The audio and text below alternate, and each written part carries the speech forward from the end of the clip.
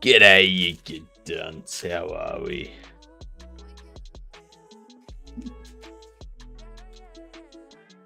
H-Up's taken first.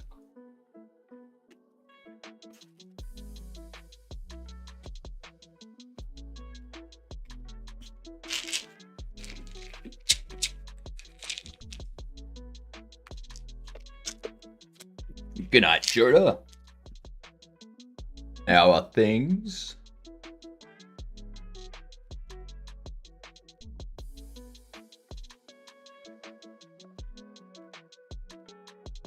Wonder what kind of program the code in the background would run. Yes. It is totally 100% functional code.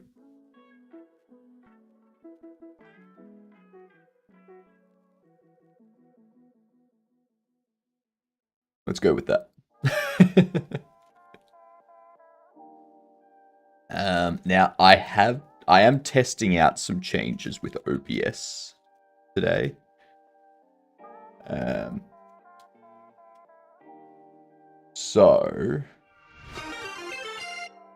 jeez, brewer. G'day, you good dunce. What's going on? Give me a second here. There we go. I'm here. How are you doing? What's up? I'm just enabling this again. Because guess what, everyone? It's back. We have transparency to our overlay again. What were you doing today, brewer?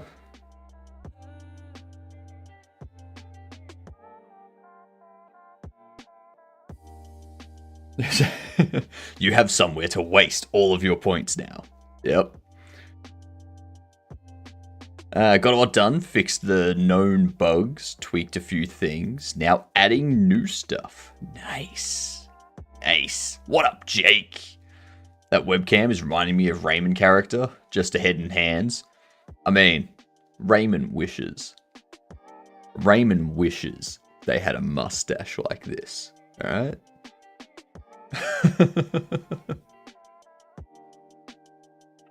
Well, what I'm working on for everyone that's come in, we are making a Bobblehead Shop Simulator. I should probably do this once the ads are over, but you know. Alright, we'll wait. Maybe just dip my Pop-Tart in my coffee.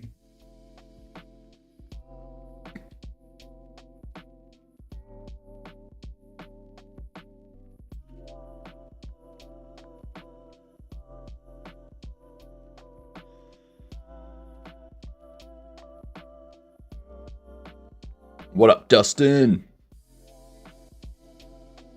That's what we're working on today. That is what we are working on today. We are snapping furniture to walls and other stuff. Yeah. Good stuff. Fun stuff.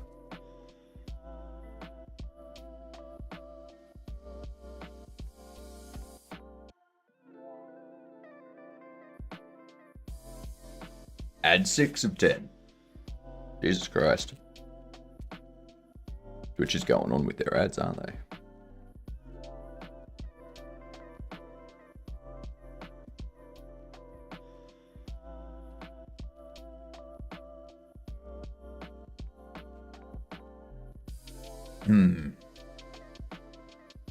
Pop-Tarts are good, but they're very dangerous at the same time. Right. It's kind of like the serving size for Oreos being 2 Oreos. 8 of 10, almost there. Almost. Alright. And there was much rejoicing. Yay! Ads are over. Yay! Okay. So what we're doing today is this. Do you have any idea how to do this, Brewer? Because I don't. I got no idea how to snap furniture next to each other. I'm going to have to implement a bunch of raycasts and stuff, I think. Because we're not doing it on grid. We're allowing the player to place them wherever they want. And that becomes a whole thing.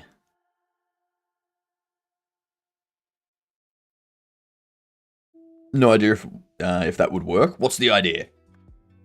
You have an idea? I don't. You're off to a better start than me. Because my idea... Let's see. This is our Bobblehead Shop Sim, if you've never seen it before.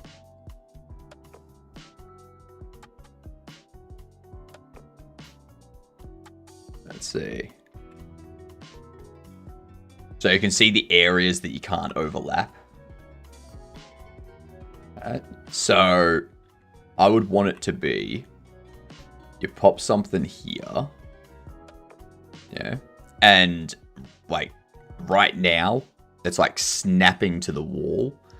I think it would be a raycast to that. And then...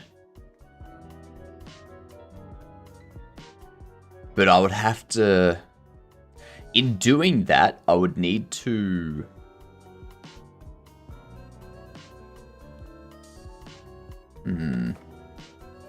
What up, Fast? How are you? I would need to... I wouldn't just be able to raycast and then assign the rotation and stuff. I would have to raycast, find out which way that wall is facing.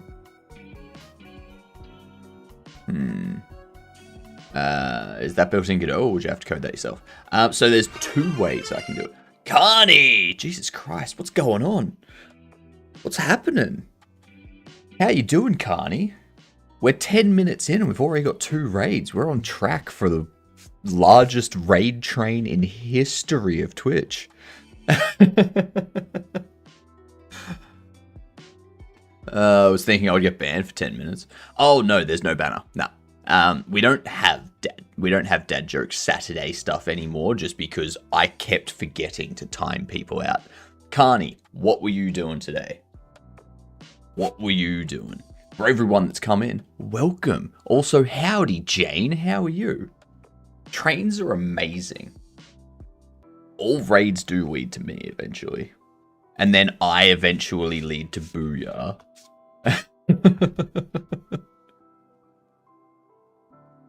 Played Peak. No energy for programming today. First time Peak was funny. Peak is funny first time. Peak is very fun. So, there's 2 ways, Brewer, that you can do raycasts in Godot. There's these things here, which are little raycast nodes. These are more performant if you're doing something constantly. So, I enable these whenever I'm placing stuff, so that I don't have to keep creating the raycast each time around. I would do something similar, but I would have a raycast from the bottom going backwards, and a raycast from the side as well. Yeah. The return. That's right. We have transparency on the overlay again. Yeah. And that also means we have the bit events back. So it rains Godokins. Yeah. First ever round, we got into the ice level. Oh, nice. Nicely done. That's some big brain stuff right there. But this is going to be super duper interesting. I'll hop off. Was exhausting. Fair enough, Carney. Thank you for the raid. Much love. Have a good rest of your time zone. I will. We always have fun around here. Never ever serious. Never ever ever serious. On a serious note, can you check in a radius sphere of one or more corners and see if it attaches to another object's corner? I wouldn't want to do it by corner. Just because we've also got stuff like this. So this would be a different size. How would I...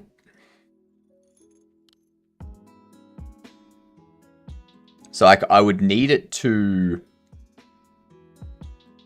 I would need this to have like 2 snap points. One here. One here. And then this would snap to like here or here. You know? That's how we'd want to do it. So we'd want the furniture to line up, not necessarily the areas.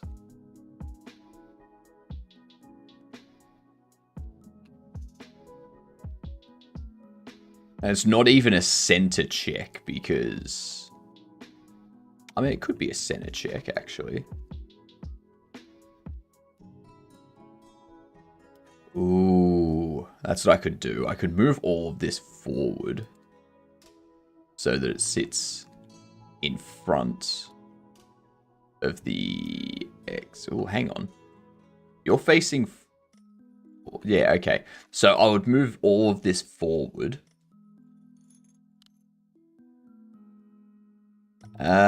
Jesus. Okay.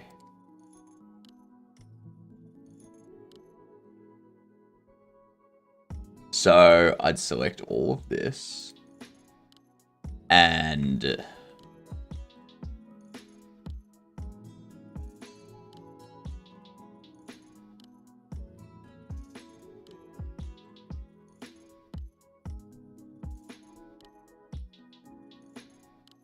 now the problem here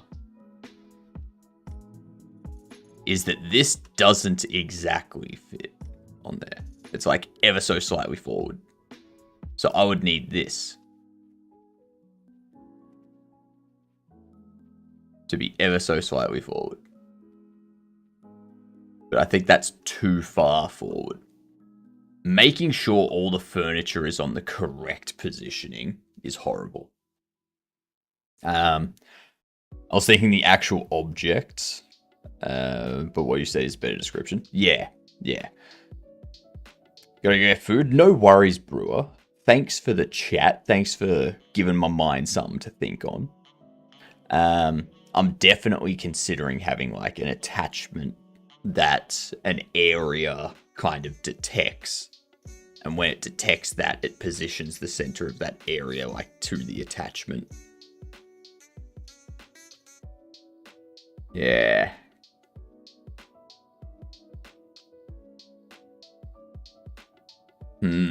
I like that idea. I like that idea a lot. Make sure to give the cats plenty of scratches from me. That's basically how I would do it. Yeah. That would save me messing up any positioning.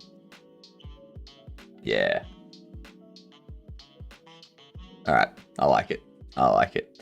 And then, but then I'd have to figure out how to do it for the wall then too. Because furniture, an anchor point would make sense. But yeah. When it comes to the wall, that's a different question. I do all my chords relative and dynamic, so they can be easily adjusted.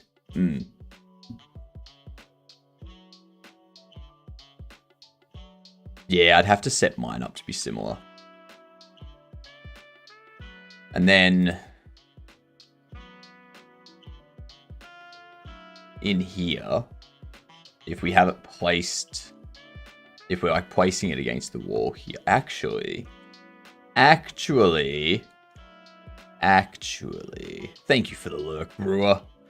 I'm just wondering, does TCG snap the... Does it snap furniture to the wall?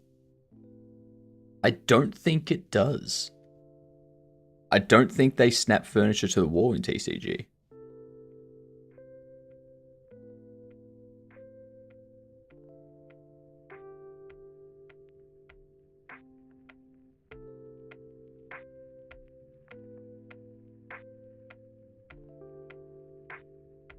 I mean, I've never seen it do that. Not that I can remember. So maybe I can avoid that altogether and just have it snap to furniture.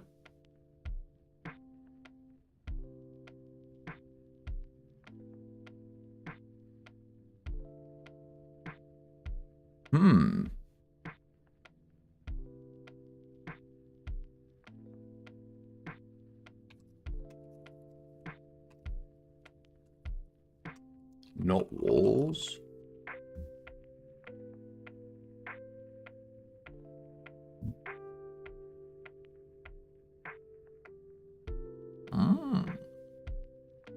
Interesting idea.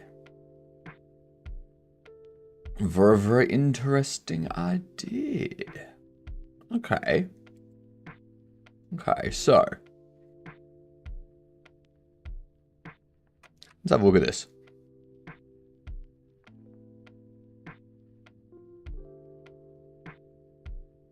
Let's see.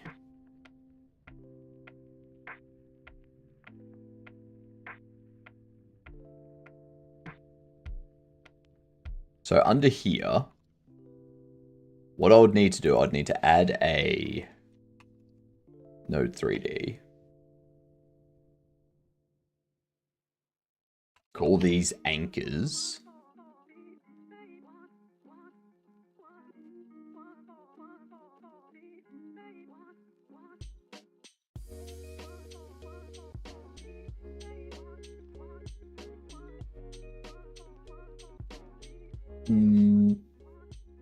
Then we can do add area 3D.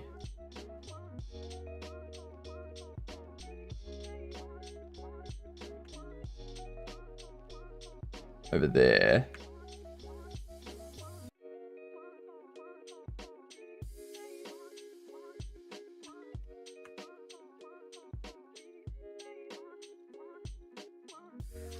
And a collision shape. Do I want it to be a sphere?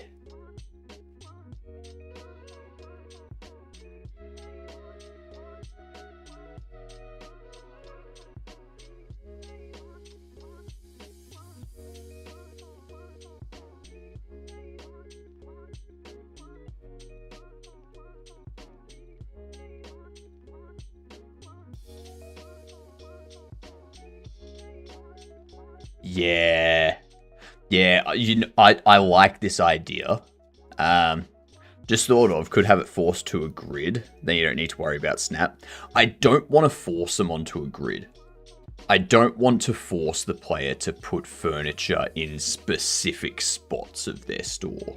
I want them to be able to place them anywhere on whatever rotation they want. Just not within the area of like where NPCs need to go to pick up items and stuff. So like, we've got this here. So this area here is essentially Like, the NPC needs to go in front of this in order to pick something up off the shelf. So you're not allowed to put another shelf right here, for example. Other than that, you can put it anywhere. You can put it right here in front if you want to. You can put it along the side if you want to. But what I'm thinking, I do like this area idea because that solves two problems. Solves two problems at once. It solves the snapping to another anchor. So when another furniture's anchor comes into range of this, we snap to that anchor. And then when the anchor leaves this area, we unsnap and we go back to wherever the mouse position is.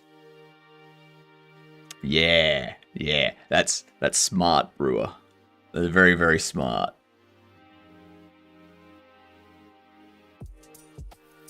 Yeah. I like that. I like it a lot.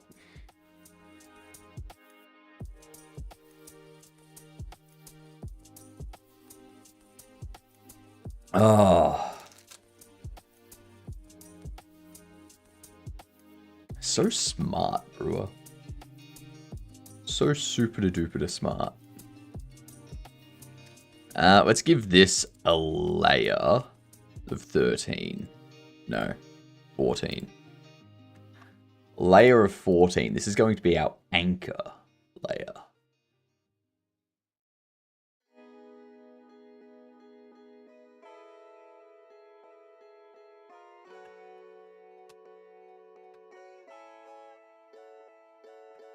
Yeah. Nah, you're smart. You're smart. You know what you're doing. Yeah.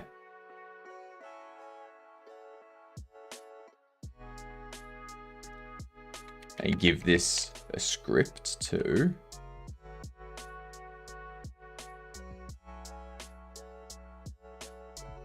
So let's attach a script to this. Hop over here.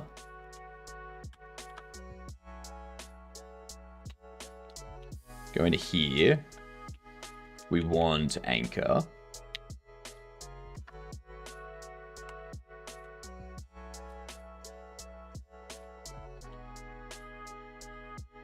We'll go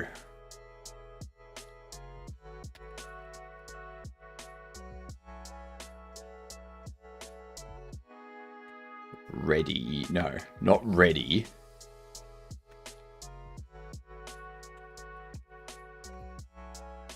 Placing.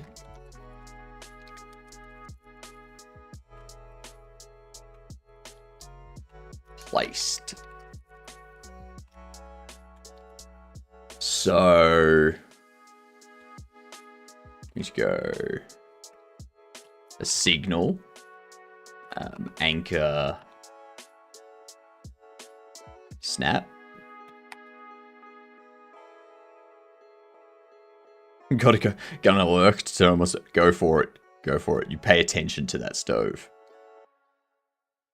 Let's see. Anchor pause. Actually, let's go anchor. So we're going to emit a signal with anchor. Actually.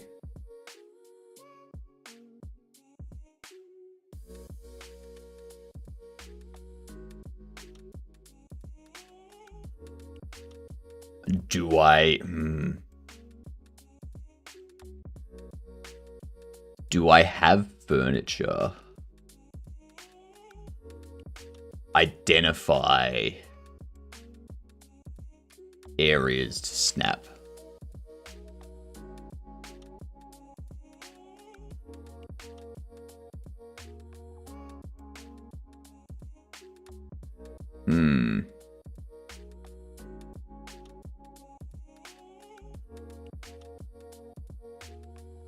Do I do this via the anchor themselves, or do I have this signal as like a global signal? It doesn't need to be a global signal, but by having the global signal, I don't need to loop over every anchor and connect up to the signal or disconnect the signal when I'm placing or when I've placed.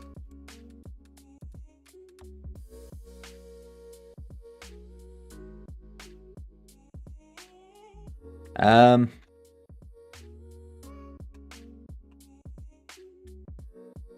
I guess I'll put it here. I will put it here, but I can get rid of that. We can go anchor clear. Now, do I want to have more than 2 anchors on site? Do I want the anchors to just be on the sides of the furniture? Or do I want anchors to be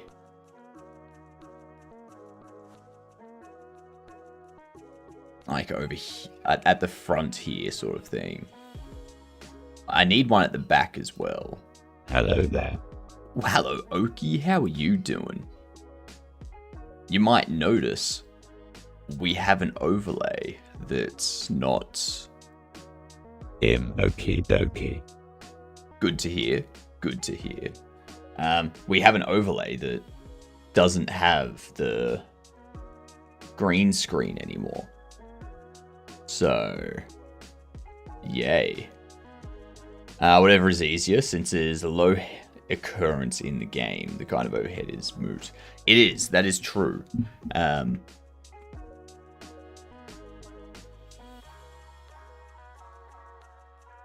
Like, I wouldn't want to put an anchor. Why have here, you changed your PP? and then an anchor here, and then an anchor here. I just have an anchor here, here, here. And maybe not even corners. Maybe I just do like furniture sides.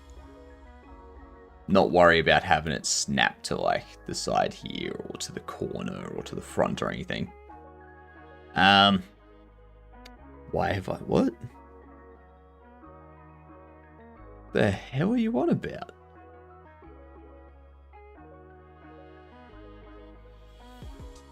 Why have I... What? I haven't changed anything in that regards. Thank you very much.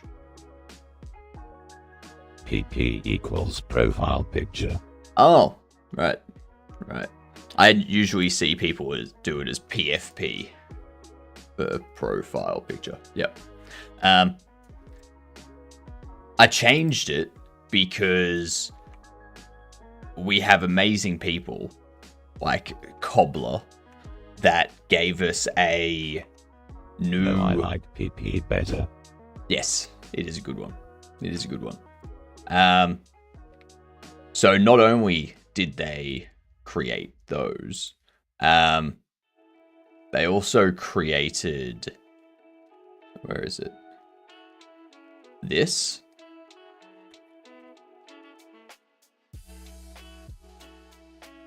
They also created this for our stream starting soon. Very nice. Get your floating head out of the gutter. And then after I saw that, I was like, oh, I definitely need you to make something for me. And they created this. This is going to be our splash screen. This is going to be our splash screen for the game. So any game we make in Godot will have this.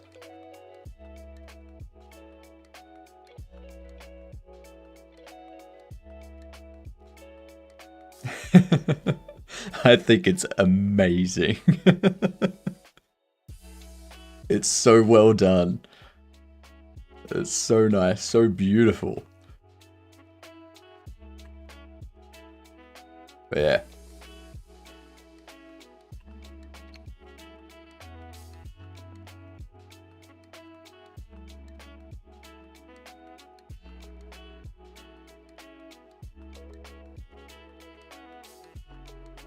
All right, so when we're placing, we want to go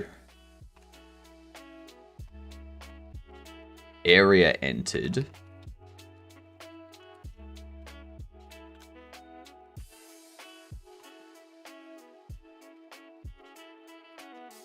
Anchor entered.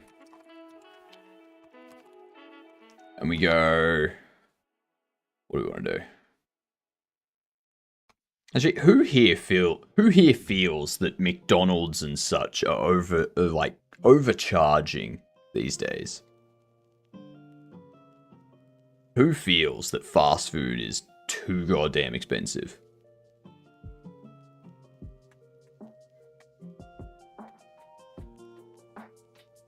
Any fast food? Yeah. Yeah.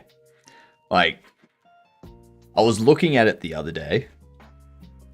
At the start of this year, I could get a medium Big Mac meal for like $14. AU, this is. AU. Which would be like $9, $10 US sort of thing. Right now, you're paying like $17, $18 for a medium Big Mac meal. It's like, god damn. Last time I went to a McDonald's, it was the most expensive Macca's in the world. Yeah. Friend says fast food isn't worth it. It isn't fast, it's barely food and too expensive. Yes. Yes. It is the stupidest stuff ever. Like, it's supposed to be cheap. It's supposed to be fast, something you can get on the go, not something that you stand there waiting 20 minutes to get. But that's not fast. You can go to a cafe and get a breakfast burger for less than you can get Macca's muffins. And they are bigger, they are tastier, they are better, and you get it faster. Like, there are so many cafes near me where I can go get a breakfast burger. We're talking like proper burger size. It has egg, bacon, hash brown, cheese, relish, and like a sausage patty. I can get that for $12. And if I get a coffee with it, that's $17.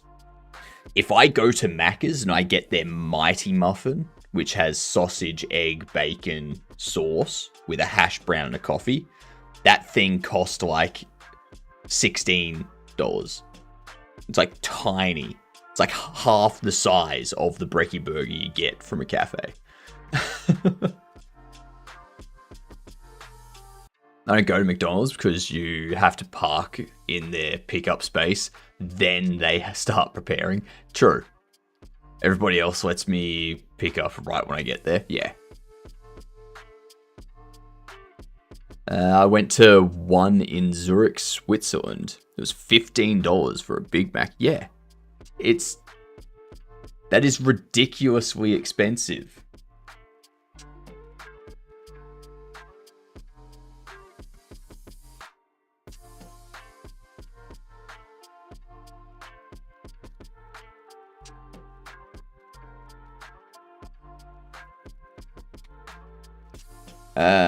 Let's see. I do have some cool items though. Not nearly that expensive though. Like, they do have some items that are like, oh yeah, that's cool. But I'm not gonna go drop that much money for them. Like,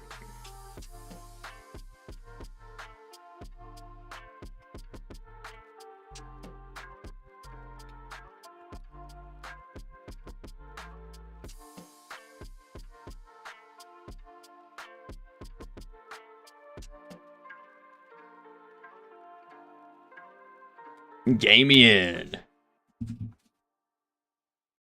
Maybe it's to move on to bigger and better things. Bigger and better things. God damn.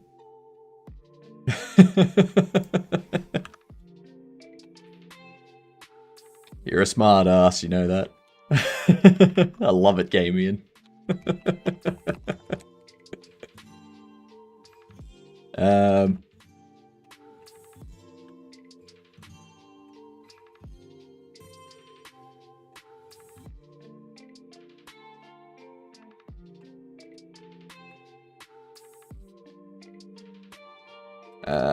Anchor clear.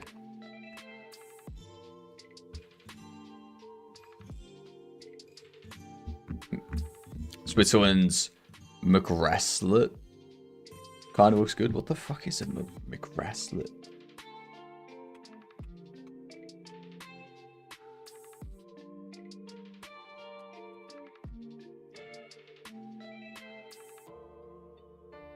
The hell is the McRaslet?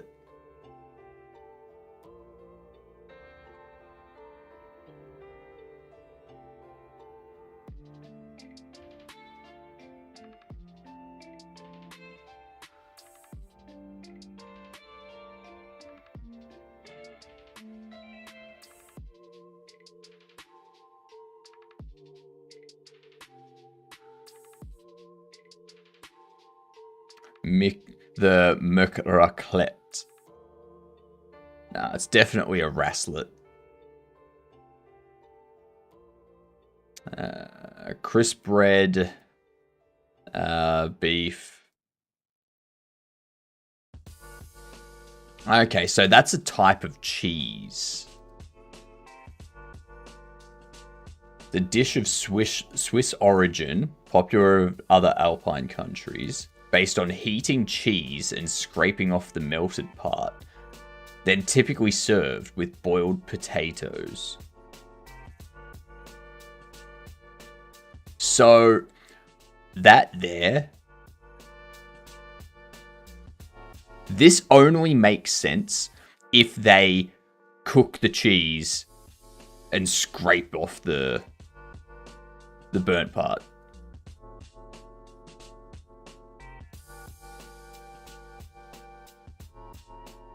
No, like this here is a Raslet. See how you've got this melted bit of cheese and they scrape that into it? That there, that's the Raslet. Based on heating cheese and scraping off the melted part. This here, this isn't the cheese. This isn't the melted cheese that's been scraped off. This is just the cheese that you melt.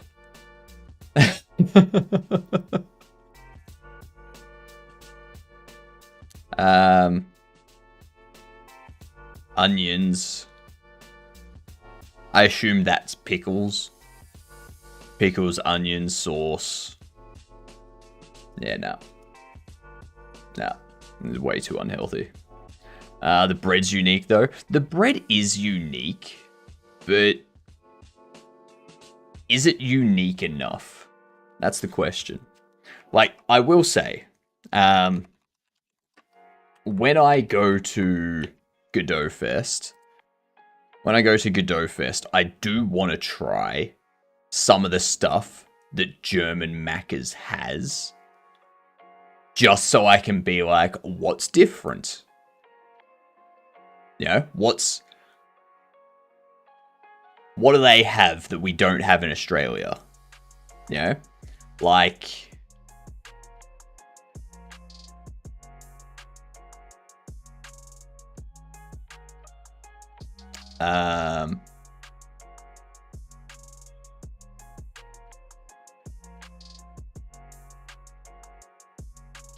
maybe that.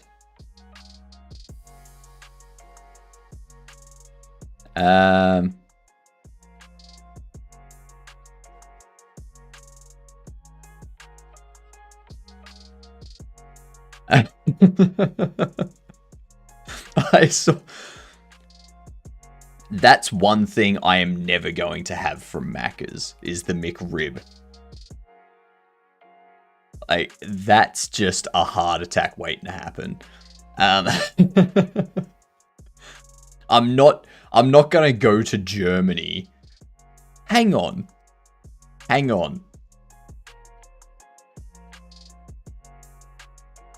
There's problems here. Oh my god, Pulp Fiction was not lying. A Royale with cheese. Yeah, they call it a Royale with cheese. Now, I have a problem with this.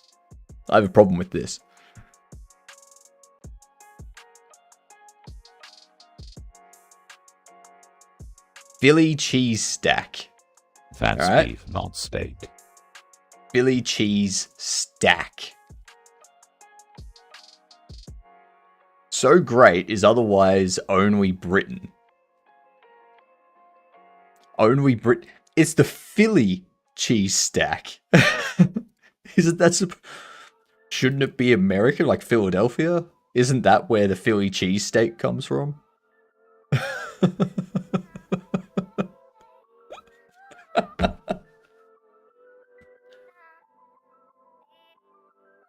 Did the UK just go, oh, the Philly cheesesteak? Let's make that a burger and call it the Philly cheese stack. And then we'll claim that it's ours.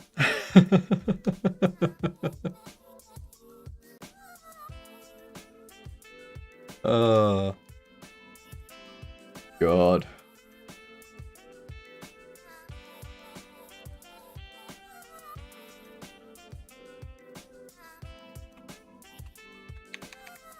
Beef equals steak.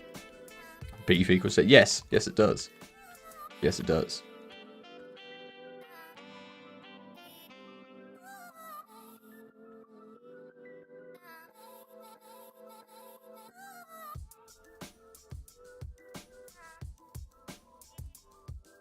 All right.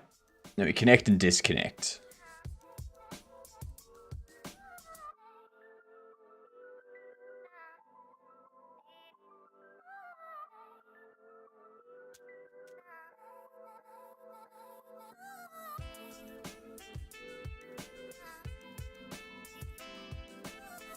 All right. Now, g'day, Nullrot. How are you doing? Let's access that. We need to go into furniture. Good day, how's our shop coming along? It's coming along good. We're working on a solution to get furniture snapping next to each other. I kinda want to try the McSpaghetti. I think you mean the McSpaghetti. So this is what we've got.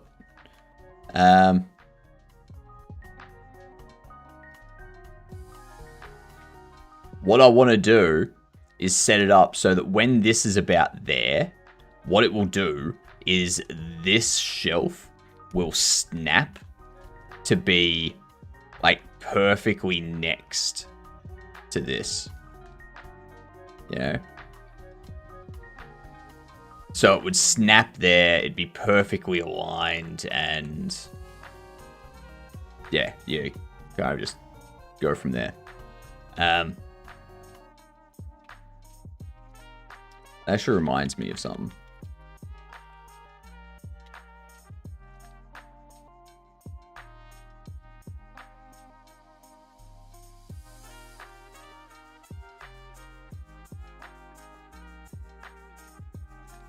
So we divide this by 1.0. Rotate strength. So that's to do with the rotation strength.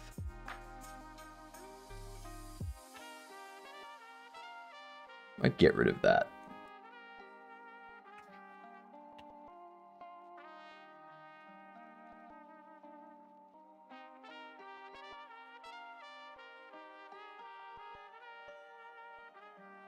Alright, that'll work.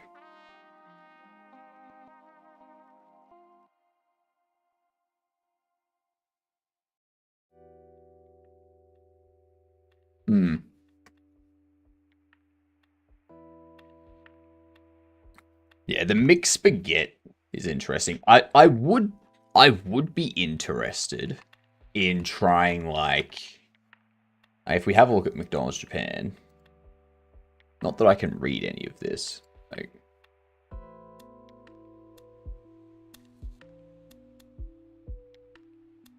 so, like, this thing here. The teriyaki burger. I'd try that. We don't have a teriyaki burger at McDonald's in Australia.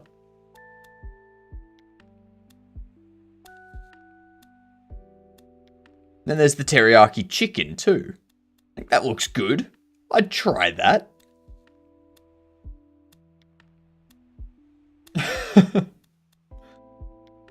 A cheese double cheeseburger. Yep. Cheese double cheeseburger. Cheese teriyaki McBurger. This one here, roasted soy sauce style double wall thick beef. And then they've got these blue cheesecake and mixed berry yogurt frappes. Like, they've got some stuff that I'm like, yeah, that looks good. That looks good. Damn. Double wall thick beef. Yeah, double wall thick beef. It's that thick beef, you know? But, like, where else? What about Spain? What about Spain? What do they have? How about an egg cheeseburger?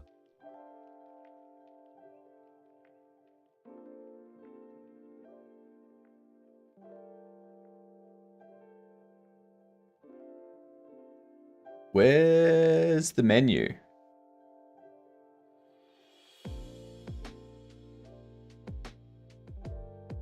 See to date the letter. Oh, the letter is their menu. Right. Okay, let's see what Spanish McDonald's has. The barbecue Libra room. Okay. That looks interesting. Okay. The Mick Extreme barbecue. Interesting. Cookie dough, nice.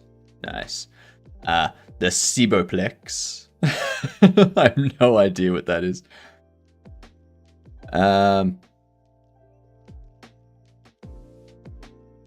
Is that tomato sauce? My cheeseburger sliced cheese is made from processed cheese.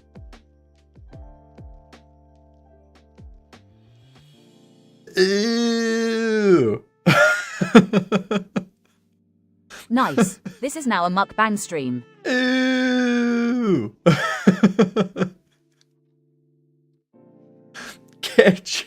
Ketchup on a fish. Ew.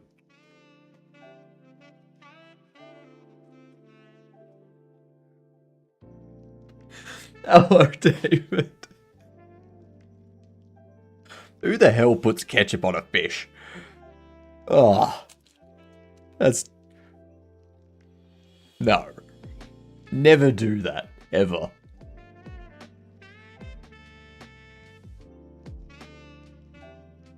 Oh my god.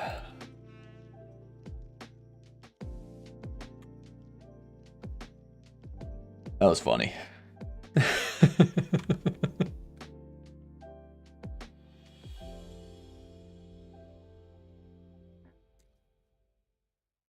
Alright. Where's placing?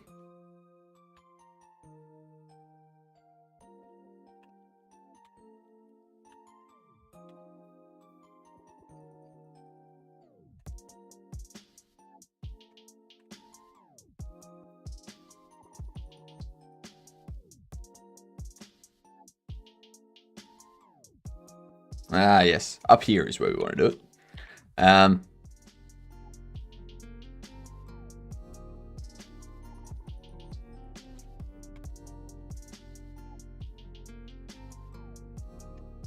No, not in here. What up, Giga? I'm definitely Click turning for that you. into a short. I was gonna clip that after stream. Thank you, Oki. Much appreciate the assistance. Had a friend that put ketchup on pancakes. You're no longer friends with that person based on the past tense of having a friend. You had a friend that put ketchup on pancakes. You're no longer friends with them.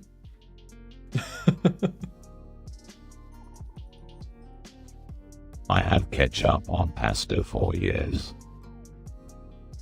Ketchup is not tomato sauce.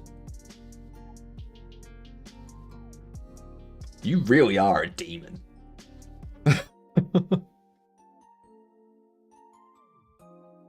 Jesus Christ.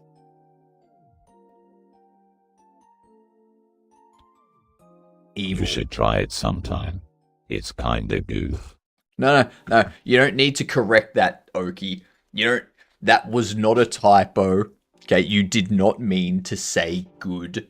You meant to say goof. Because it is kinda goof. You do not put ketchup on pasta. It is goofy to do that. Goof like good. Goof like good.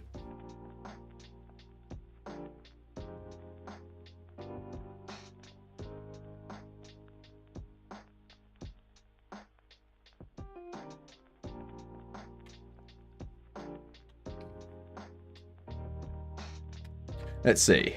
4. Pee pee poo poo. Wait, what? Pee pee poo.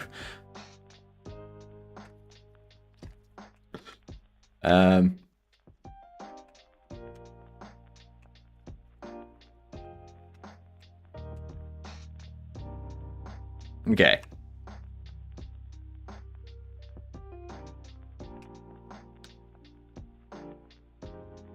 Actually, what's everyone's take? What's everyone's take on the bald not being real thing? Also, is that camera? I Do feel you the need a camera's diaper, crooked. Oki? Do you need diaper, Oki? I think the camera. A little bit.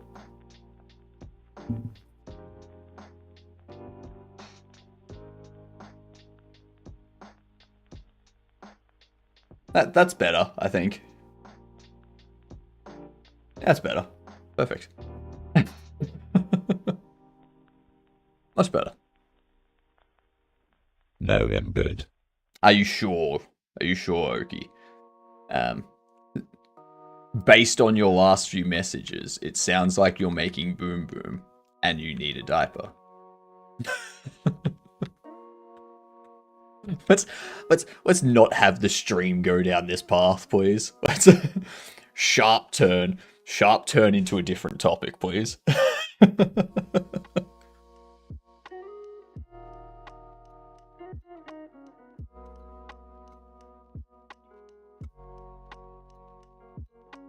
All right, so we want to do this. I want to go anchor placing. Let me decouple check myself.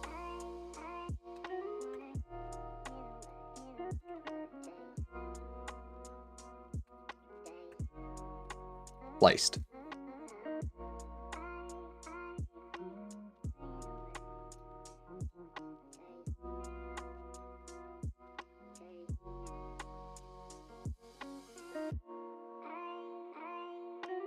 We are trying to make this a family-friendly stream.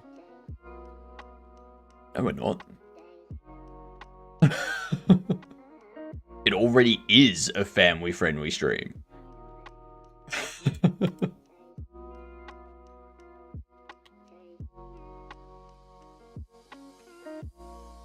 For anchor in anchors, I'm gonna do anchor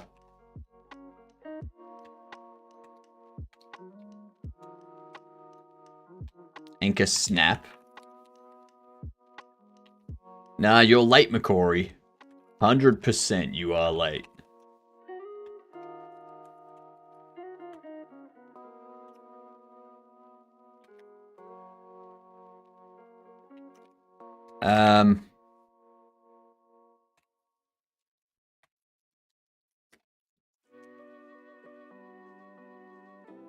Anchor snap.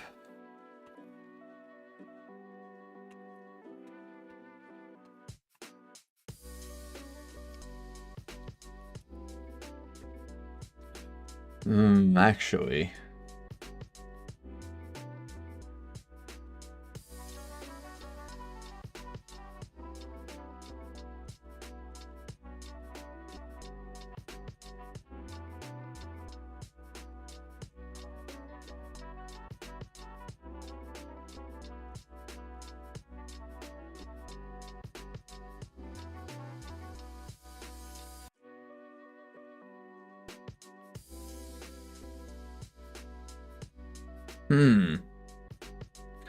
So you're doing snapping? I am. I was trying to decide the best place to put this stuff. So I could have this do anchor.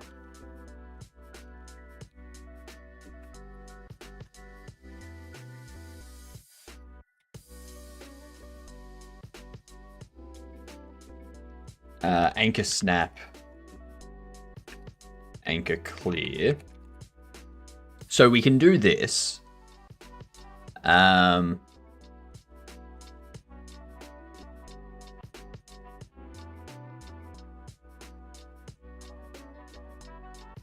Okay, that's what we can do.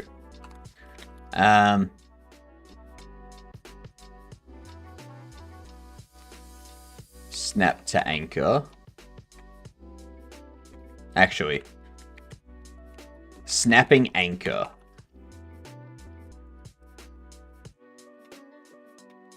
There we go. Perfect. Perfect. Not really, but you get what I mean. Snapping anchor equals you. Snapping anchor. No. What up, Giddy? How are you doing? Welcome on in.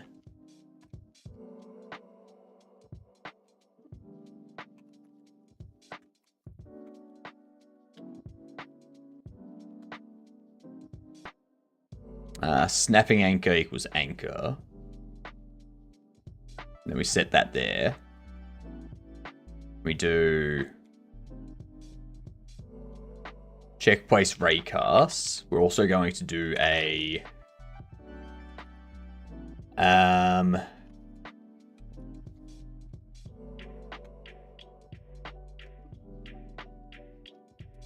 has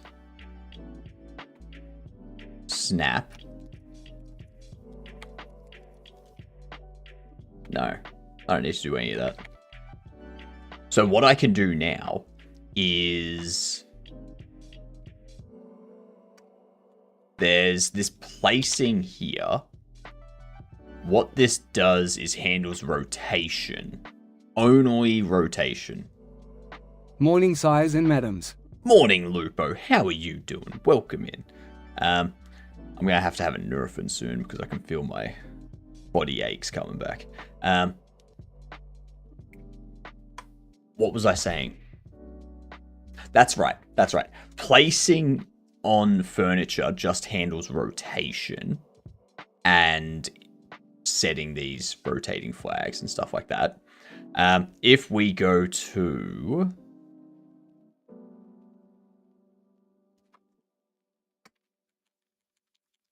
If we go into character, and we go into the player's placing state, this here is where we control Game doing positioning a bit. the furniture. See cat nod. Game doing a bit, yes. I will need to get a coffee first, though. So we'll probably do some words. Then I'll get a coffee, and then we'll do game door. Yeah.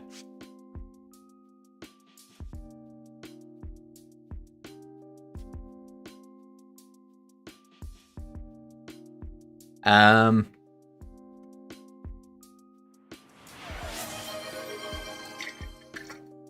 hydrate right here. You can hear the water in it.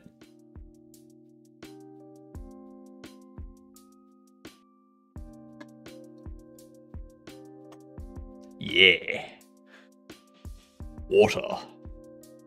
Totally not vodka.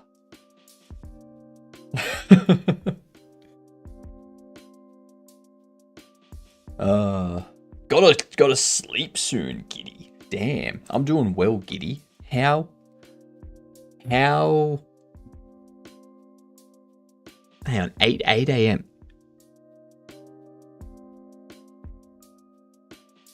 You must be in UK. Oh, not UK, Europe somewhere. Just sat down, was listening. McDonald's equals ask, ketchup on nothing. If over the age of 10. What? What? No, we were talking about,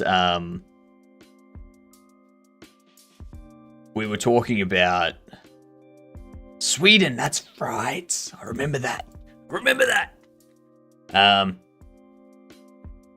We were talking about how they, in Spain, they put tomato sauce on their fillet of fish. Yeah. I will check this post out when I get back. I need to go get myself a coffee, though. So I shall BRB. Alright? Let's get these words started up for you. Alright? Bless still? Yes. Yes. You never have tomato sauce on on fish. Alright. BRB, y'all.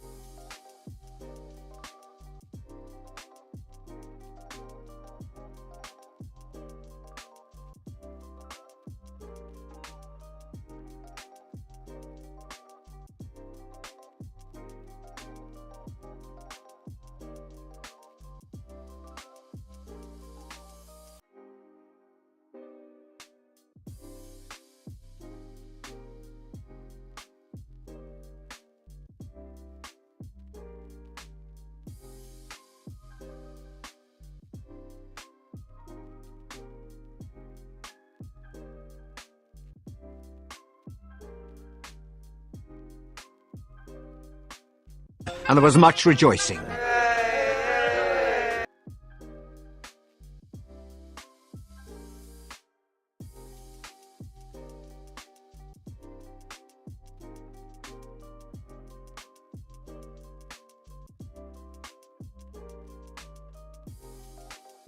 Alright, I'm back.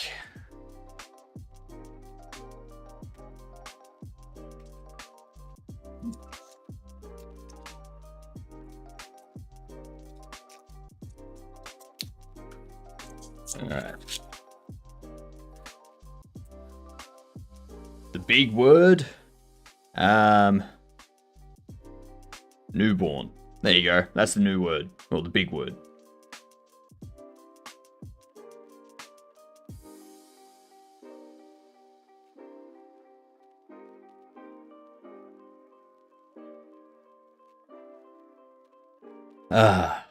That'll be better.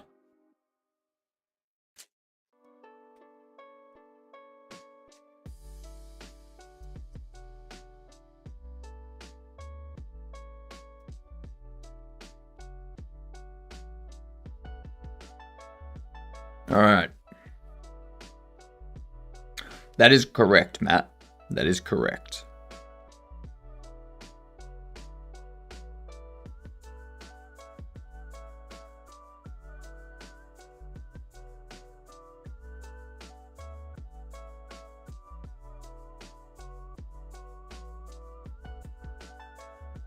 So, I want people to provide dad jokes whenever these days. But I found I was getting...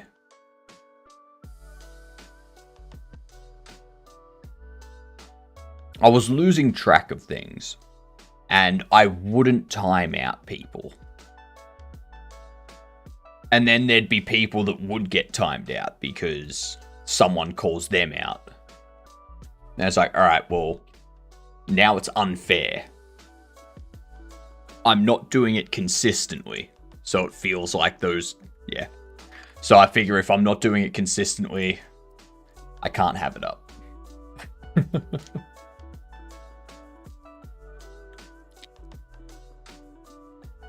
Mmm.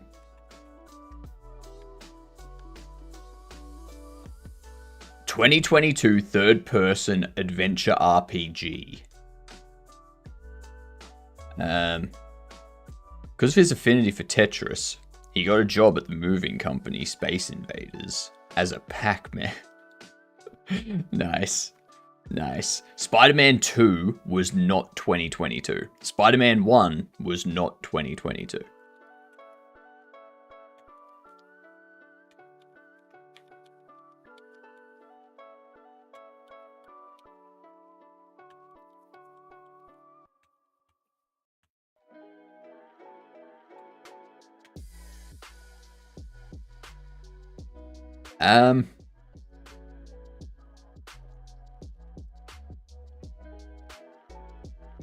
What games came out in 2022?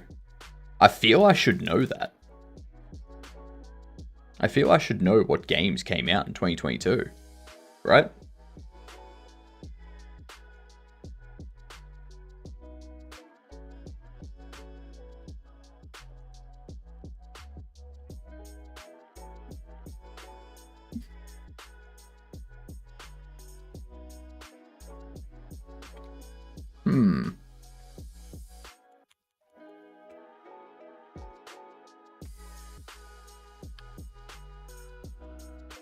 Single player.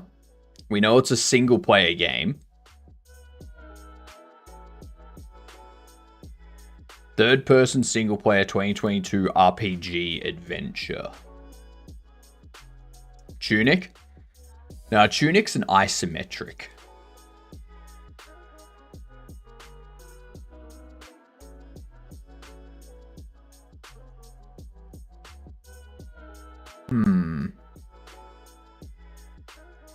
It's not going to be a Kingdom Come.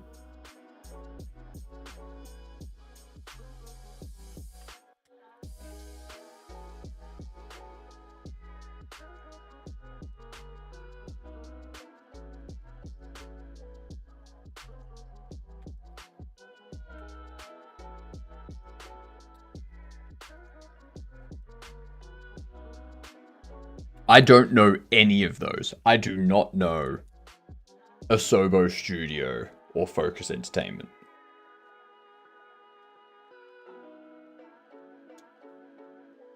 Horizon Forbidden West.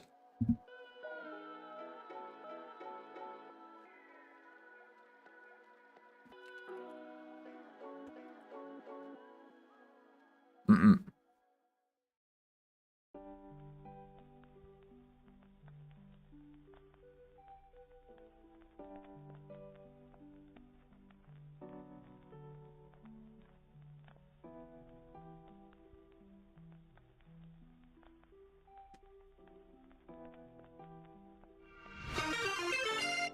Otter! G'day, you gidunts. How are yous doing? Welcome in. We're just finishing up some GamDev. Hello, Ape. Hello, 8-Bit. Thank you for the follow. Much appreciated. Congrats on becoming a gidunt. It stands for good unt. Tell people. Make sure everyone's aware. Nicely done, Escamina. Nicely done. Hello, Dazin. How are you doing? Alright, what we are working on today... Oh, first off, Otter, tell us what you were working on. Post links and whatnot. Welcome in, y'all. I'm HypnotiK. My mustache is the thing that everyone here likes. And we are working on adding anchors like this to our furniture, so we can have the anchors snap together. You know? Yeah. That's what we're looking to do today.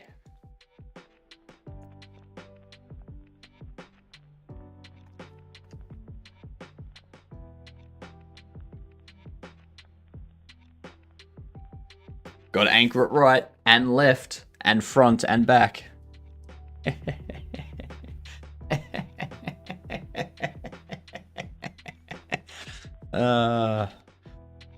Fucking hell, I'm funny.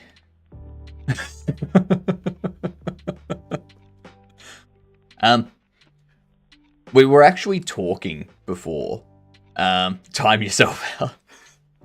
We were actually talking before about McDonald's around the world, and we discovered that in Spain, on their filet of fish, they put ketchup on their filet of fish.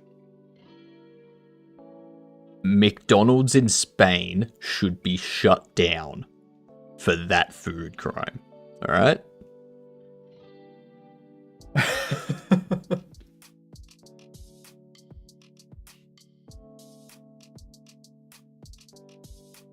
Horrible. Horrible, horrible, horrible.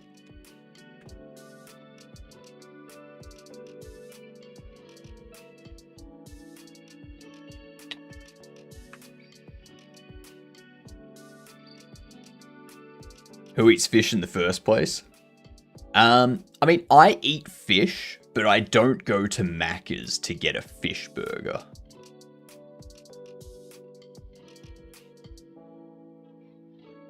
I'll generally have, like, you know, salmon. Stuff like that.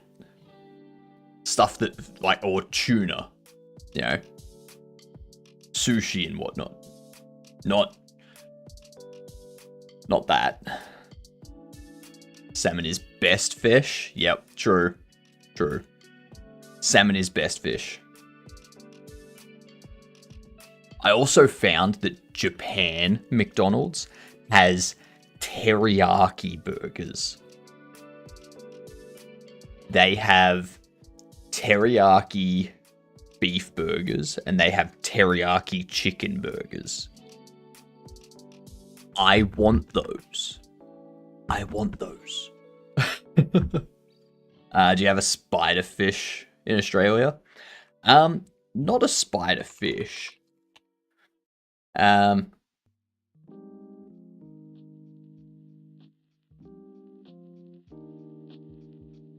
Or tripod spider fish.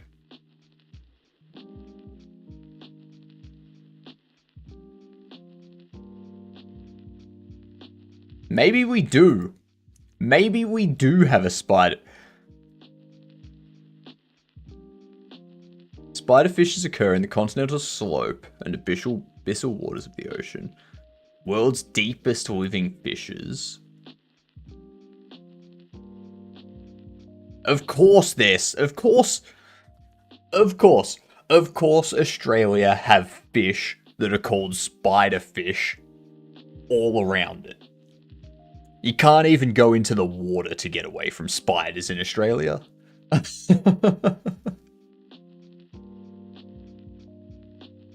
God damn it. But then you've also got spider crab. Spider crabs, like the Japanese spider crabs, are ridiculous. These Japanese spider crabs reaching up to 3.7 meters. They are so ridiculous. Oh, ape. They are amazing. Look at that. Look at that. Look at that. Yet you never seen a snake. This thing here is about the size of the average Australian spider. Yeah? I've never seen a crab that big. Literally War of the Worlds in the sea. Yet you've never seen a snake. True. I've never seen a snake. Never seen a snake. It is a crab. That is the Japanese spider crab, Intrex.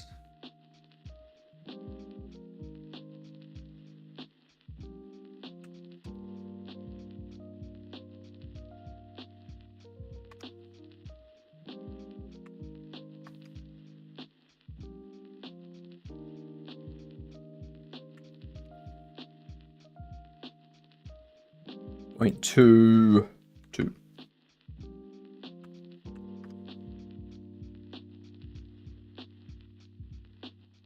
There we go.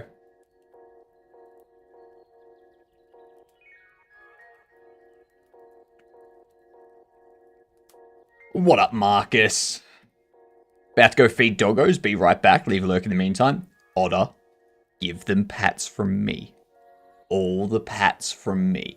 Once, I think, I've decided. I have decided. Once I get back from Godot Fest, I'm looking into getting a puppy. And I don't mean like a puppy. I'm talking about like adopting an older dog. One that's already house trained, one that's like, 8 years old or something like that. Something that's gonna be chill inside an apartment. Yeah. Only way to survive in Oz is to be a floating head. True. Giant squids are real. That is also true. My doggo just woke up for dog chat. Nice. And doggos are great.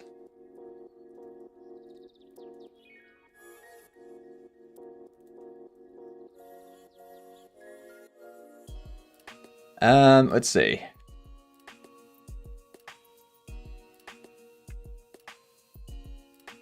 Copy this.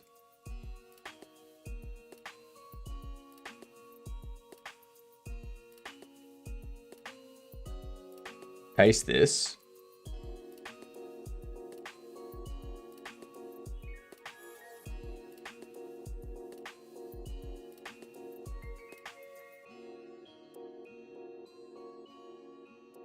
Get rid of that.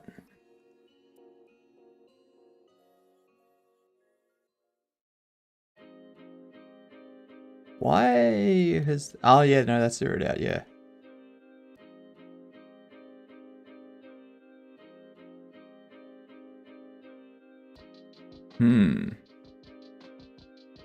How long have you been full-time game dev again? June 24th last year. So, 1 year and 2 months. 1 year and 2 months.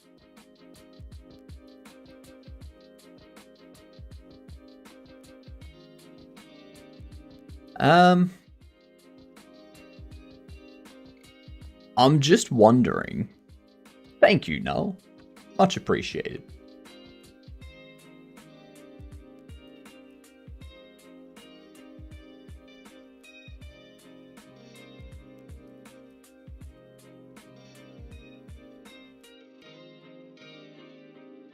What made you go into full-time game dev? So I was a contract web dev, and that was going good. A lot of money in contract web dev. Was having fun with it and whatnot.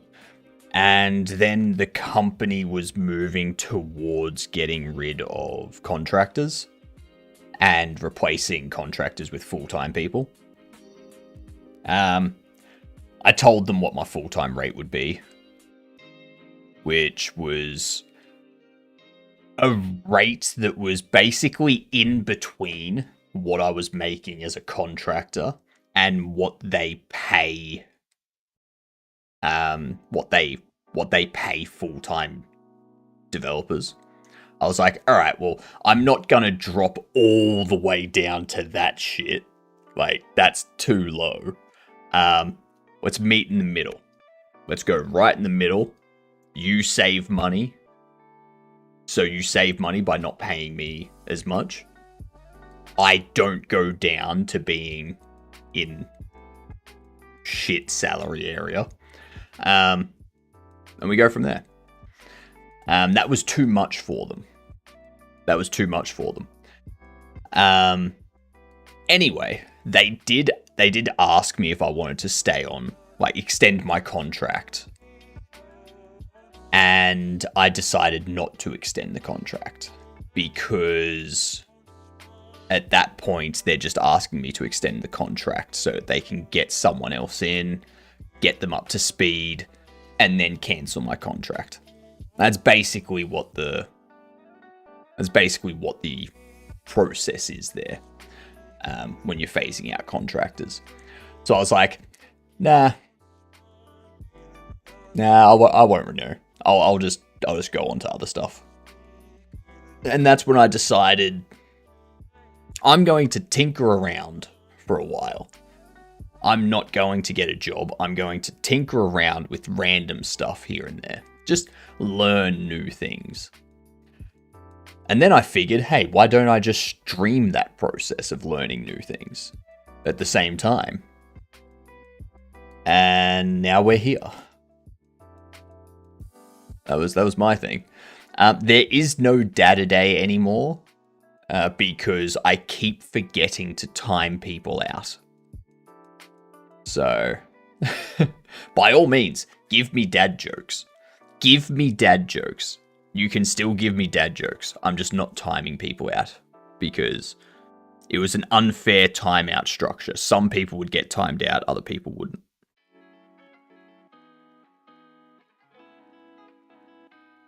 Mm-hmm.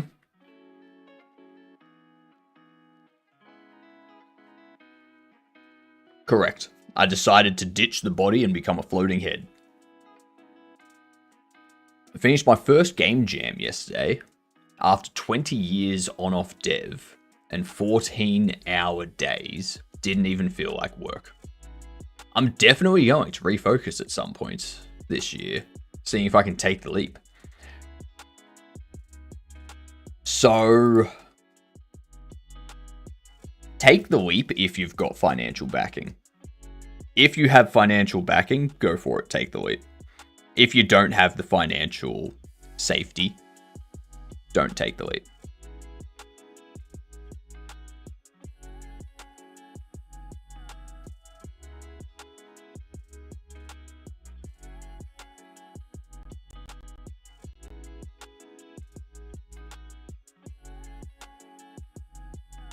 Let's see.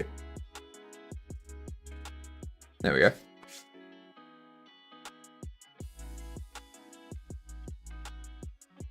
Tomorrow.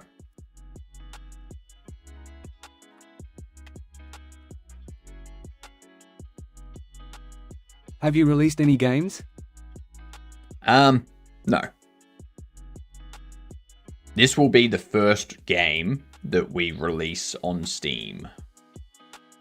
I've got like a couple of demos and stuff up on itch, but that's all. If you got money, do what you want. Not even that. Not even that. Like, if you have enough money saved up that you can go a year without working,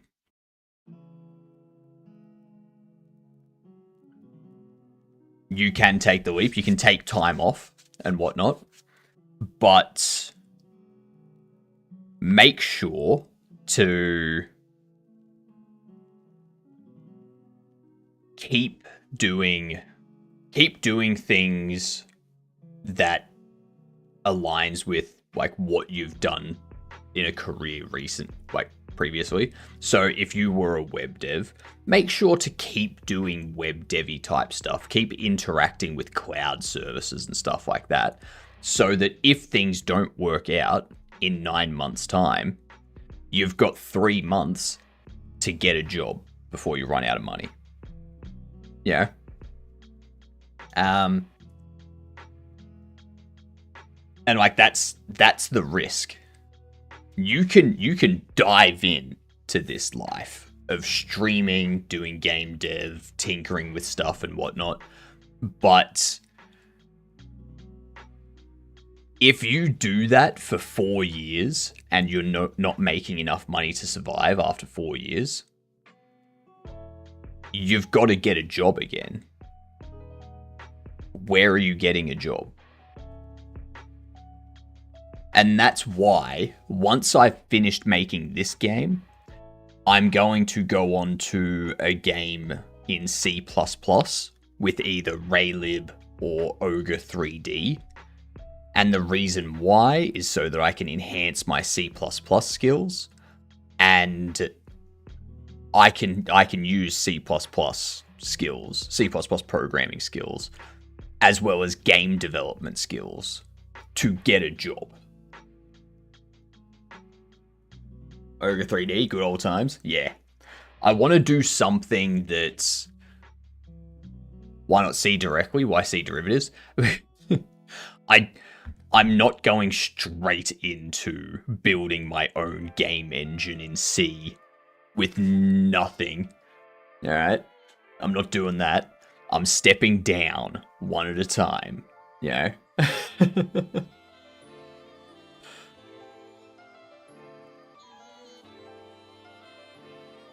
My final project in university was in Ogre 3D in 2008.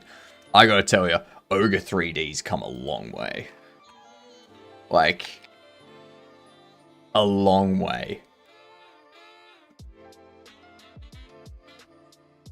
They still don't have an editor. There's no editor that I can find for Ogre. It's literally just like graphic stuff. But if you have a look at the showcase, they've got Hob, which was made in Ogre 3D, Shmup, then you got Xmorph, type of thing, you got Rigs, Stunt Rally, Battlezone, Rebel Galaxy, Torchlight. Like, there's good stuff that gets made in Ogre 3D.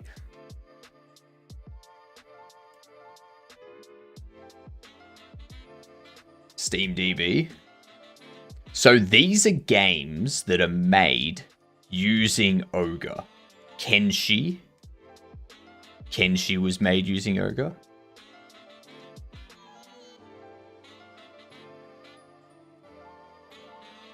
There's a lot. There are a lot of games made in Ogre.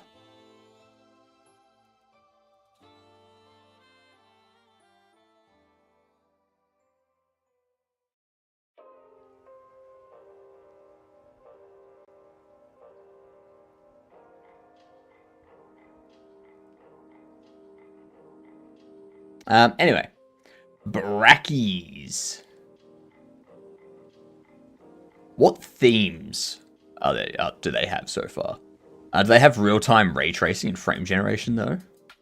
O3D is just the rendering side, right? Wouldn't it be quite a leap unless you're prepared to draw out the rest of the game engine? It depends on what you're doing. So, like, the freedom with that, like, I've done a lot of, I've done a fair bit of stuff in Godot now. I know how to do things using all of the helper functions that they already have set up. The next step for me is to set up things that, like, set up the physics frames and stuff like that. Like, do that sort of tick. Apply graphics to objects that are physical objects, like rigid bodies and stuff like that.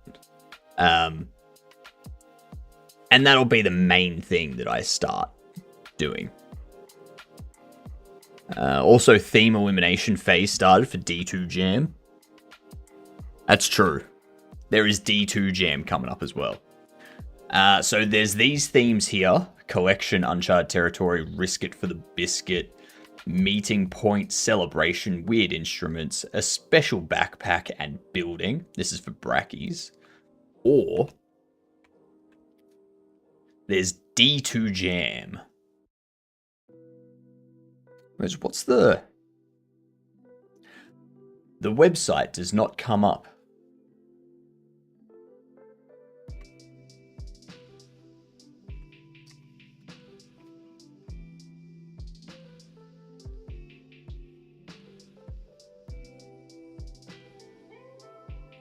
D2 Jam. There we go.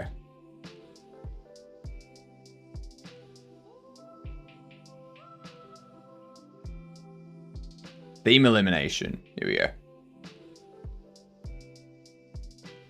DuckDuckGo fails us. I think your SEO is failing you.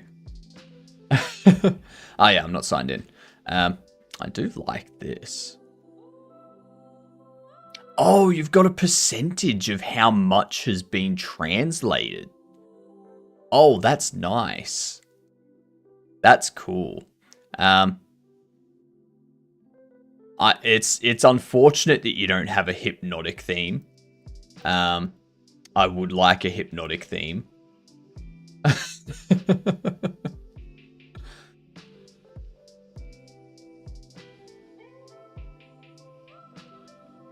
Adding new SEO stuff in several pages now. Yeah, nice. Oh, that's right. I also have this thing here, which was popped through earlier.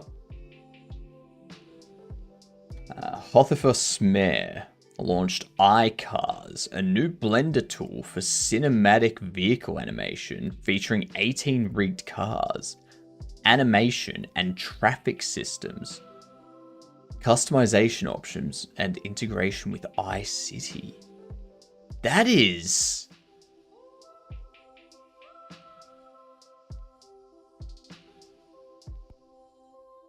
Damn!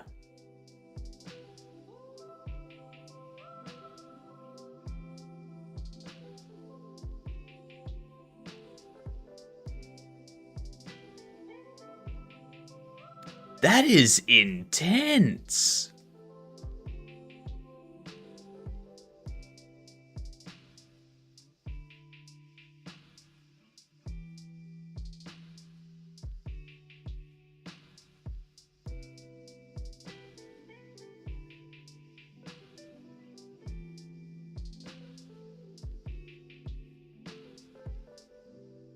That is so good. Oh, I like that. This is the game. Hang on, the Lurking Fear. Speaking about games, did you see Mrs. came out with another game, the creator of Endoparasitic? Ooh, Endoparasitic. The Lurking Fear. Okay.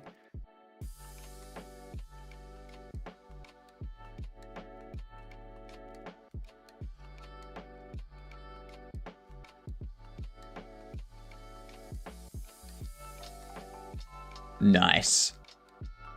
Nice. Learning how to do this type of art.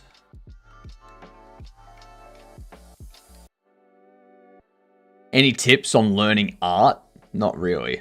I haven't really done art yet. You're gonna want to learn the tool first. Like, you're gonna want to learn the tool. So if you're using Critter, you're gonna want to learn the different brush types, the different tools available to you, how you can use them and stuff. And you can do that by creating small things, small, simple things. And then you build up to this. Once you know what the different tools are used for and how to use them, then you can start doing this. Onion skinning. Onion skinning is helpful. That's more for animating though. Isn't it? Like, you have onion skinning for like each frame.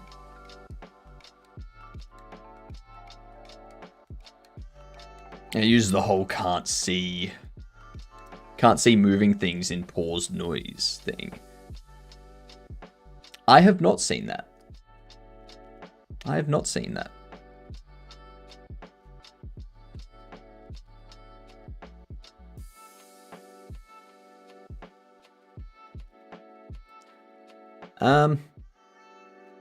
So now I've got to figure this out.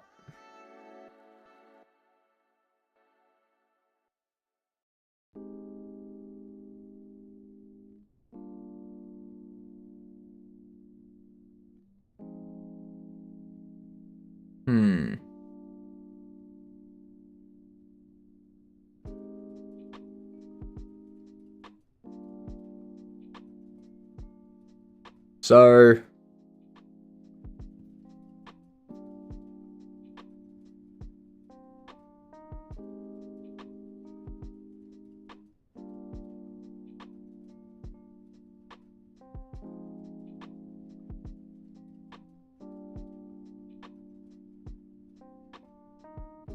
because I don't want that.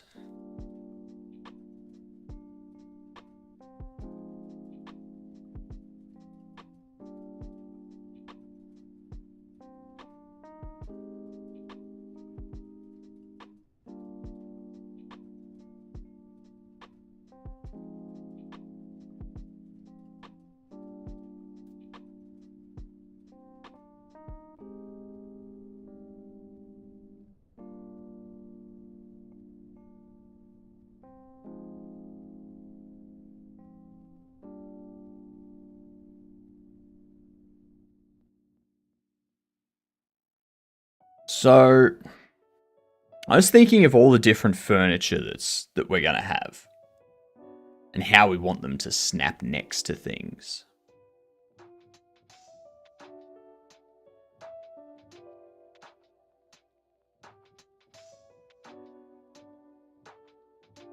Do I do this?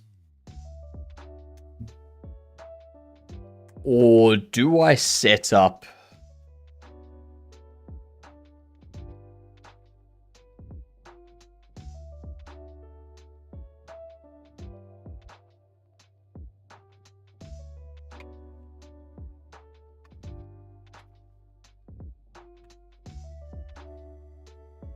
Under here, this snapping anchor, I'm wondering if I should make that an array.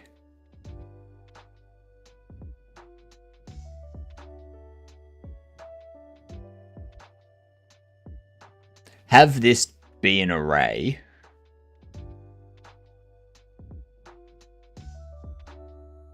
And the good thing about having it as an array is I can find the midpoint of the two anchors that have been identified.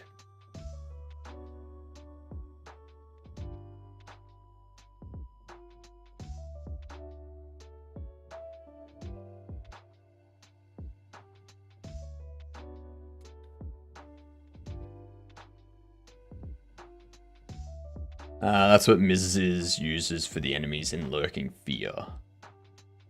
You can only see the difference in noise when you're moving. And noise pauses when you stop. So you have to move to see the enemies. There's the video. First 10 seconds. Okay, let's see. Okay, that's eye-jarring. Oh my god, that's hard to look at.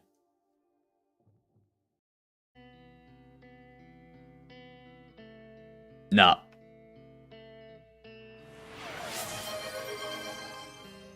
Oh my god. I know with Macquarie, you can't hear the audio coming from my browser. Okay? I don't need the audio. I don't need the audio. I know, when it's paused, I don't see it, but this... I hope the game they're making... I hope the game they're making doesn't look like that.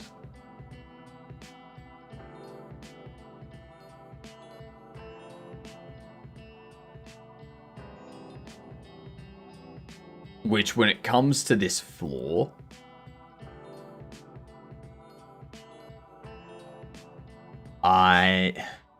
I'm concerned the floor does this type of thing. Like, that is...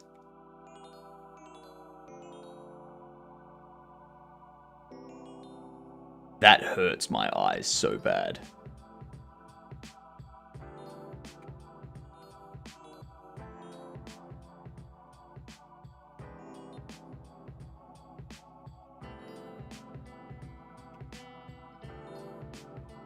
The noise is less.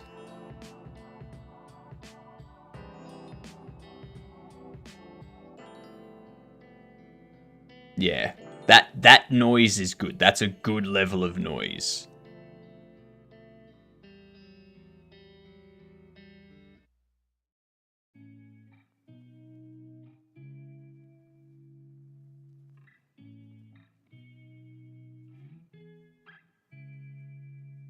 Where's an enemy?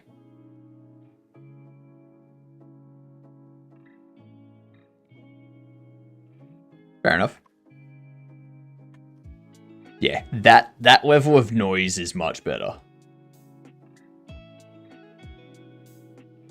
Looks like a pretty good game. Yeah, it's a good little top-down. It's a good top-down. Man has mastered top-down 2D horror games.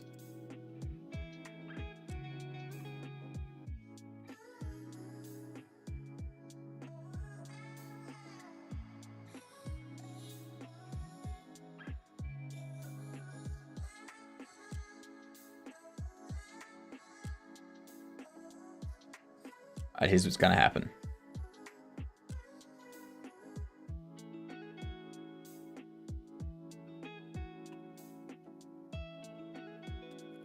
Dictionary. Anchor, anchor.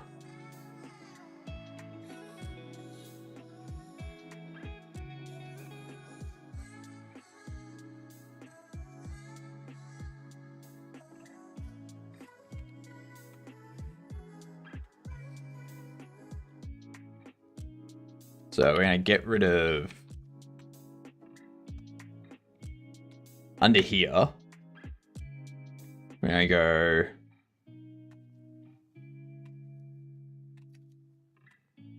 Like that. G'day, Razor. How are you? My eyes still hurt after that YouTube video. That's right, Razor. We got rid of the transparency in our overlay. Our overlay no longer has... It no longer has the green background.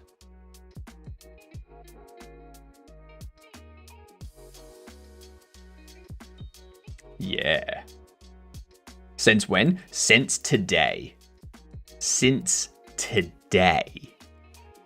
Yeah. And that means I can start setting up like the 3D scenes and stuff like that again. So, yeah.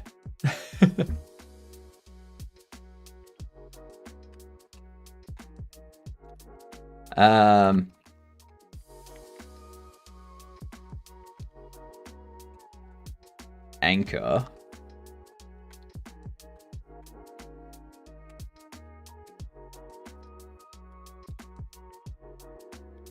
Actually, let's go up here.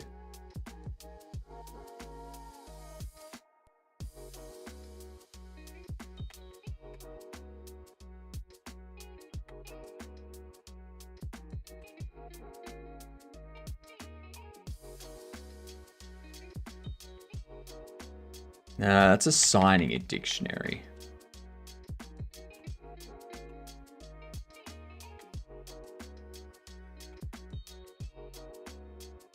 How does a dictionary?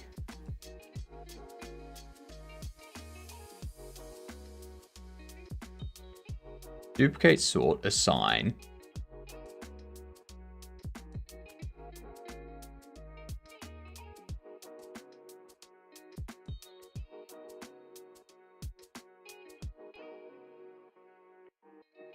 Get or add.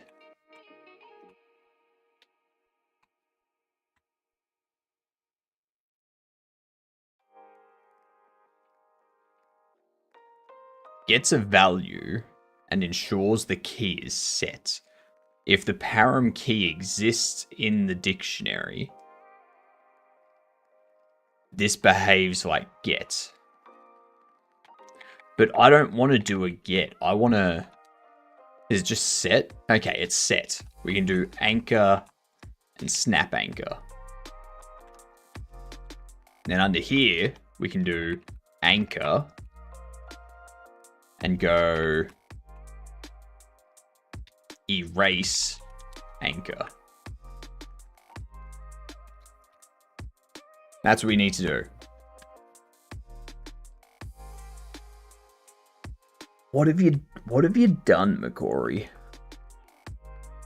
My eyes feel broken after watching that Taurus move around that noise-induced area.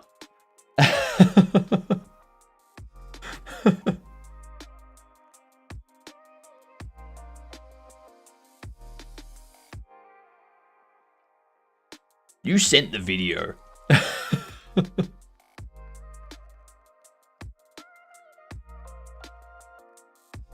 I pled the fifth.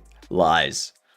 That is lies and slander all at once. I can't believe you'd do that.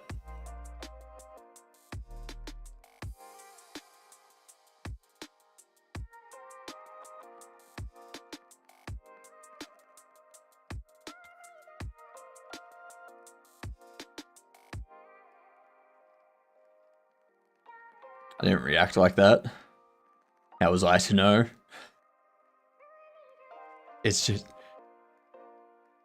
I don't know how you didn't... How did your eyes work with the noise moving like that?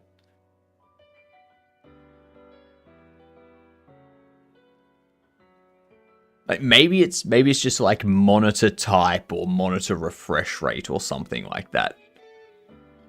Just caused my eyes to fry and not enjoy looking, because that was pain.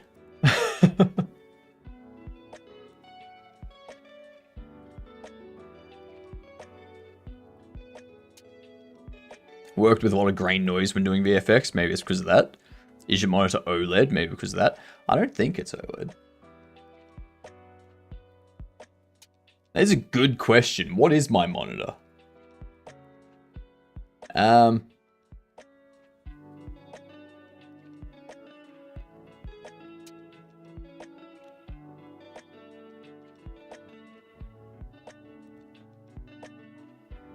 don't know. My monitor's a monitor. That's all I know. So we've got the anchor snap stuff. Monitor is an array of pixels at least. Exactly.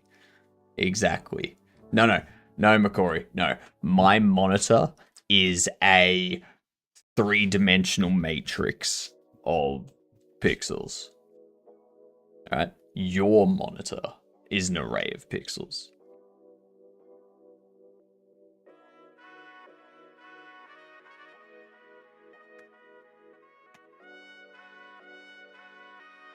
anchor entered. Emit.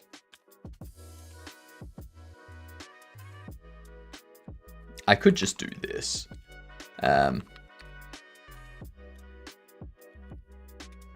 Anchor snap.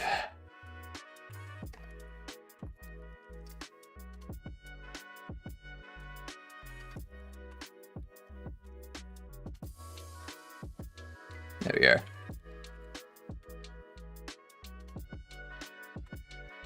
Self and anchor.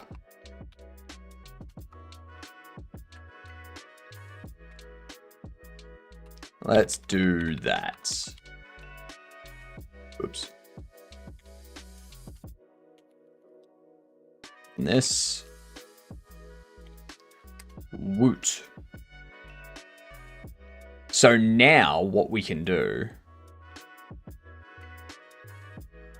is we have the anchor that, so this anchor is detecting this snap anchor.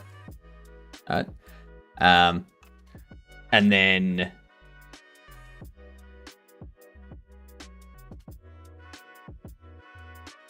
if we have this,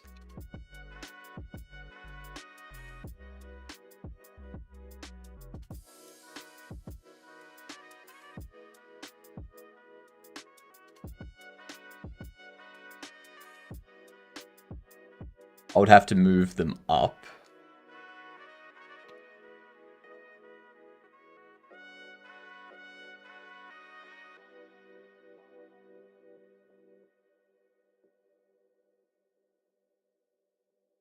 Is that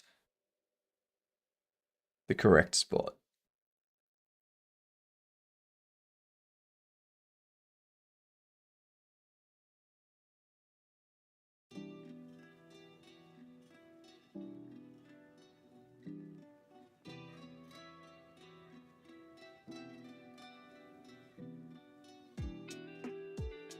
This one here.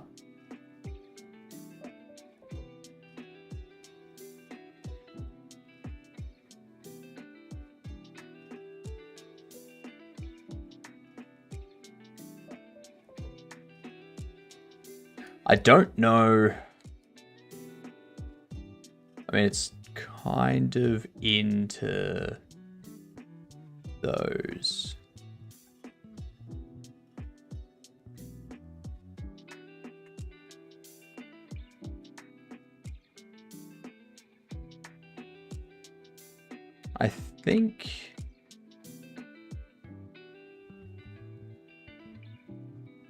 I think that looks comparable.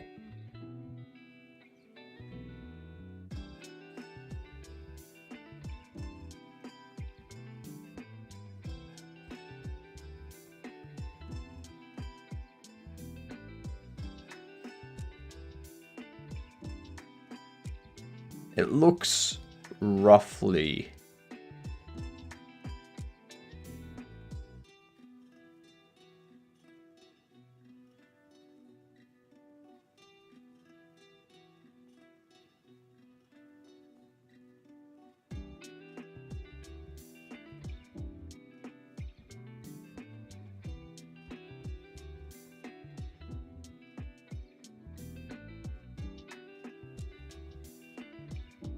I guess I can just tweak it when I'm actually placing. What we'll do, and duplicate these. Yeah, just flip it Z. God damn it. There we go. Flip it Z like so.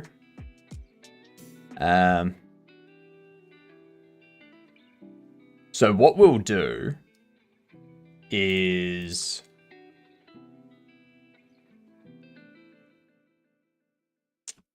if we do it this way, then you'd be able to step them. And that'd be weird. So you'd have like, you could essentially have this one here, and then you could have a duplicate of it where this shelf here snaps to this bit here.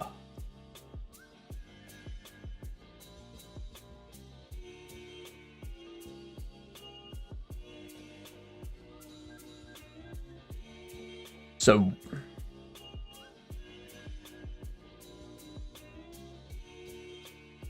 I mean, I guess that'd be fine. Let them place them however they want.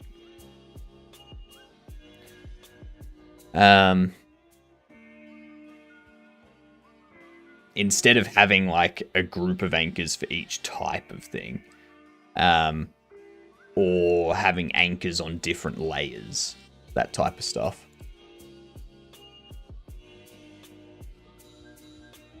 Yeah. Now, why do people gravitate towards at least trying or using C assembly? How does developers stay with only Python or only JavaScript or only TypeScript? I couldn't imagine it.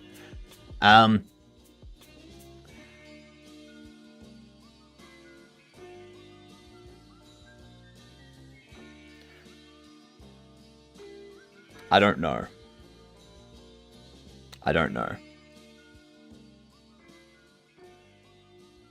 It could be because those people aren't interested in learning the underlying architecture of how the stuff they're building on top of works.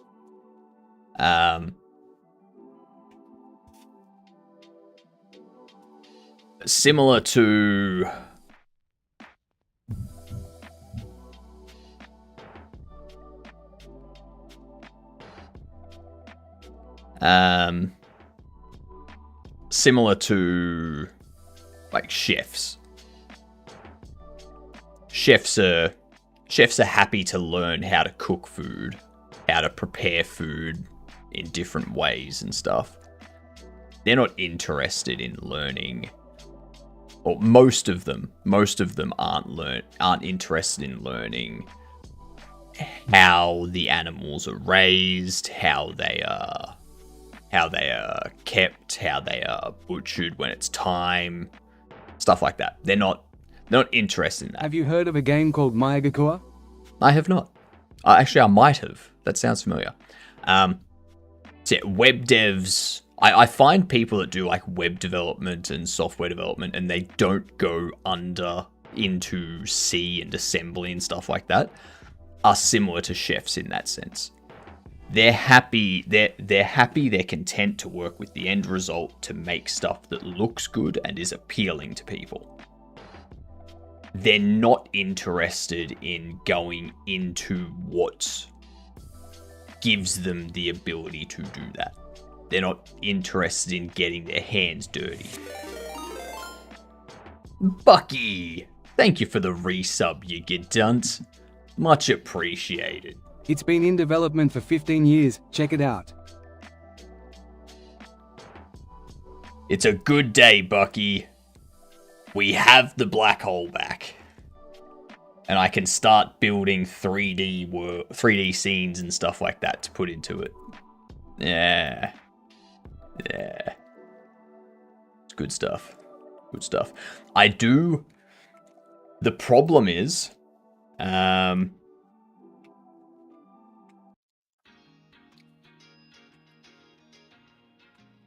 have to run OBS with this parameter.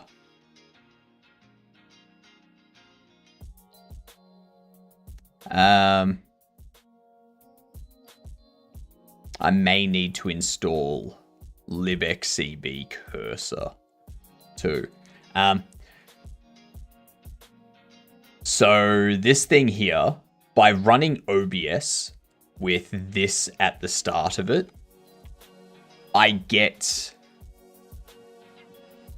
no, Lupo, it's about the display. Like, this is for the display side of things, not necessarily the application that's being run. This just tells the window manager how to run things. So, by specifying this, that causes OBS to load in the Hyperland Wayland setup with Xcomposite. And Xcomposite is a separate application capture to, what's the other one? To pipe wire. So you have pipe wire screen capture, and you've got X composite or XSHM, which is a display capture. X composite gives the transparency to things like Godot and whatnot. So, yeah. Could go a few steps further and learn how to make paper, then card and punches, then learn how to write code on the card, or learn how to make pigments. Thing is, there's no real need. Yeah, there's no need for it, Razor. There's no need for it. It's more about the interest in it. Like, there's varying levels of interest. People that are happy to do web development and provide an end result that looks nice and that people can interact with and stuff like that, they're generally not interested in learning the underlying infrastructure that provides the ability for them to do that. And that's perfectly fine. They don't need to know how to do that. They don't need to know how to do that. Yeah. It just depends on what their interest is.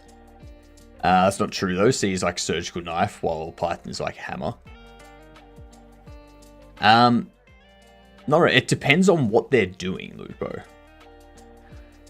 So you've got to remember, Lupo, that Python, like when you're using Python to do certain things, like do machine learning and such, the actual machine learning side of it is C. It is C compiled libraries.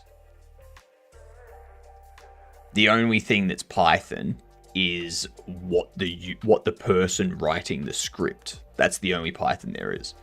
So there's a difference. Like, languages as they are, Python is written in C. Yeah, like you can make that argument about anything, Lupo.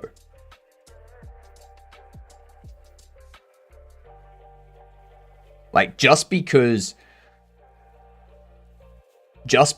something is based on something else doesn't mean you have to know what that underlying thing is. Like, are you going to, like, once you learn C and then you learn assembly, are you going to learn CPU architecture and how to create a CPU yourself? Are you then going to go into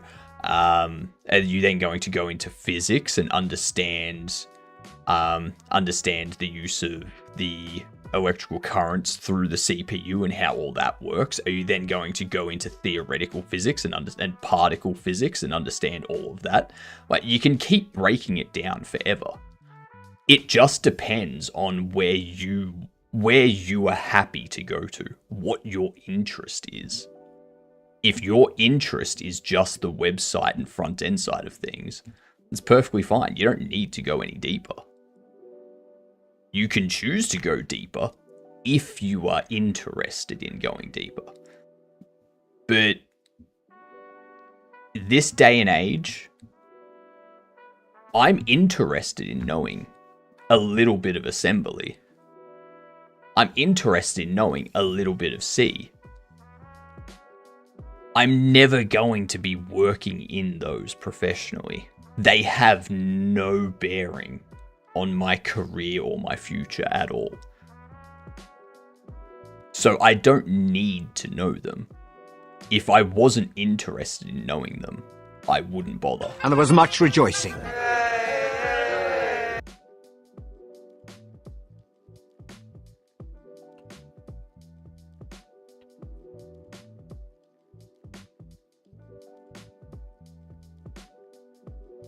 I love learning about the intricacies of memory and how the whole system works, compiling, etc. Maybe too much of a nerd to want to learn all of it. But that's the thing, Macquarie. That's what you want. You want to do that. You're interested in it. If someone is interested in web development and making websites,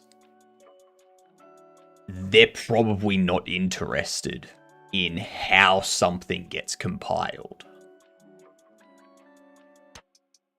They never compile anything because they're building a website. So compilation has no impact on them at all. It's not a thought to them. So it's not something that they're generally interested in because it's not something that affects them ever.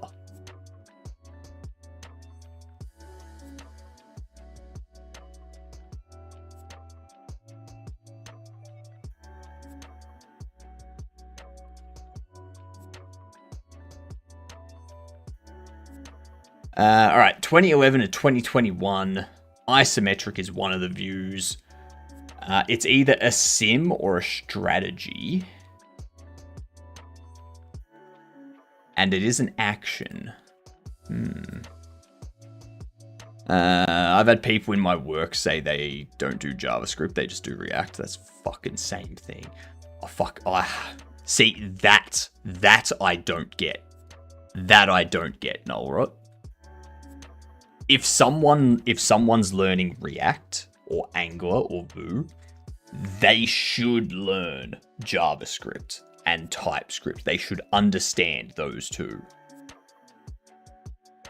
They can't just understand React because React is just JavaScript.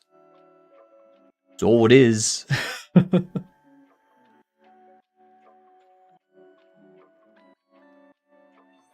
God.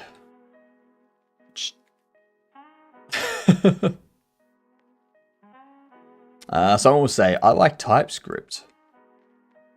Isn't JavaScript? Isn't that what Minecraft uses? Metal Gear Solid Phantom? I've never played a Metal Gear Solid. Alright, it's not a shooter.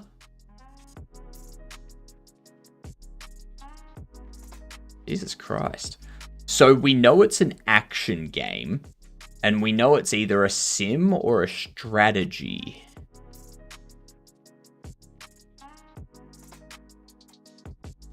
Sim or a strategy, not a shooter.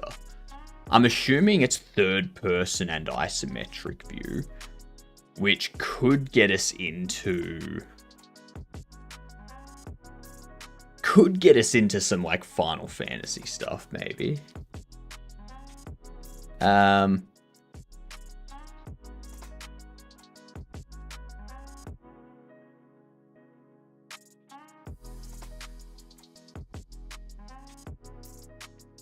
I want to know if it's a simulator.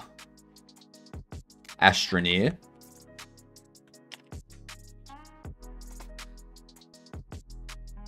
Okay, so we know that it's a simulator. It is in fact a simulator. Single player, multiplayer, co-op. It has third person. It has isometric.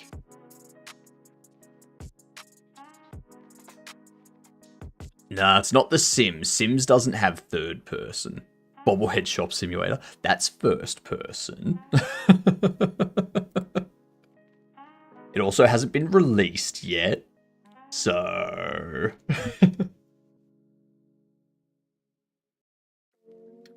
let's see. It also has multiplayer. Yes, it has multiplayer and co-op, which Bobblehead Shop Sim does not have. Bobblehead Shop Simulator 2. Bobble on. Bobblehead Shop Simulator 2. Electric Bobbaloo.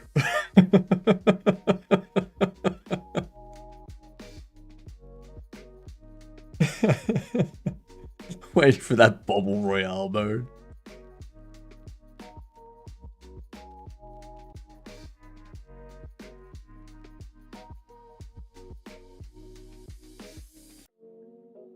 (2017 to 2021) third-person isometric sim.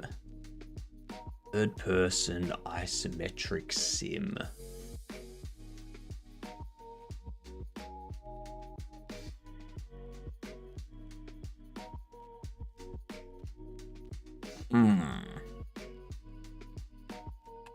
Homeland. That's a...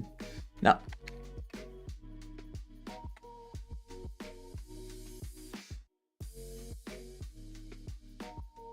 I don't know. Let's do... Actually, let me check. Jesus Christ, it's not a sandbox either.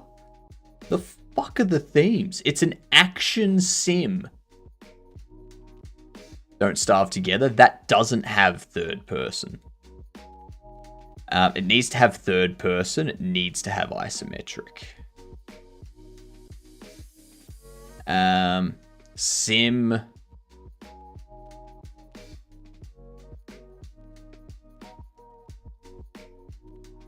An action sim that is third person and isometric. I got no idea.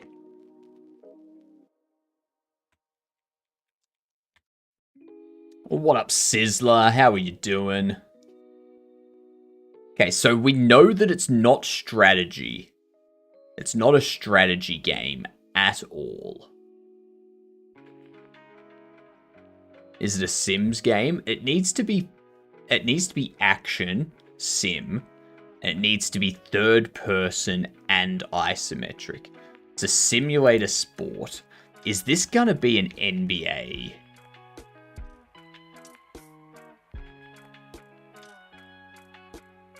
Is this a FIFA?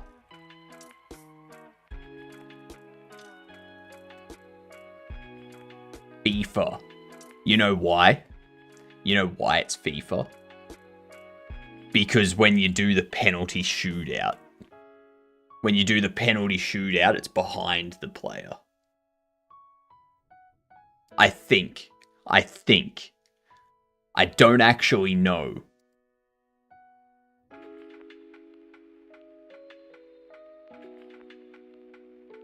I'd love some actual gameplay footage and not cinematic. Okay, they're not going to give me any. Fine.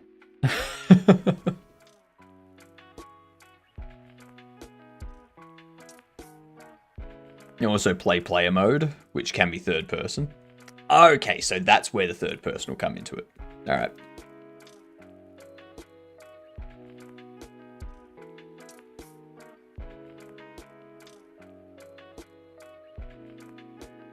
So here's the issue.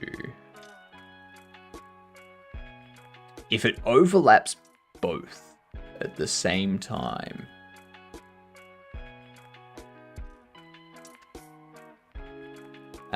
if snapping anchors has anchor, then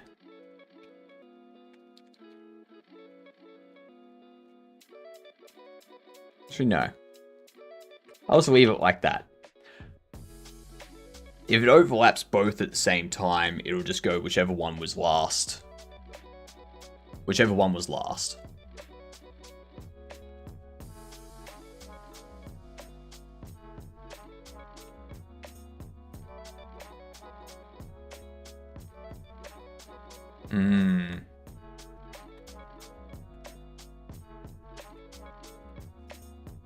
And this also needs to do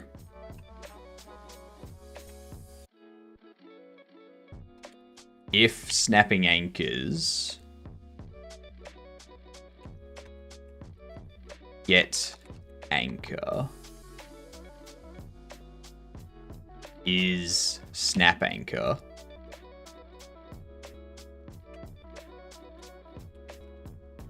If it's not snap anchor, return.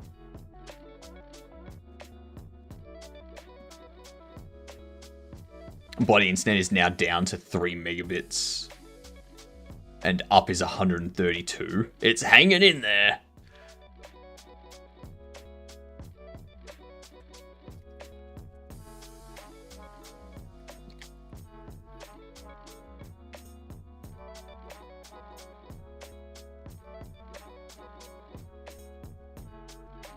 I'm looking forward to this. I'm looking forward to this. It's in September. It's in September.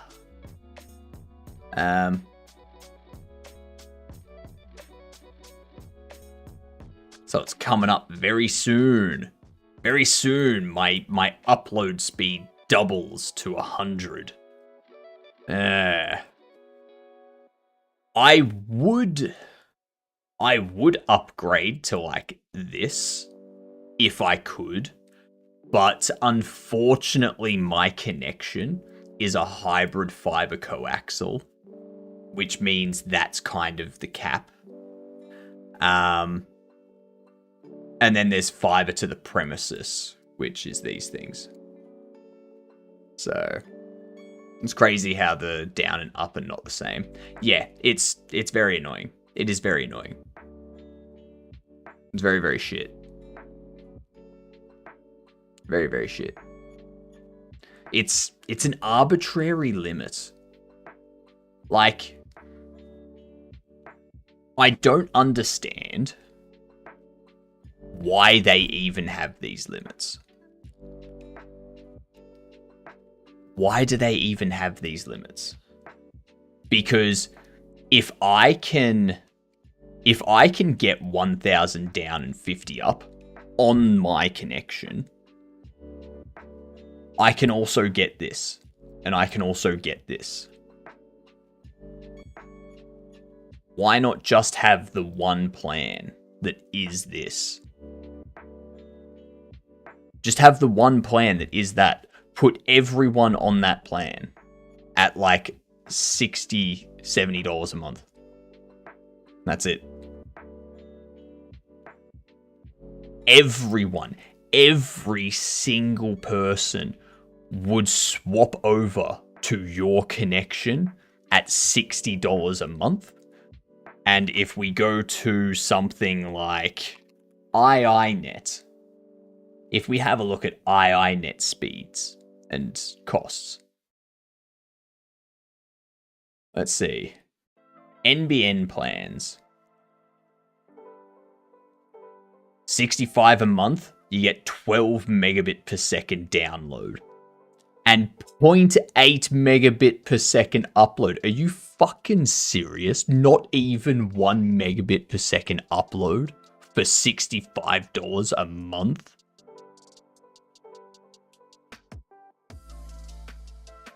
How the fuck is this company operating? $75 a month for 50 megabit per second down and 17 up. It is blasphemous as all shit.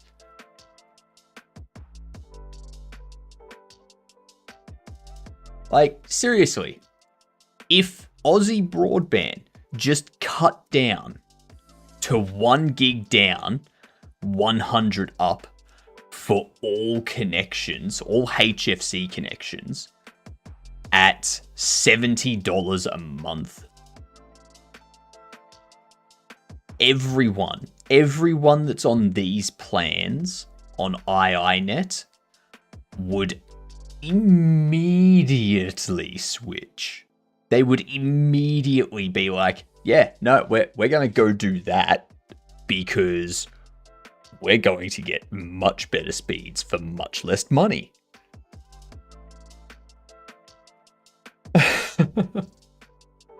I don't know what the logic is. I mean, sure.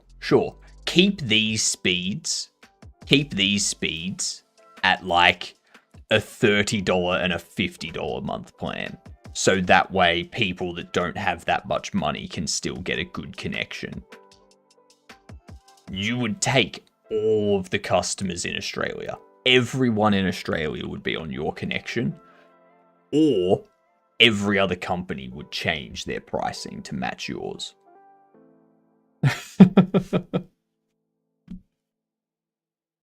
I have contract for household internet at 250 megabit per second.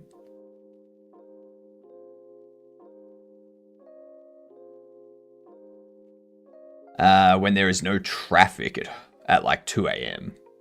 I get 1,000 down, 250 up. Plan for free. That's the fact you've got a contract for your internet connection too. I didn't even think those were a thing anymore. How are you doing, Nujank?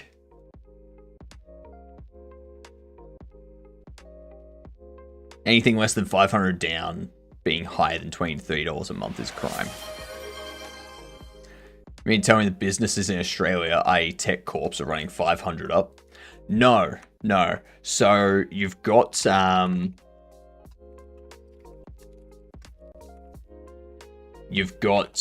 business plans. So if you want business plans, then you've got like this, 50 up, 20 down. You can this off. $150 a month for 250 down, 100 up. $180 a month for 500 down, 200 up. $209 a month for 1,000 down, 400 up.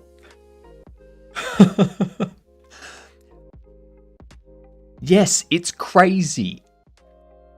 If you work on the, like, if your job is reliant on the internet, do not come to Australia because you're going to be paying out the arse.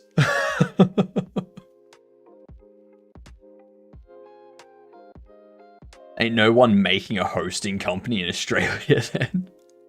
So, hosting companies are a little bit different. Hosting companies are a bit different in that you don't get an internet connection through these. You don't get an internet connection through Aussie Broadband or anything like that for a server farm or anything. You would get approval for a physical connection. A connection that you own and operate. But you maintain that physical line. That physical line gets damaged, it's your responsibility to maintain it and fix it and stuff like that. That's how Amazon and Azure and stuff like that work. R2, g'day, you dunce. How is my favorite ADHD 2? We were just talking about how shit internet prices in Australia are. I'm always jealous of my Romanian friends' internet speed and prices. I'm jealous of everyone's prices. But welcome in, y'all. We are working on snapping our furniture next to each other. What a beautiful bit. Thank you very much. Hello, Bale. How are you doing? What up, Rig? Welcome back in. I saw some people showing that they had 7.6 down in some places in Europe. 7.6 megabit per second.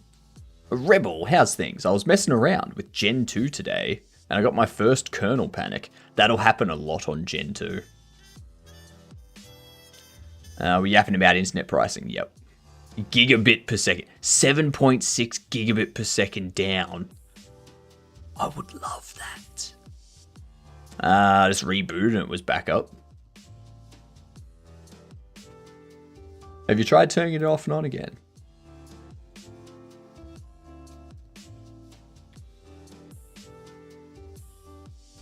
Man, what were you doing today, R2?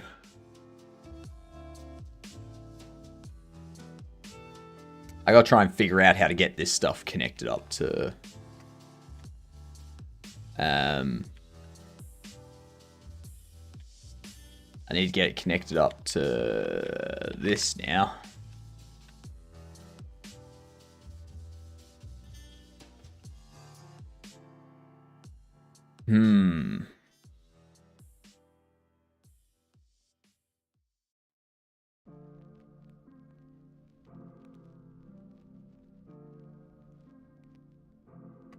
Hang on.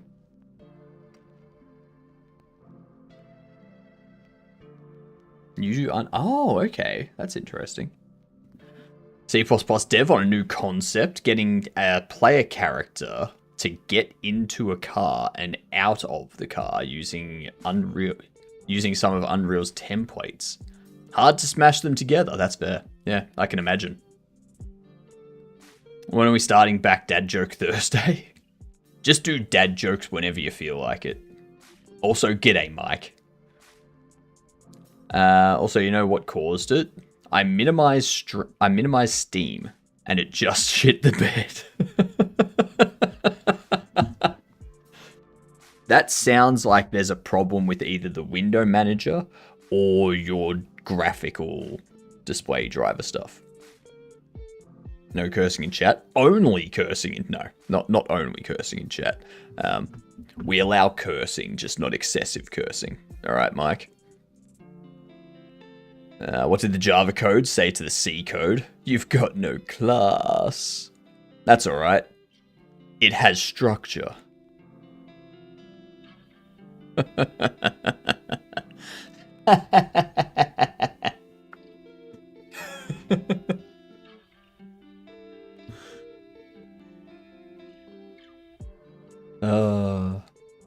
So getting a player to get into a car and out of the car using some of Unreal's templates. Are you doing this via like IK animation stuff? And why did the database administrator leave his wife? She had one too many relationships. No animations yet. Just the possess, hide, etc. Okay. Why does the GD script program wear glasses? Oh, what up, typical jacked guy. Way to make me feel insecure about my muscles.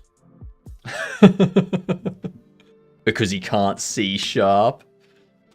I mean, I thought that was obvious. Duh. For some reason, when I install something on my Steam PC, it slows down by like 70%. Here's how much was sucking. So I made a Roblox account and tried there. It was running like 15 FPS. Also, Roblox sucks. Yes, Roblox does suck. Roblox is a platform that needs to be shut down immediately. Thank you very much for the follow, Cole. Now that you're a Gidunt, G''DUNT, make sure to introduce yourself to people like that. Introduce yourself to them, because you are officially a good unt.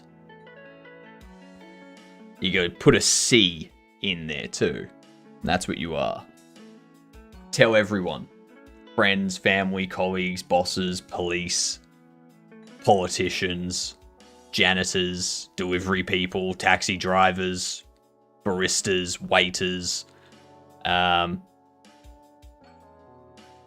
retail workers, department store people, neighbors, whoever. Is 26 too late to learn coding and get a job in the field? No, not at all. So I started a programming job, my first ever programming job, when I was 24, like late 24.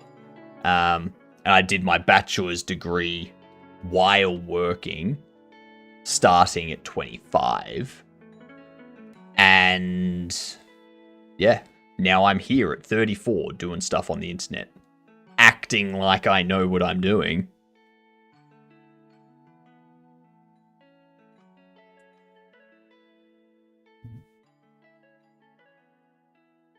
Let's see.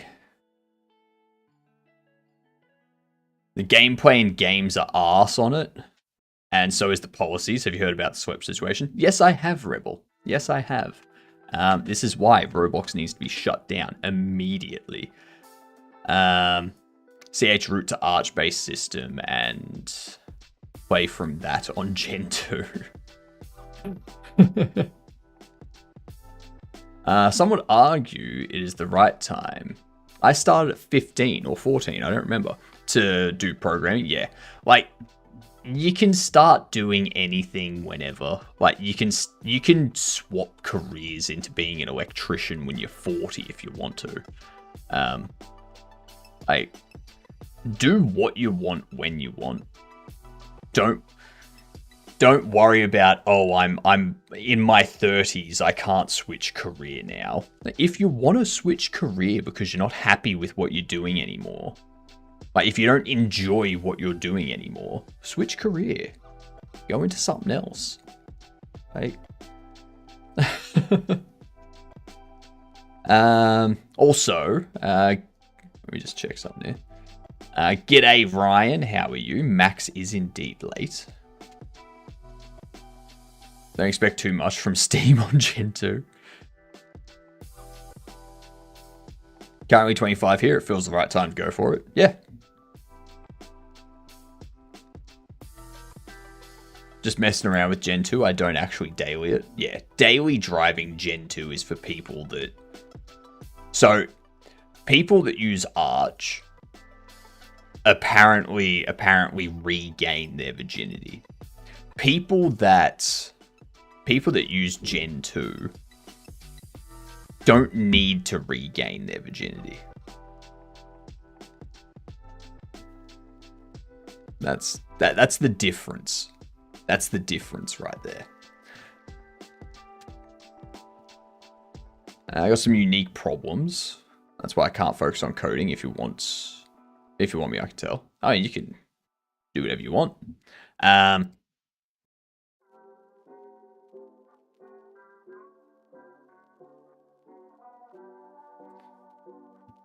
But like, yeah, it's completely up to you. Like, if you enjoy programming, go into programming.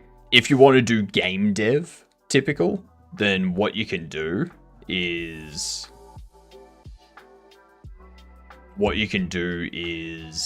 use something like Unreal Engine that has visual scripting. So you're not actually writing code, you're just using like the nodes to put in the logic.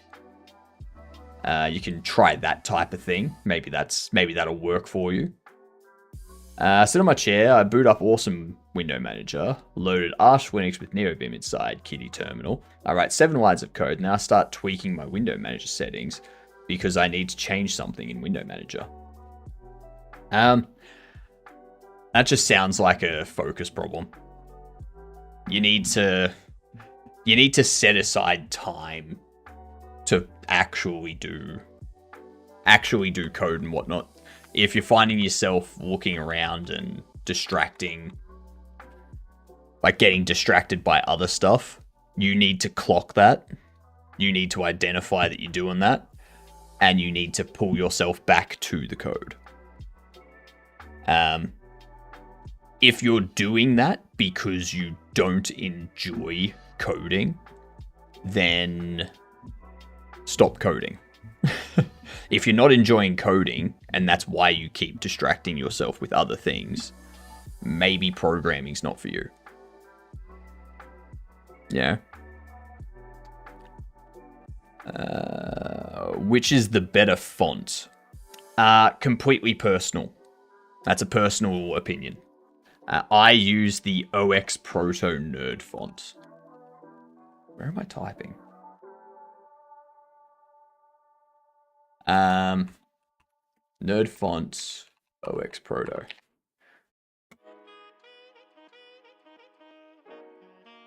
This is the one I use. And they've got a ton. They've got a ton throughout here that you can use. All of these are free. You can install them onto your system. Do whatever you want.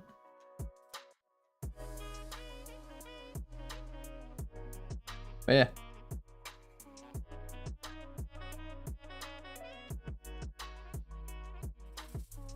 If you're not enjoying coding, go play chess till you start enjoying program. In my opinion, coding has to be something you're willing to put time and actual effort. AI isn't going to be able to be there to help you in the real world. True. I prefer Maple Mono NF, but sometimes I like JetBrains. Interesting. What up, small Scarnon?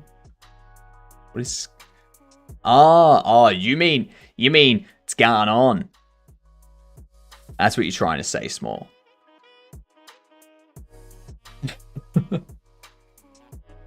I gotcha. Not much, Small. Not much. It's the weekend. It is the weekend. It's Saturday. Saturday at 9:36 a.m. Oh my god.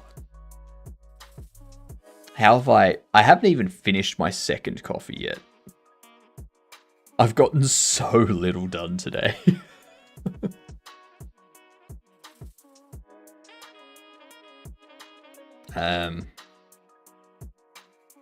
Good times. It is the weekend. It is good times.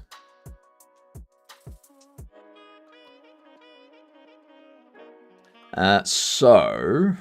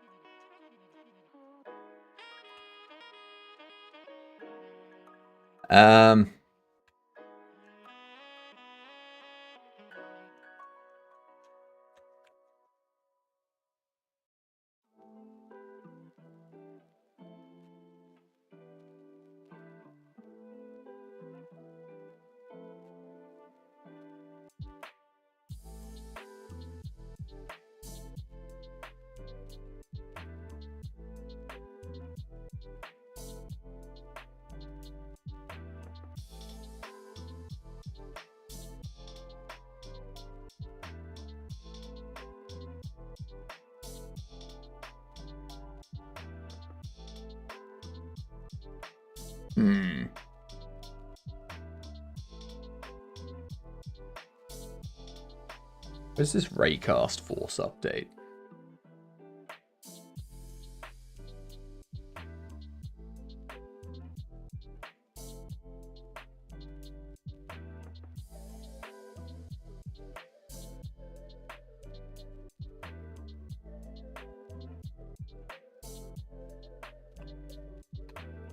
I'm gonna set that to 0.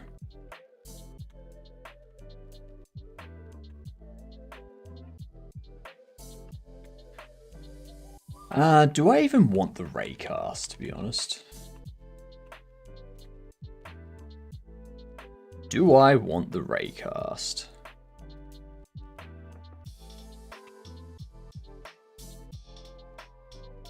God damn it.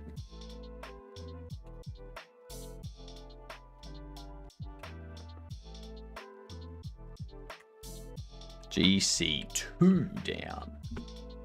Moon, what's going on? Did you perchance read some of Team Cherry interview articles about Silksong development? I have not had the time yet, unfortunately.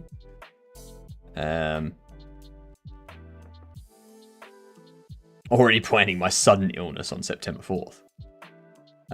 So I'm watching someone who's in Australia. Correct, typical. You know it. If you had to pick one, what one would you choose? KDE, Plasma, GNOME, XFCE? What one are you choosing? It depends on the system that I'm setting up. If I'm just setting up a general system, it'll be KDE Plasma. If I'm looking to set up something that's lightweight, I'd go XFCE.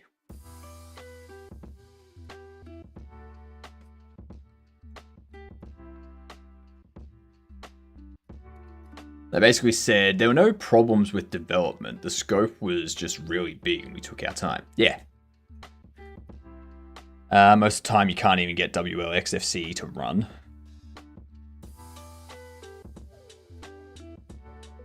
But yeah, like, the thing is, I like the fact that they've said they've taken their time with the scope and how big it was, because like you watch this game get released. They are going to release this game. It's going to have next to no bugs. Like it's not going to have any bugs that break gameplay at all. Like it's going to be clean. It's going to run smooth. It's going to be nice. And that's because they took their time. They knew what they were building. And they built towards that. And they tested as they went and they made sure things worked. Which AAA companies don't do that.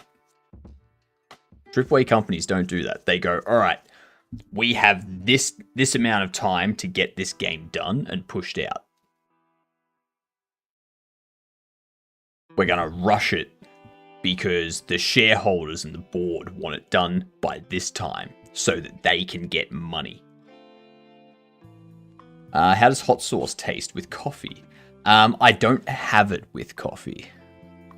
So, I wouldn't know. I wouldn't know.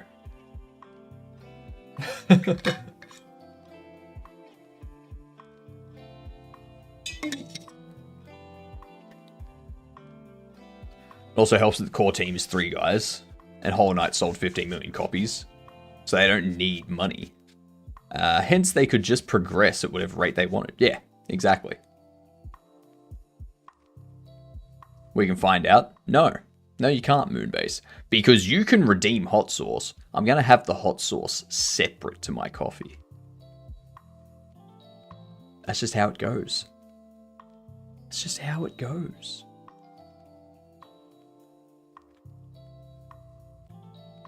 Okay, so if I don't raycast...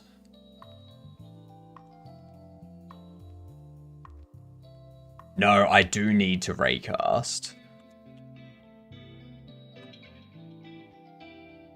I do need to hit world. Wolfric! G'day, you good dunce. How are you? What were you doing today? Welcome in. I'm trying to figure out the best way to set up our snapping functionality. You know? For some reason, this stuff here, this doesn't work quite how you want it to.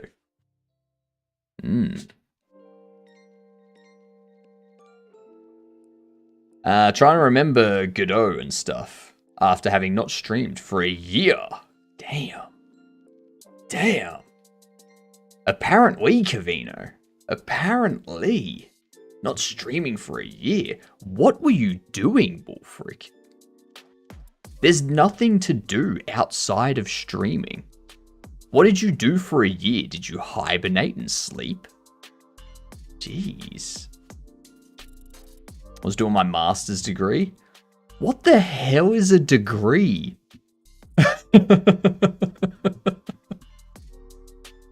Nice. So you've finished the master's degree, I take it? Or are you, like, on a break from the degree? Tell me you're lame without telling me you're lame. Okay. I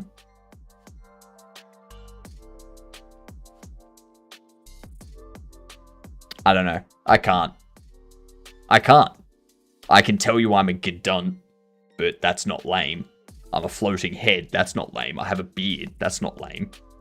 I watch Cavino streams. That's not lame. That's probably the closest it gets, but that's not lame. It's not lame. So. Beard, more important. Mustache, more important. Floating head, more important.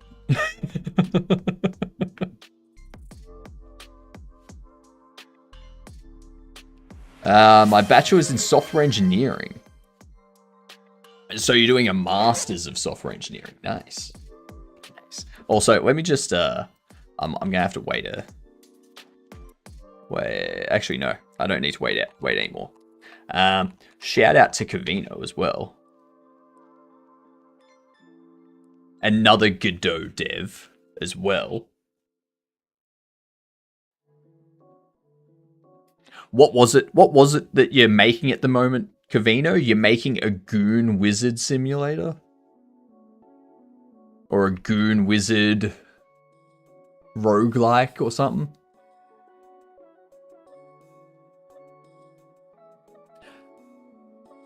Bioinformatics, damn.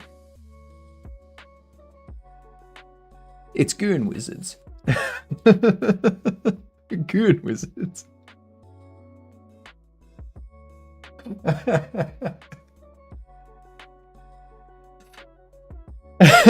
I could goon pretty well.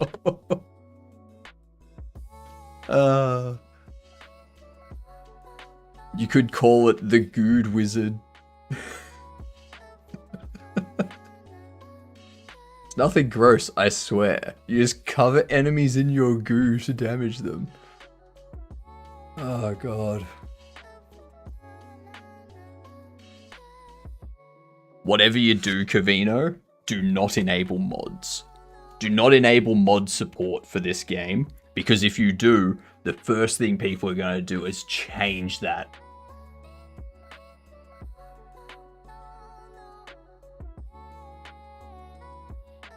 Give users the ability to change energy color.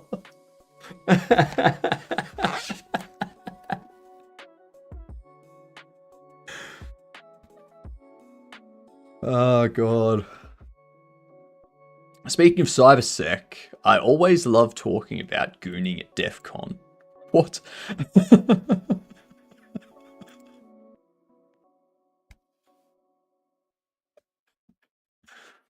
As a Warframe enjoyer, there is no downside. The volunteers are called goons. I do hope to be able to change the color of your goo. Think in blue, red, white, yellow, cream color. Don't go cream colored. Do not go cream colored. Whatever you do, do not go cream colored. All right.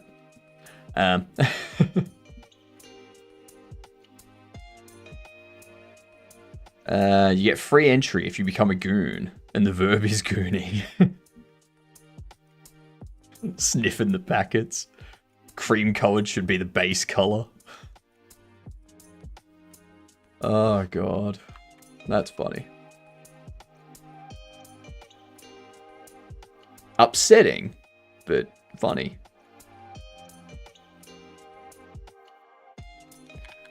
Let's see.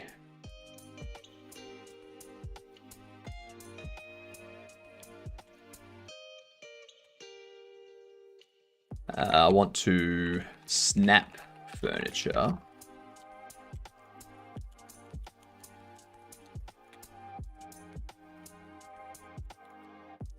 If the furniture snapping anchors size is greater than 0,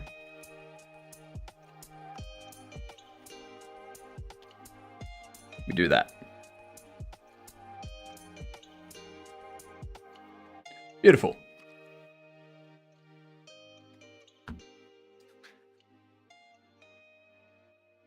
Goons are the operators of LineCon, where everyone stands in a line to buy merch all day. I bought an equalizer pedal for my Pi speakers, so I could dampen higher sounds when I need to. Turns out it's mono audio. I spent last night recabling my janky bed speakers because only the left worked. So I'm either going to try find a car stereo I can stuff in my room or another equalizer for the right signal. God. God damn.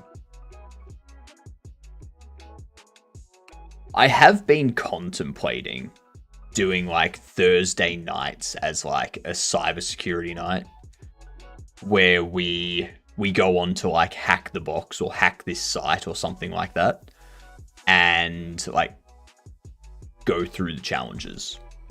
Just like slowly go from there. Step 1, don't touch Apache.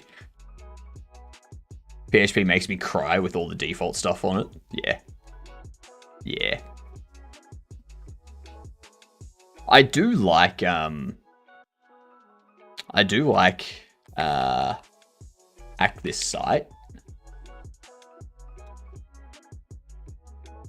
It's like very straightforward. You've got like the basic challenges.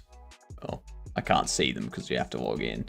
But like you've got basic challenges, which are like very simple things. It's like you go into the code, you change a value from like 100 to 10,000. And then you send the form. And it does no validation. It's just like, yep, cool, you passed because you caused the back end to accept an invalid value sort of thing. And And then you've got like the realistic ones that are a bit more in depth than the basic. You know, like the application, the programming, the JavaScript, the forensic, extended basic, steganography. Then there's, apart from Hack the Box, because like Hack the Box is the big one. But there's also, what else is there? There's another one that's come around that's getting popular.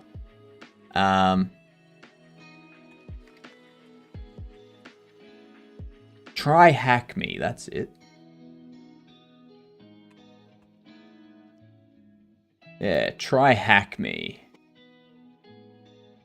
Now, like this one, you go through the learn with hands-on training sort of thing. You got like the roadmaps, goes through the paths and whatnot. Now you've got like the security analyst, you got pen tester, security engineer. Then you've got challenges. And then these take you through like different challenges, different difficulties and whatnot. Some of the best beginner level training walks through really nicely. Yeah.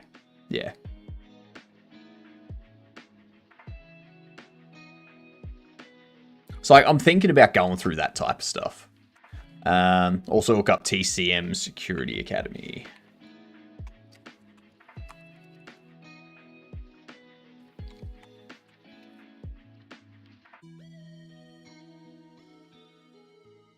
What's this one? Trusted, affordable, industry recognized hands-on training designed, developed, and tested to ensure you learn practical skills, and techniques you need to succeed in the fast-evolving field of cybersecurity. Advanced web hacking. Okay, so these are all courses.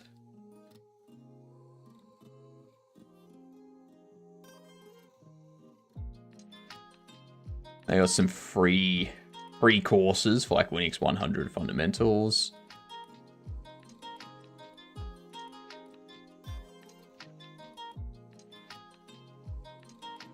So all of these being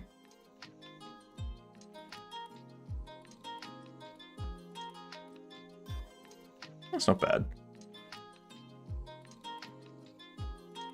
Then you pay for cert exams? Yeah. That's not bad.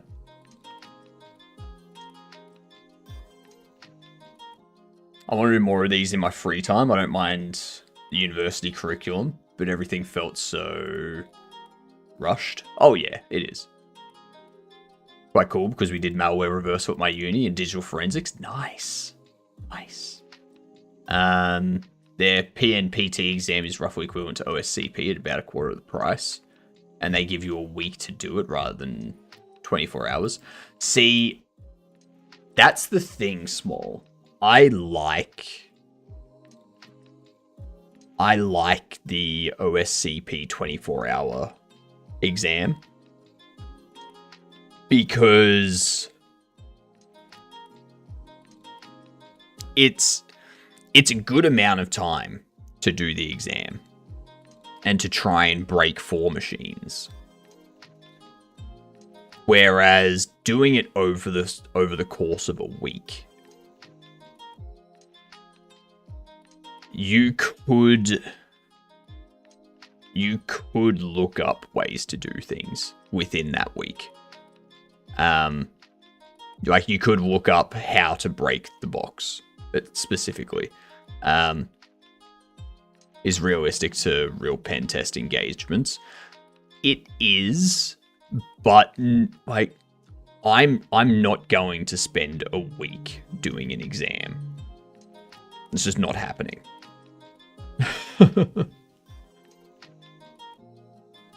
Like, that's too long. And that's what I like about the OSCP 24-hour one. It's like, yes, you've got a day to do it, but that's more than enough time.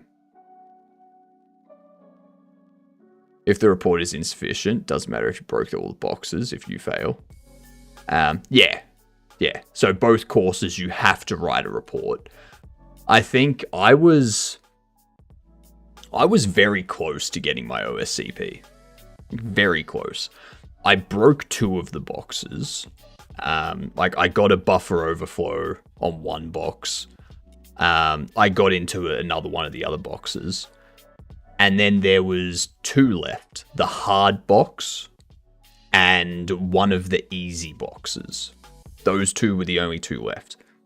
And I don't know what it was. I just couldn't figure out the second easy box. I just something wasn't clicking. I was like, I know what I have to do. I know what I have to do, but I just can't get it. I can't get it to crack anymore. Not allowed to use buffer overflow now. Oh no, so small. Back when I did it, one of the boxes was specifically a buffer overflow. They would always have one of the boxes specifically be an overflow box. Yeah, but they don't do that anymore with the... Because like they used to have it set up as a 32-bit box, a 32-bit application that was very simple to get it overflow and stuff like that. They also allow you to use MSF on one box. Yeah, only one box. And it doesn't matter if you're successful in the attempt. You can't use it on another box. Yeah, once you use it on a box, you can't use it on any other. But yeah, because... So I got an easy box, the buffer overflow. I got a medium box. And if I had have gotten that other easy box, if it just clicked for how to get that easy box, I knew where the issue was. I knew what I had to exploit. I just couldn't. My brain just didn't want to trigger. And if I had have cracked that box, I would have gotten my OSCP. I would have gotten the certificate. And that was after 3 months. 3 months of practicing. It just didn't click. It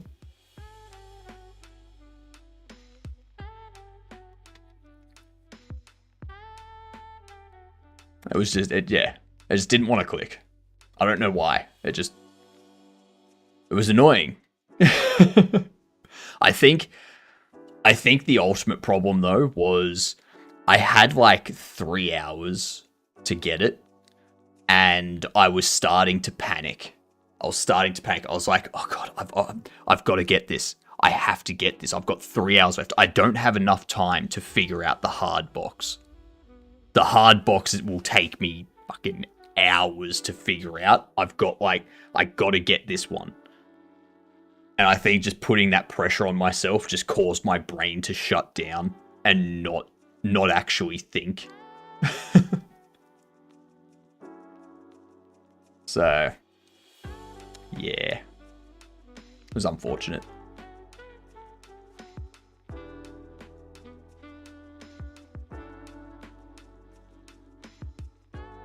Anyway, Snap Furniture.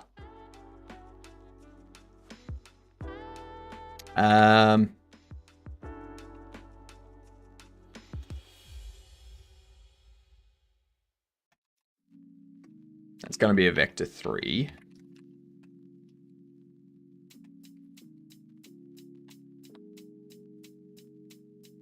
Reason I took the ethical hacking cybersecurity I guess master. you could say you overflowed your brain, LUL.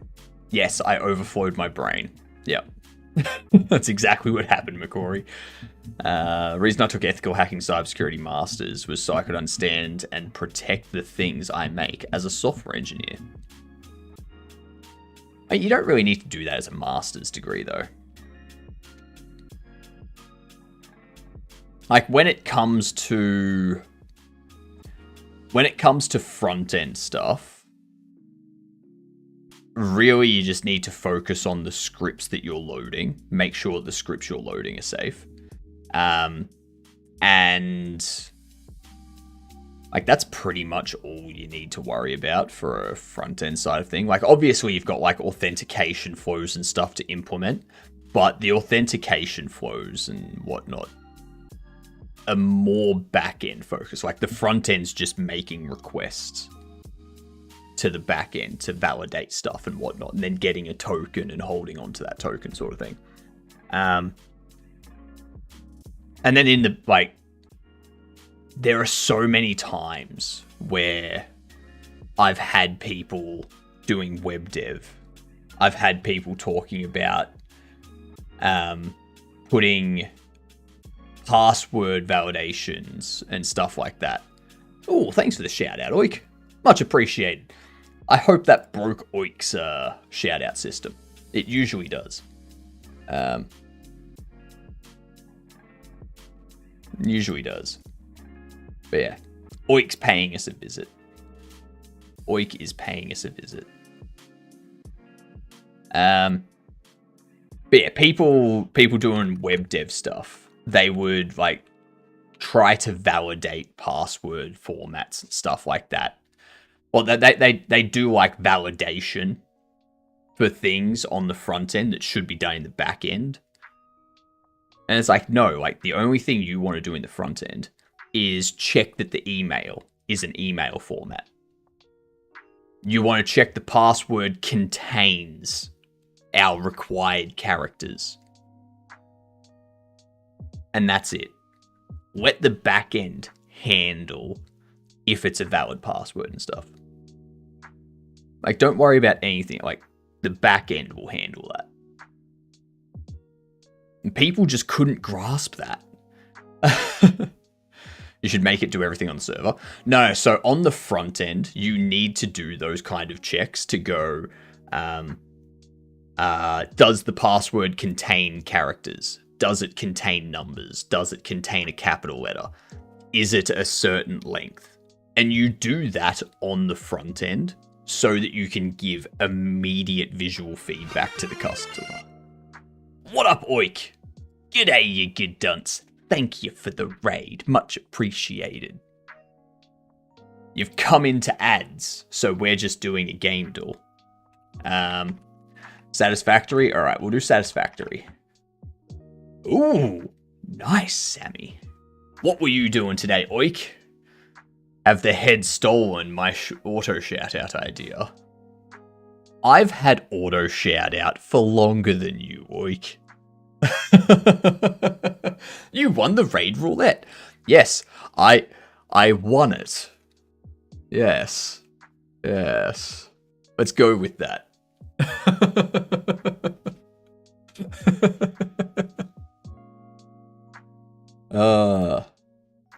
Tell us what you were doing, Oik. Tell us what you're up to. On the back end, I like to either check again or just make sure no shady stuff in there, like cleanse it and throw it in if it's... Yeah, like you sanitize on the back end, but...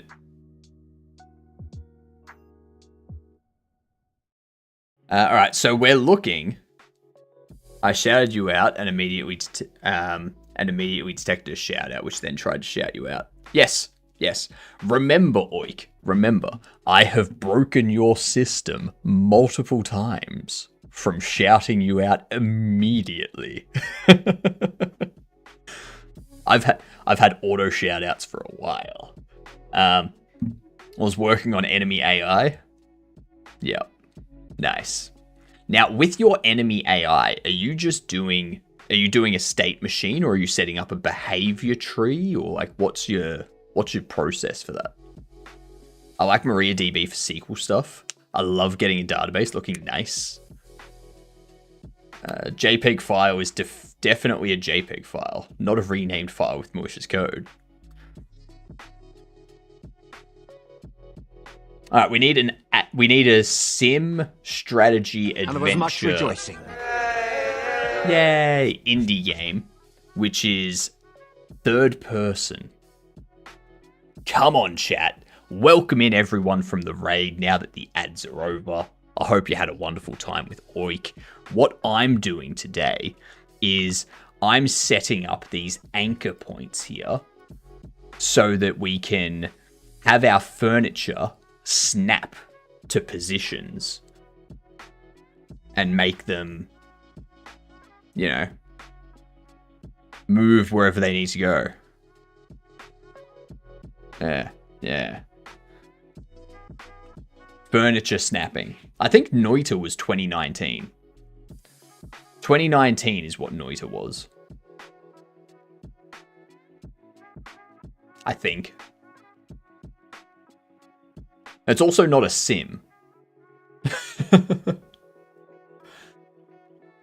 It also needs to be Warfare 4X and or historical. State machines? Nice. Doing it a different way than I normally do. Now the machine is asking current state. Is there a new state? If null, continue execute current state. Versus states telling state machine to change when condition is met. Ain't groundbreaking, but new to me. Interesting. Okay. How are you... Actually, Oik, with your states... How are you identifying each state? Is it just a array of nodes that you're holding onto, or do you assign nodes to specific exports, or do you have them as do you have like an enum of what state that state is? Noita is a sim in many ways, everything following. I mean, I'll put in Noita, but I don't think it's Noita. Yeah, no, it's 2019. Oh, it is a sim. Okay.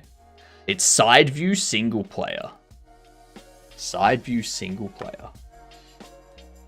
Interesting.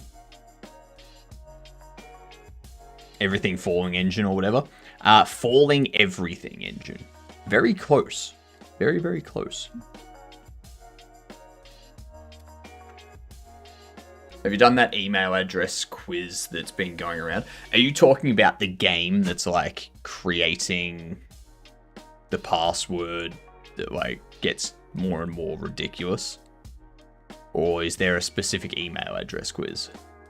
Because I have not seen an email address quiz. A side view sim.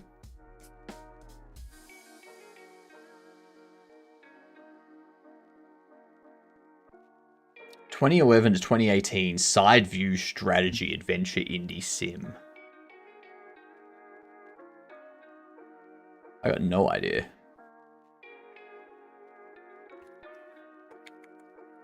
It's not Shovel Knight. It's 2014 though. It is 2014. It's not Terraria, is it? No, it's not Terraria. The machine holds a ref to each possible state, then an enum representing each state. So from each state, I just return an enum of the next state. And then the state machine checks that and switches to the actual state from that. Yeah, fair. Yep. There's a quiz. If I'm allowed to post a link, I'll post it. Yeah, go for it. I'll happily do that. So I can have some persistence in each state. Since I'm not creating a new state every change. Yeah, exactly. Email, what the fuck? I'll allow that. Love the raid train. Started in Matt Bird stream. Damn right.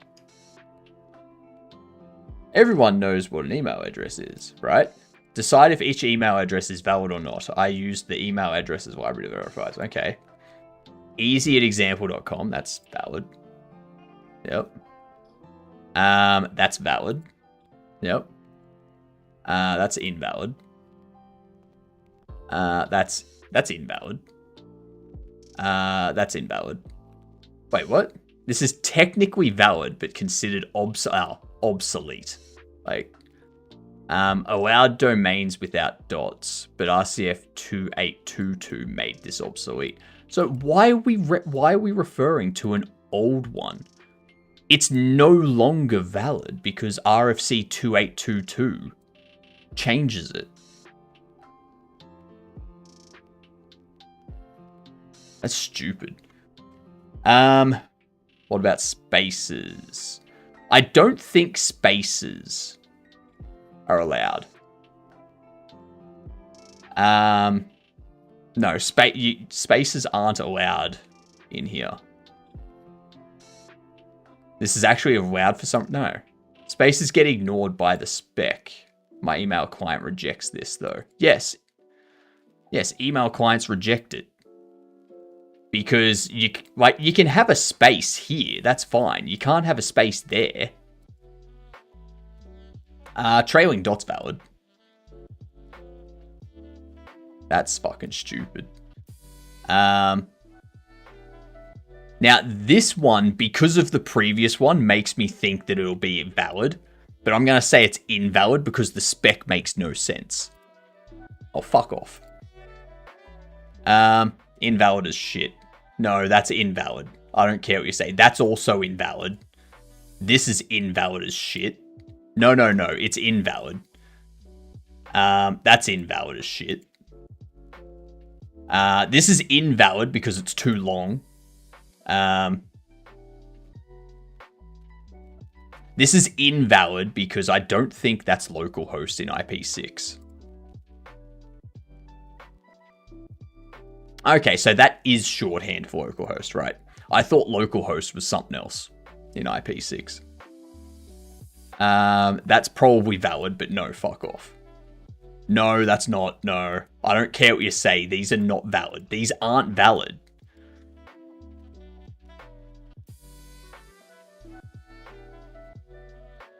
No, it's not valid. No, Zalgo text is not okay. It's not okay. I don't care what you say. None of those were valid. No, they're not. No, they're not. I don't care if you're referencing an outdated standard. It's not fucking valid. If I can't send an email to you using that address, it's not valid.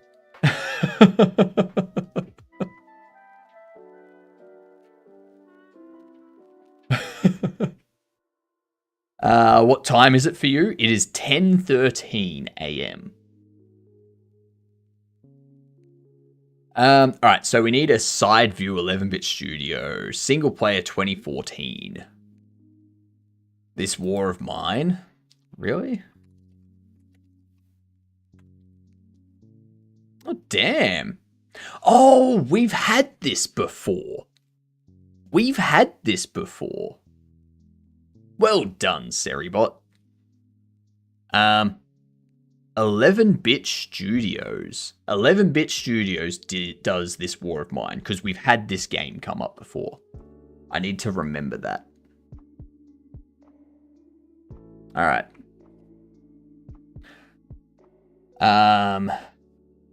Have I eaten yet?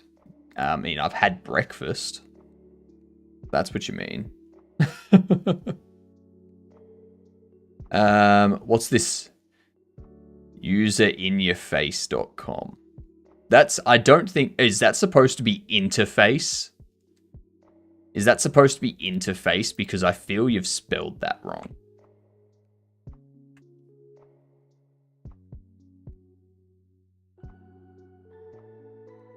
Is that supposed to be a T? A hot sauce? Let's do it.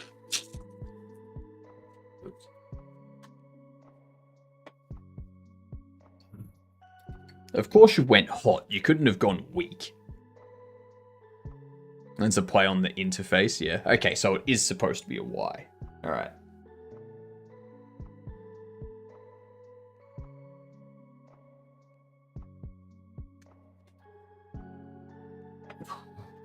Fucking smell it. Alright, there's the hot sauce from hell. Thank you for the medium and weak sauce, Moonbase.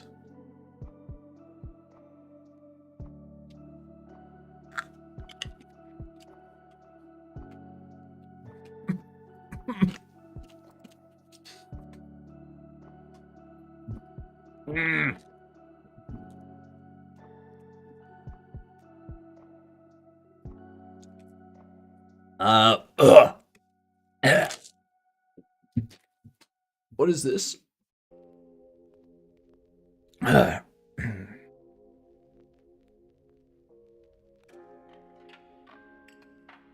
already dislike that. Oh, I gotta hydrate. I know, Moon. I know.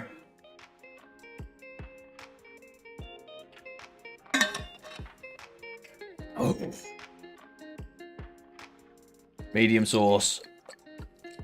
And now I need to get back into GamDev.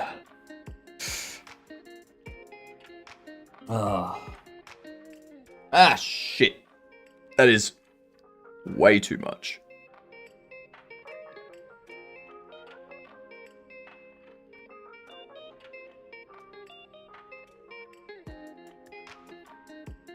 There's the medium sauce.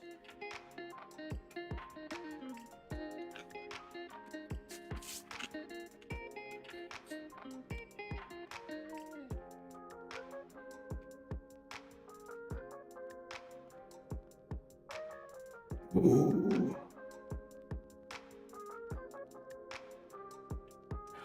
Ooh. At least we now have the tasty one with mango. Yeah, so.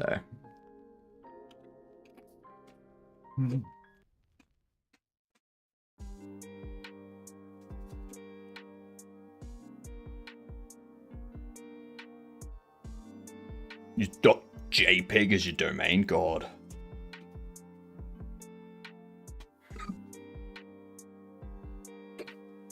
Oh, fucking hell. Oh my god.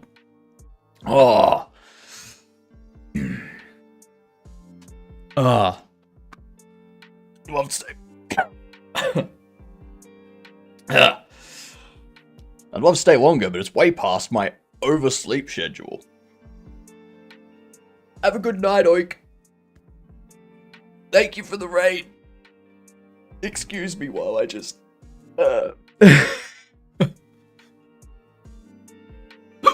Oh, God. Why? Why? Why does chat do this?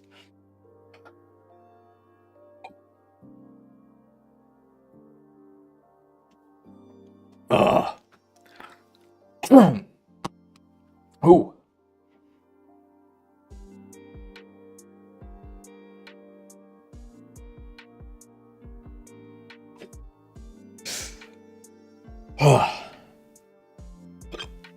I hear that the Navy is training dolphins to carry first aid kits. It's for medicinal purposes only. Medicinal purposes. Nice. Medicinal purposes.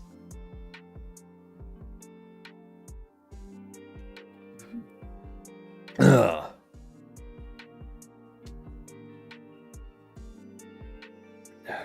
Gotta get some carbs into you. I had porridge for breakfast. No, I had wheat bix and some like berry just right kind of thing with the wheat bix. And I also had some I also had 2 Pop-Tarts. So I'm breakfast up. I am breakfast up.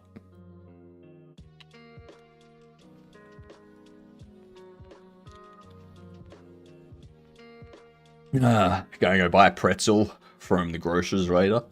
So I assume you're talking about like a proper pretzel. Like a soft pretzel. Yes. Yeah.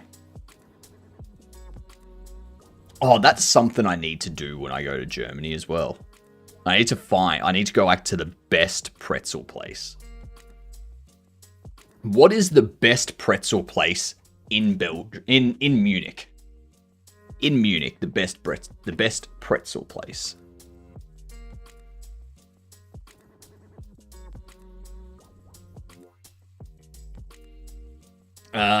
Forky in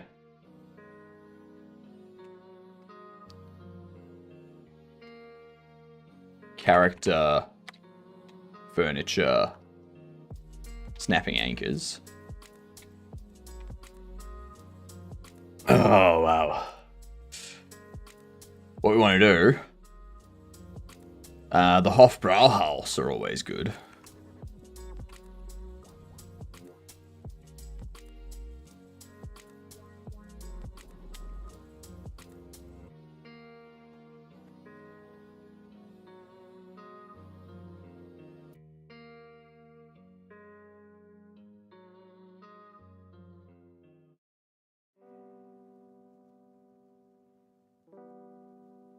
Beer and food. Oh, that looks delicious.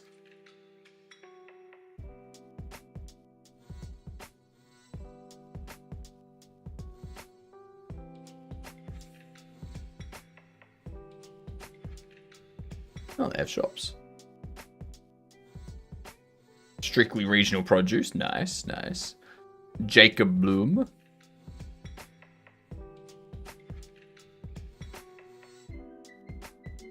Responsible use of produce. Look at that. Look at that. Look at that. Ah, oh, delicious.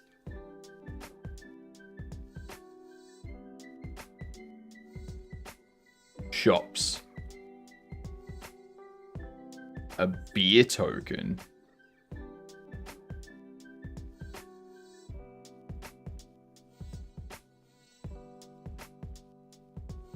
Hofbrauhaus has its own currency. Interesting. Not bad.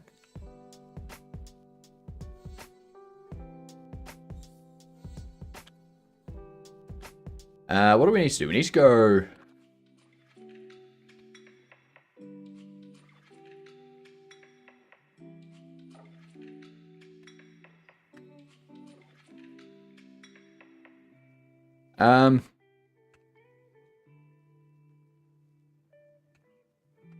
For loop dictionary key value. I want to get both the key value.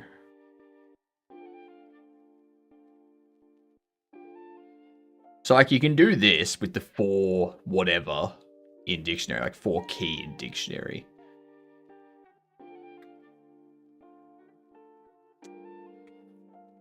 So I think I'm gonna have to do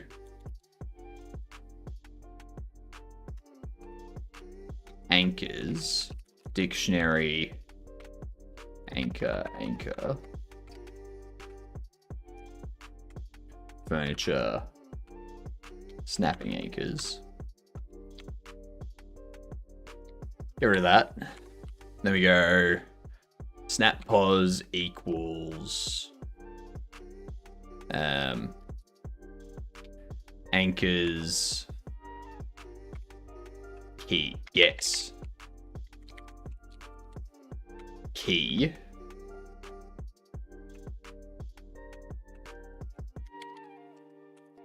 Global position. Did something very cool. What did you do? What did you do? And do you have images or a video or something?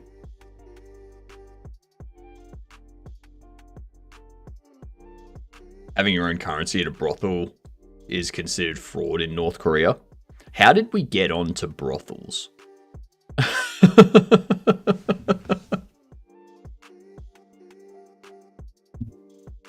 I was able to make bullets bounce off the screen in my game. Oh, nice. So like they shoot at the player, it like hits the screen, it like bounces off sort of thing. That's cool. I like that. The next thing you need to do, you need to add a shader over the screen.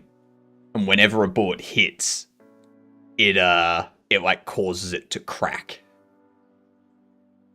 And it just like constantly distorts the view.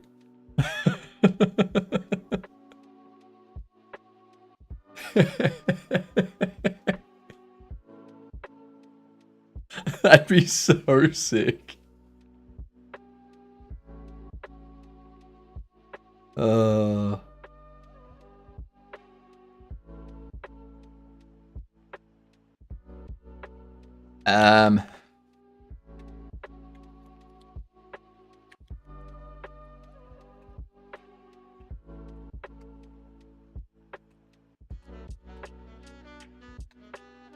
Oops.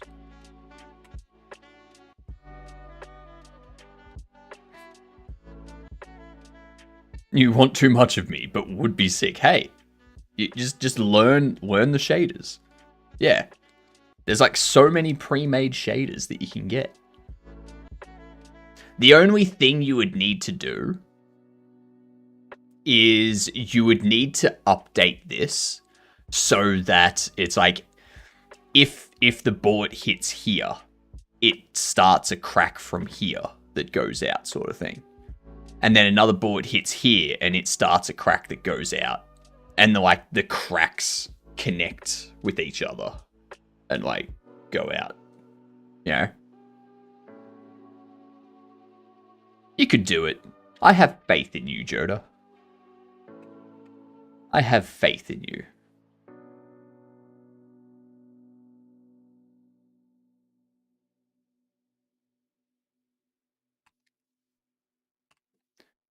Offsets.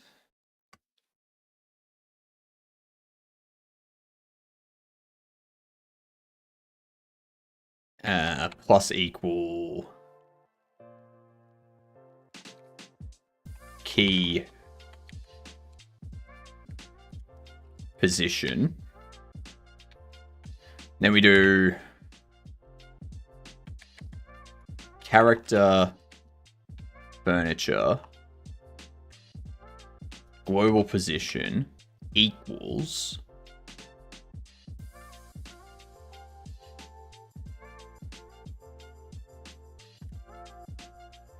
snap pos minus offset.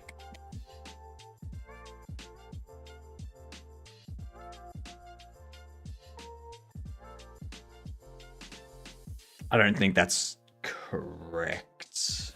G'day, TB. How are you doing? Let's see what happens. Get children on null value, furniture 53.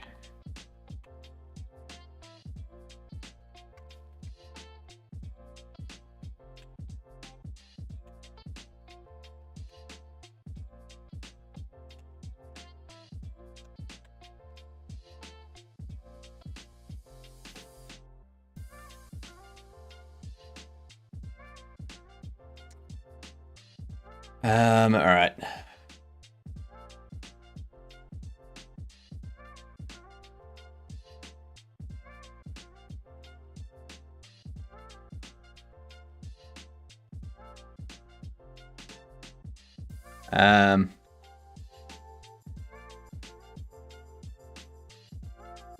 This one here.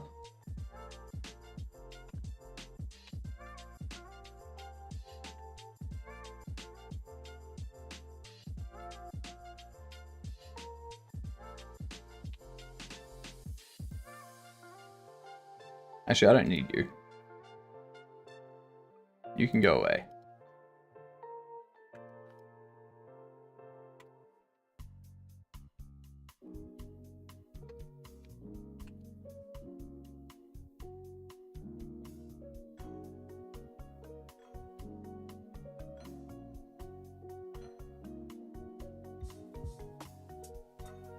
It shouldn't have allowed me to purchase that.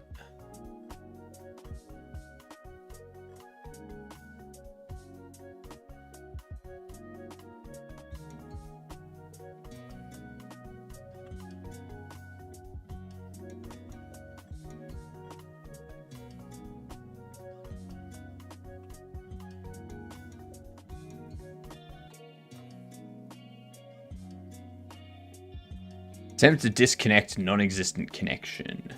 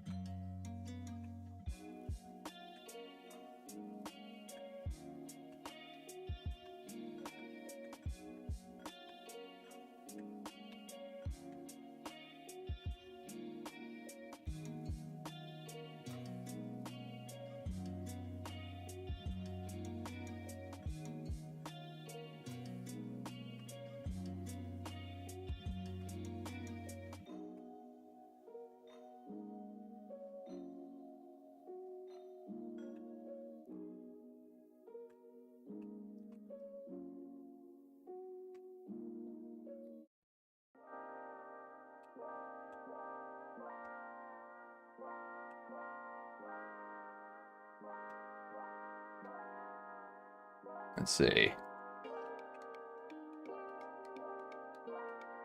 Have you played with Strudel? I have not.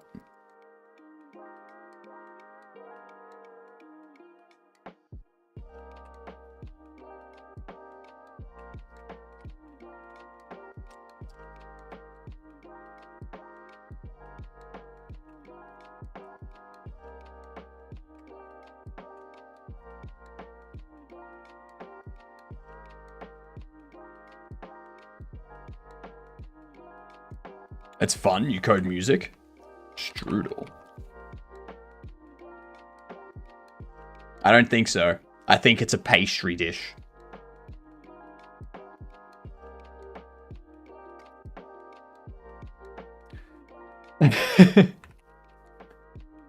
Strudel music. There you go. Strudel Repple.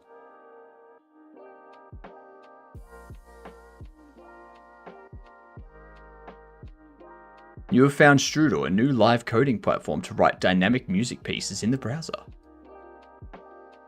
It is free and open source and made for beginners and experts alike. To get started, hit play, change something, hit update.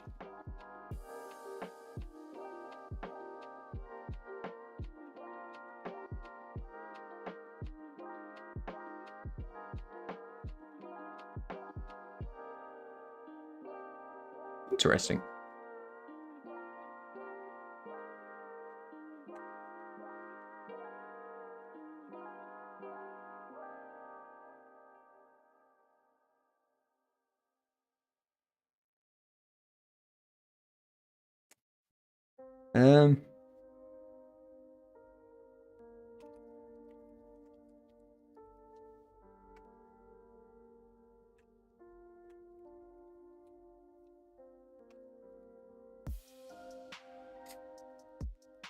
Yeah, Strudel CC.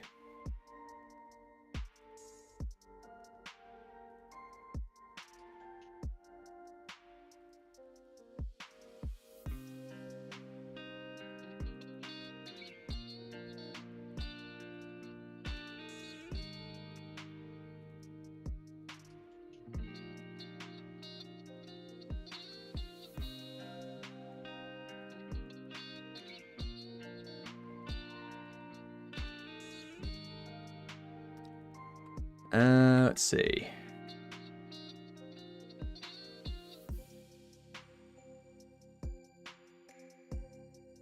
Hang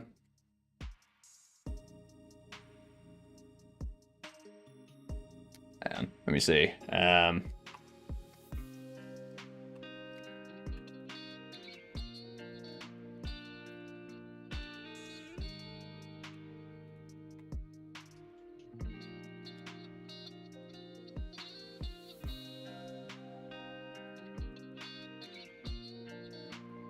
Let's see.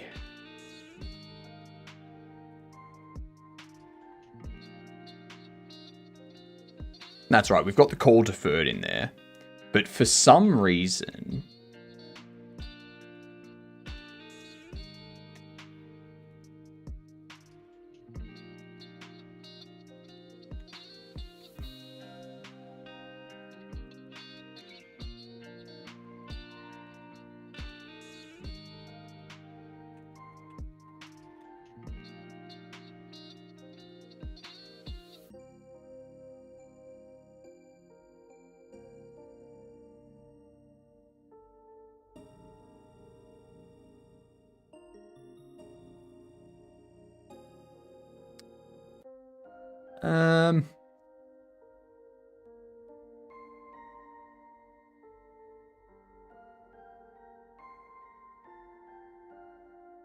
Where's the issue? I need to check in here.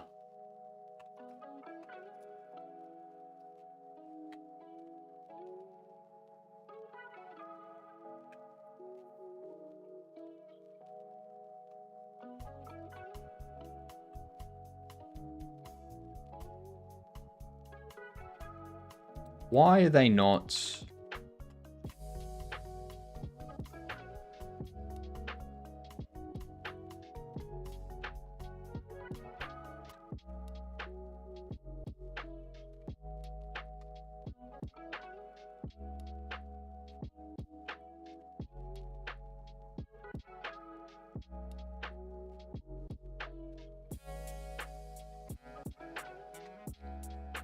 Need to get rid of this now. We don't need that.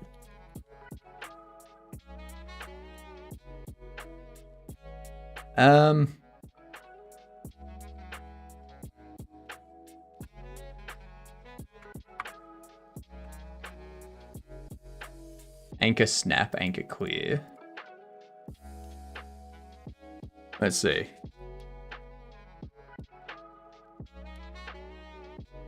Disconnect. Connect. If we're placing, we connect. If it's placed, we disconnect.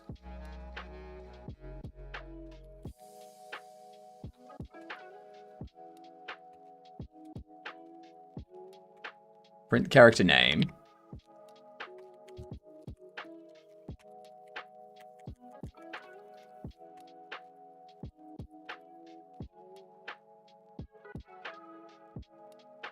Parent. Not parent either.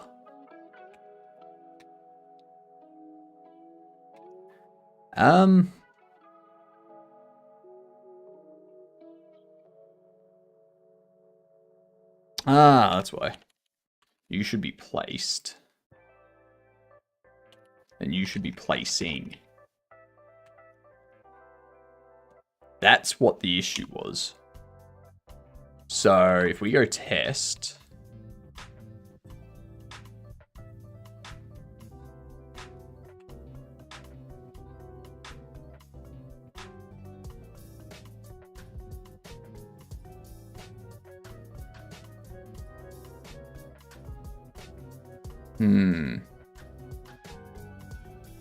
So that's obviously a problem.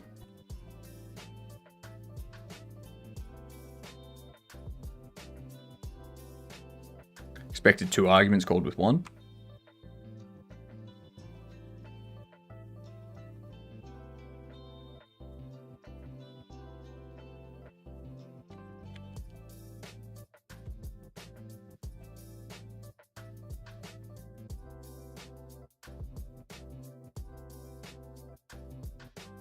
Oh, we do need to pass snap anchor in there.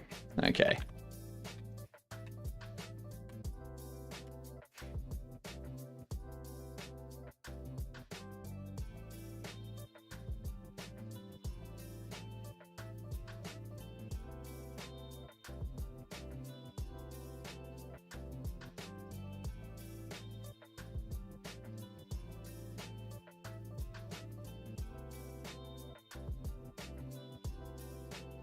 Let's see.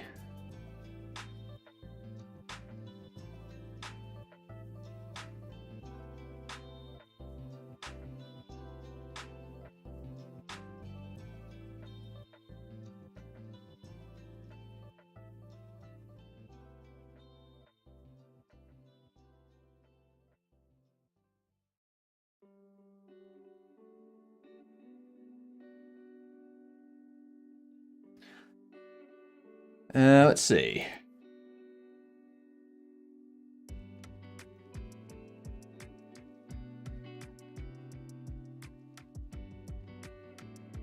Area entered connect. Area entered disconnect.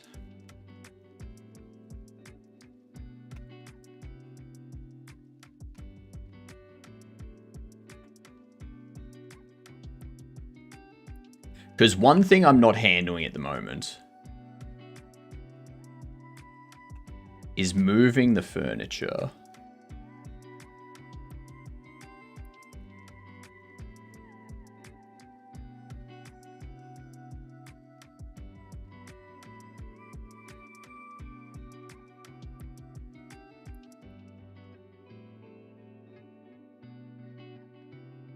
So,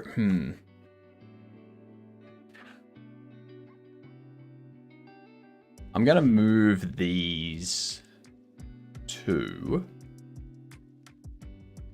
up here.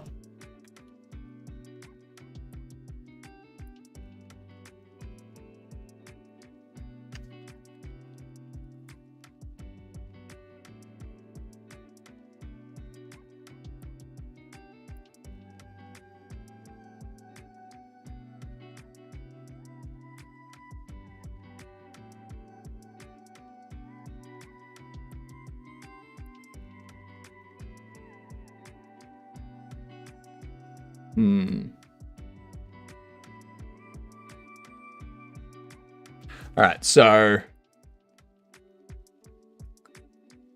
we loop over the anchors, we set the snap offset, the snap position in the offset.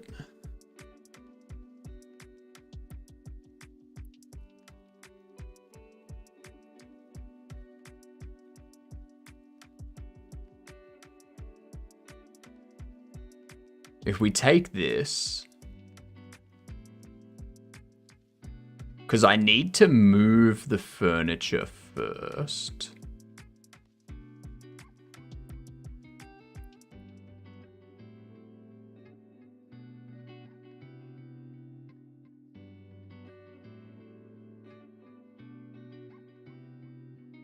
Because I want the furniture to be snapped at that position. But I also need to know when the ray cast is too far away. So it's not so much the clearing that needs to happen. So this anchor clear, don't need that. Don't need this anchor clear. Because once it's snapped, it's snapped. Know what I mean? So we get rid of this. We get rid of that. And I can set up a clear anchors.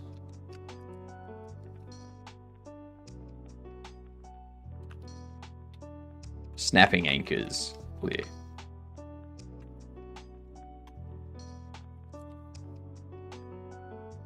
And what I need to do is in here,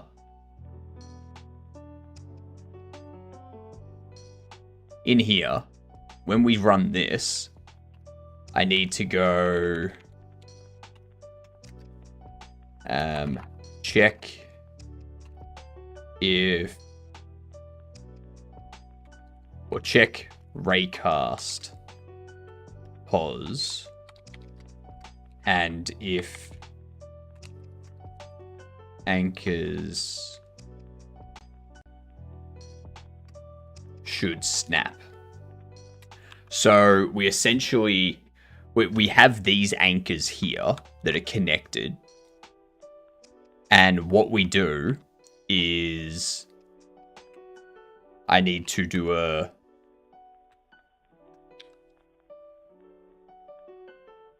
raycast force update. Force raycast update. So what we do in here is we go compare key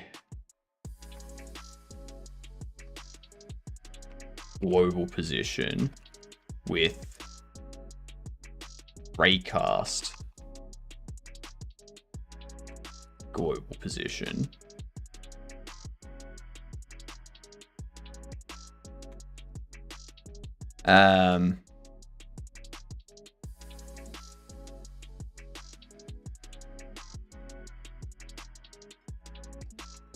Check if key anchor will still connect to anchor. Will still connect to target anchor.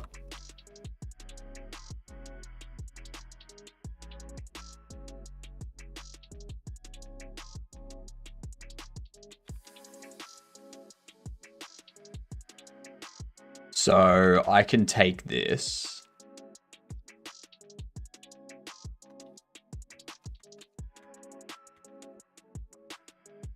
So I think we want to do adjust raycast first.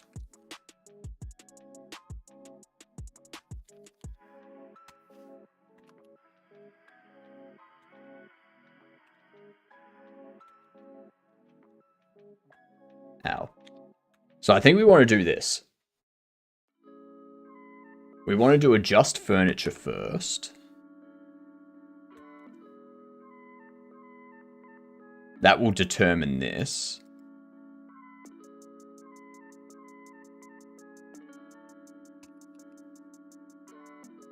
And that's not going to update these.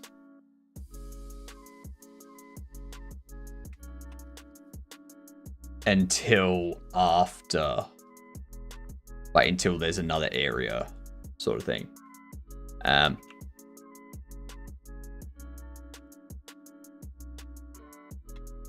Let's undo that.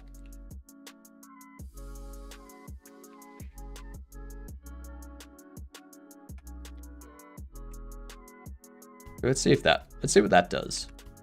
Let's just test that, see what happens.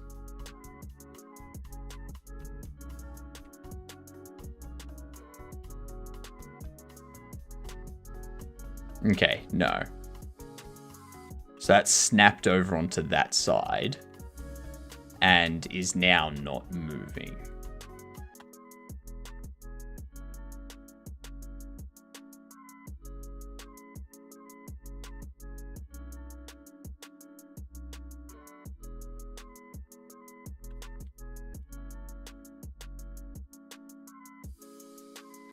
So in here, you go check raycast pause.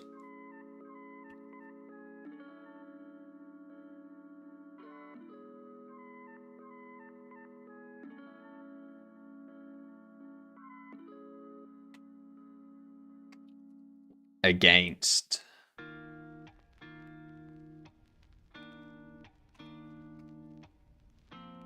furniture pause.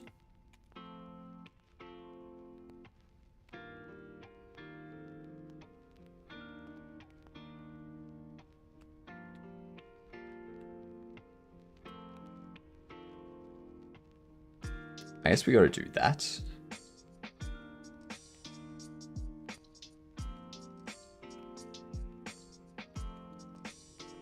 Wonder if I do like character.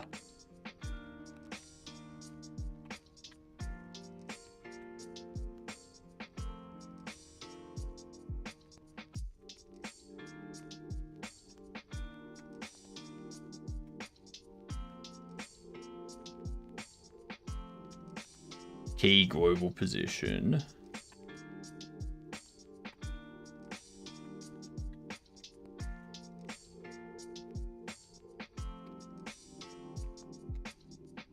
What if we do character furniture?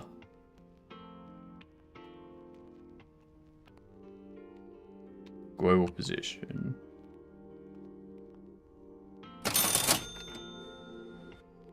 Oh, TB! Thank you for the tip. Much appreciated. You fantastic get done, you. I don't know what I did to deserve that, but it's appreciated. I am struggling here, TB. Do you know how I can do this? I'm currently just putting in code, hoping that something will make sense.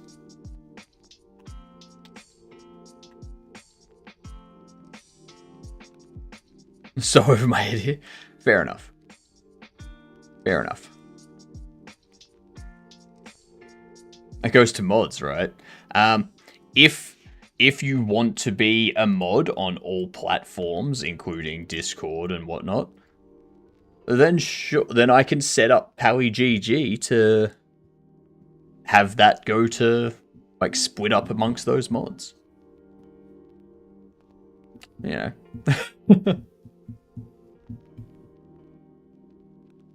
You gotta ping me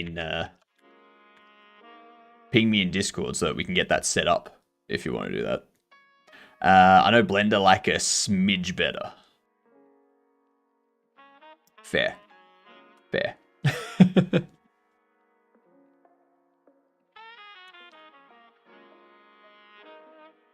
I mean, I'm happy to do that, McCory. You know, more than happy to do it. Characters, furniture, global position, distance 2. Anchors get key. Global position.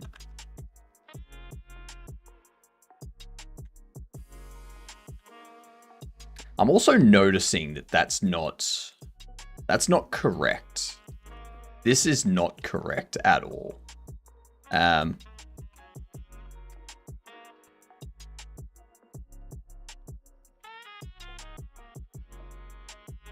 don't want it to add.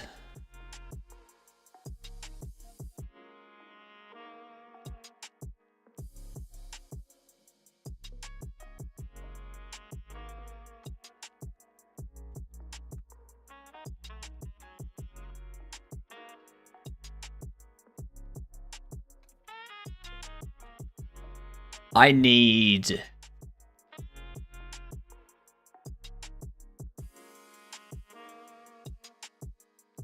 to get the midpoint between the anchors themselves.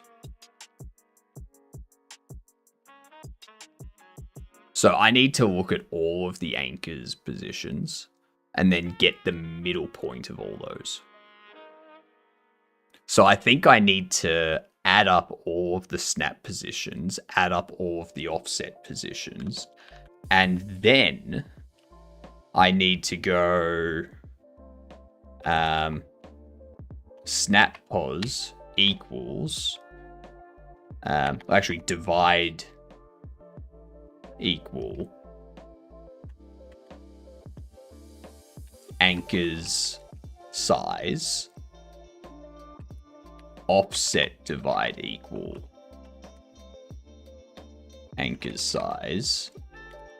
So we add them all up and then we divide by the size, and that should give us the middle of all of them. The X's, there's the X's, there's the Z's, the Y's and whatnot.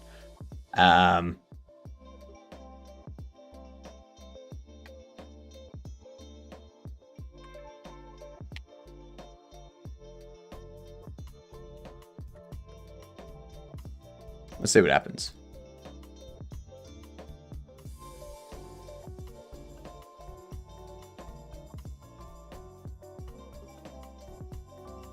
So that is still snapping over there. So you can see how it's got the offset over to the side.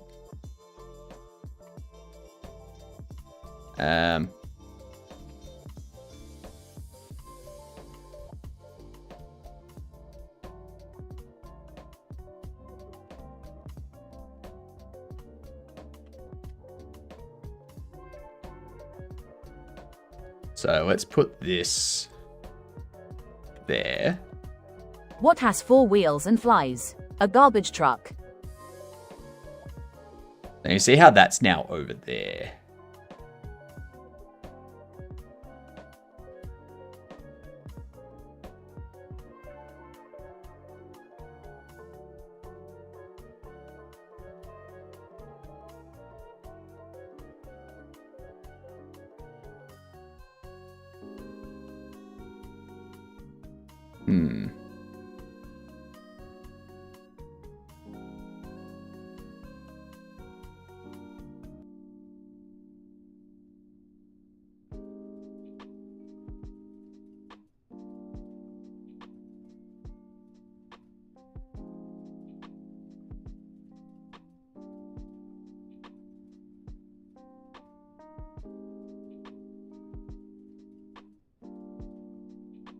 Let's see.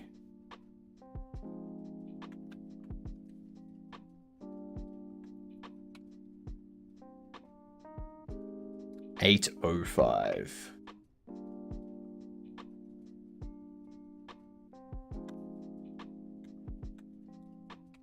Like this. Is checkerboard just a placeholder? What do you mean the checkerboard?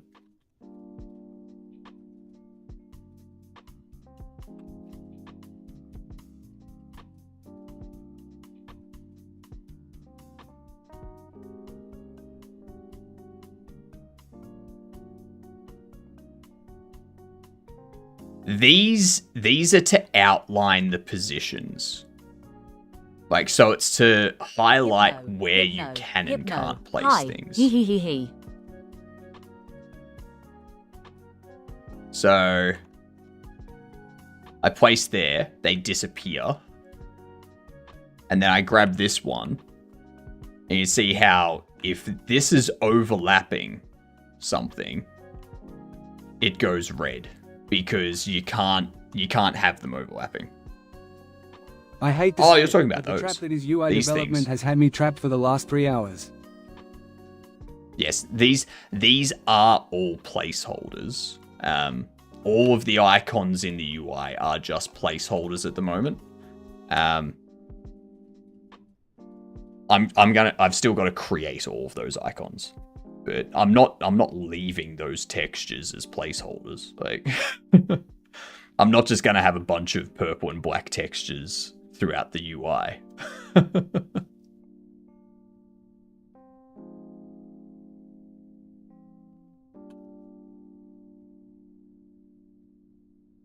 The trap that is UI development has trapped me for the last 3 hours. It'll trap you for longer than that too. You're gonna be stuck in it for ages.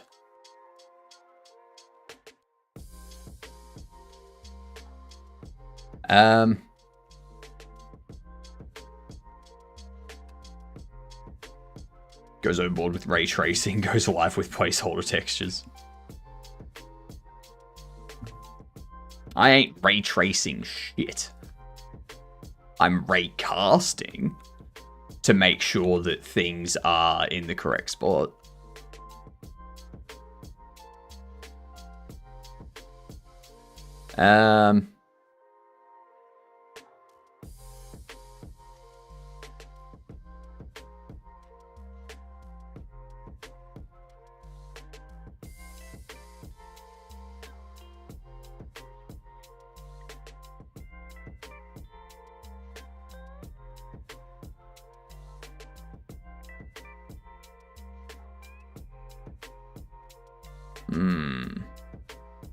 I was like, oh, I'm gonna work on the Titans and everything. Then I started making a theme. Next thing I knew, I was making the title screen and the basis of a multiplayer menu.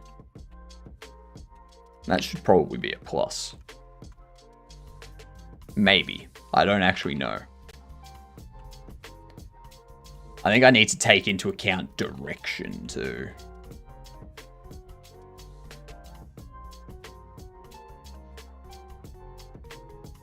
I see how that's there.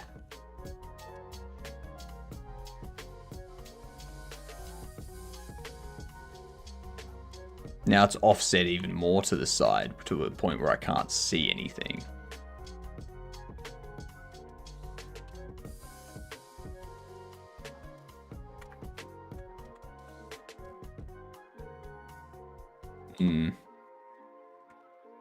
Ads coming in. Got to get that uncanny, unreal, generic look now. Hell no. I don't want my game to look like every other game that's been put out. Make another Unreal Engine game that gets lost in the crowd. No thanks. Okay, 2002 to 2009. It's not a shooter. It's not sci-fi. It is action. Unreal is the boon and bane of game dev right now. I mean, not really.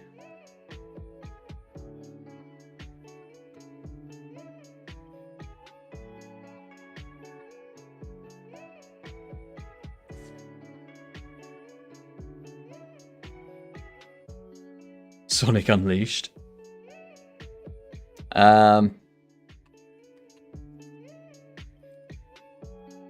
It is single player, 2002 to 2007. It is a fantasy game. It is a fantasy game.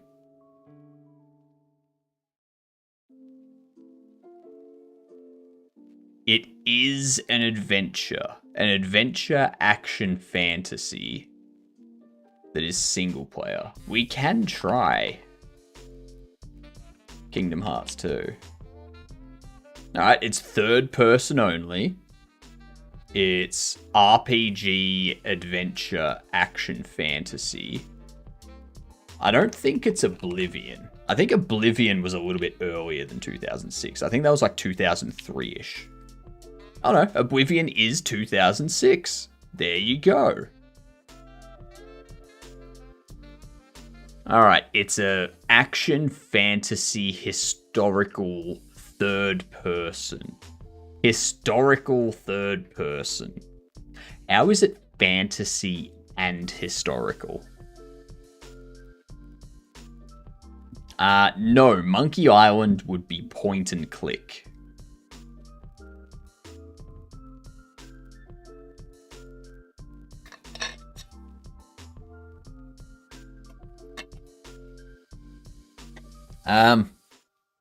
God, I love Monkey Island. 2006, third person, single player, adventure RPG, action fantasy historical.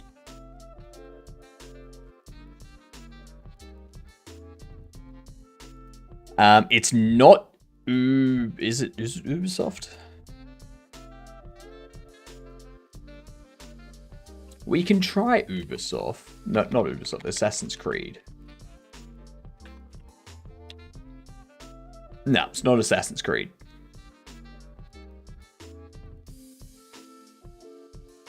Hitman? No, Hitman would be a shooter and it would be stealth. Hitman would be stealth.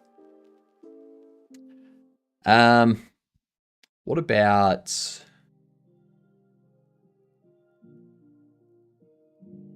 adventure RPG?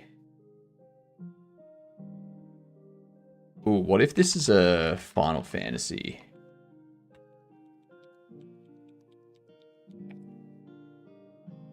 Okay, it's not a Final Fantasy. GTA, very historical. Would it be a Tomb Raider? It could be a Tomb Raider.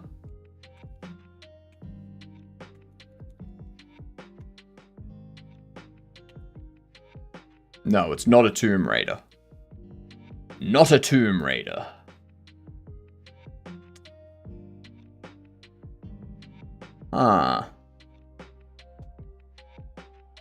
We have one guess left. Third person. Historical fantasy action.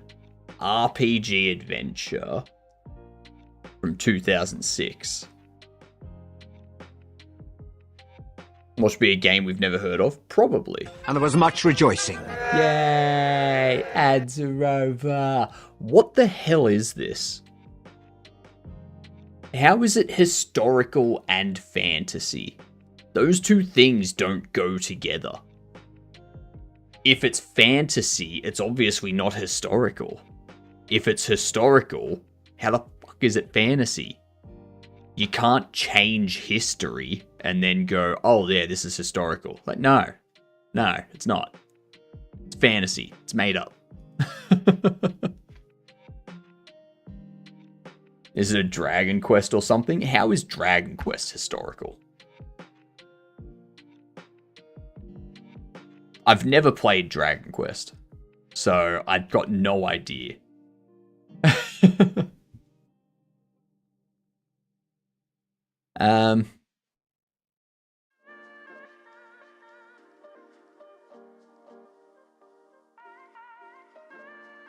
What if it's like an Indiana Jones?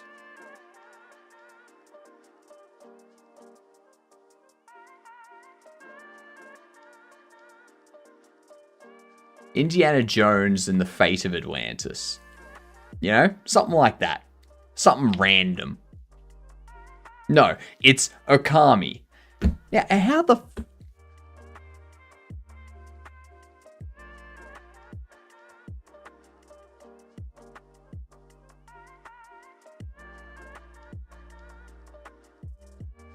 You telling me this is historical?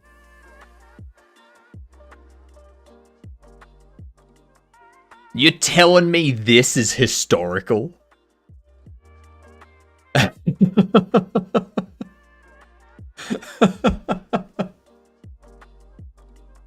Fuck's sake. Historical my ass.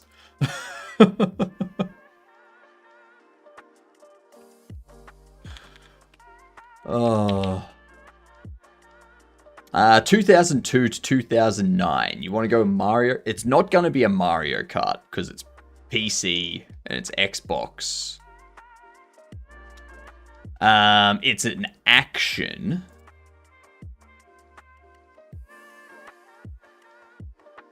I was there. That's exactly how it happened. Yep. You got a magical fox running around taking out flying kite people. Yep. Exactly. Perfectly historically accurate. Yep. God of War. It's third person and it's single player. Okay, 2006 to 2009.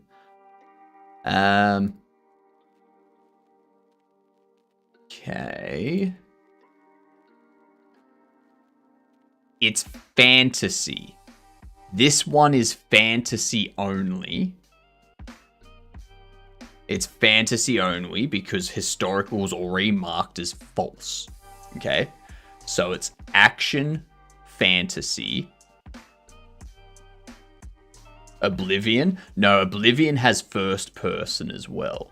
This being third person only, I would say it's more of a Dark Souls. It is an in-house engine, okay. It is an in-house engine. It's not adventure and it's not RPG. So it's either a puzzle or a hack and slash. It's a puzzle or a hack and slash. Witcher? No, Witcher would be adventure.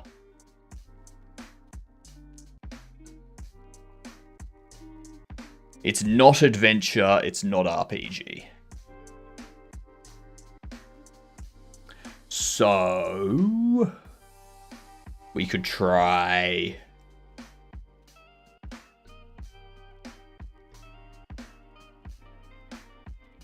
third person action fantasy that's not RPG or adventure.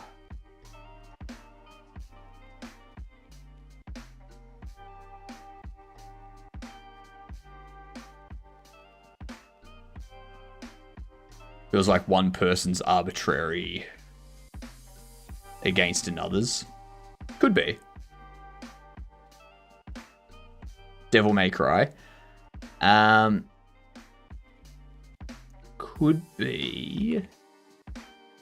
Could be a Devil May Cry. No, it's not a Devil May Cry. It is a hack and slash. It's a third person single player hack and slash action fantasy. Third person, single player, action fantasy, hack and slash. Is this a Dynasty Warriors? Not a Dynasty Warriors.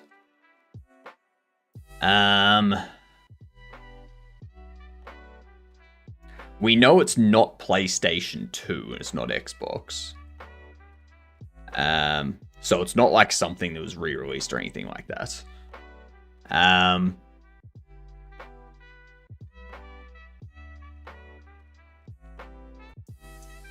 hack and slash.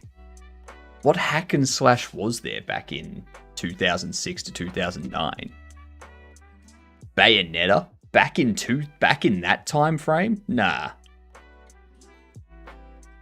The only things I can think of back in this time would have been like your RPGs, like Final Fantasy and Oblivion, stuff like that, or your shooters, like Call of Duty, Battlefield,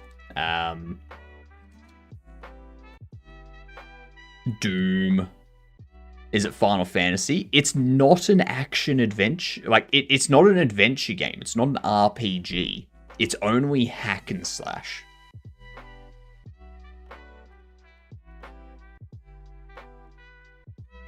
So a third-person game where all you're doing is hack and slash. Nothing else. What would that be?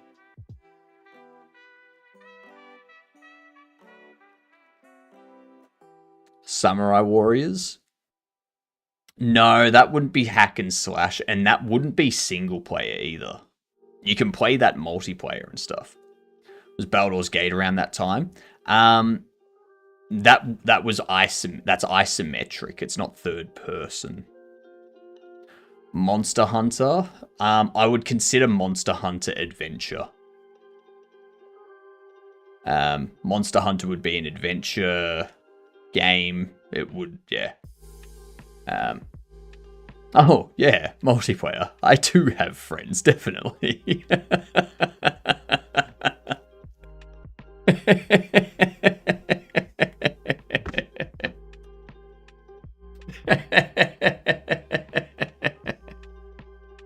Nice. Very nice. Let's go. Cthulhu saves the world. There's no Cthulhu saves the world.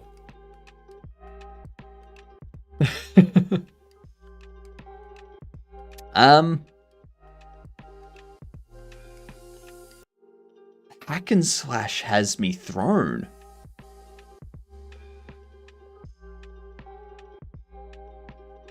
Is this...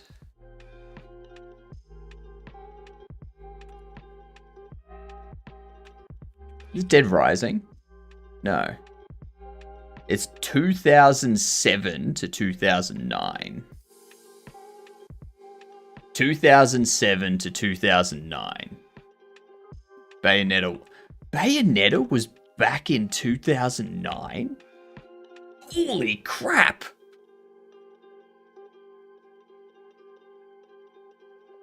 How? What? Bayonetta is 16 years old? God damn. God damn. I thought that was like 2012, 2013 sort of thing. Bayonetta is apparently the only hack and slash I know. Grey bearding over here.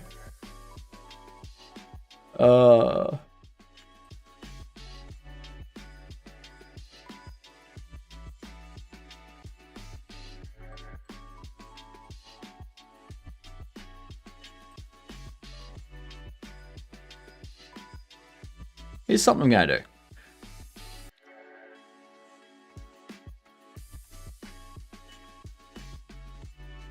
Adjusting.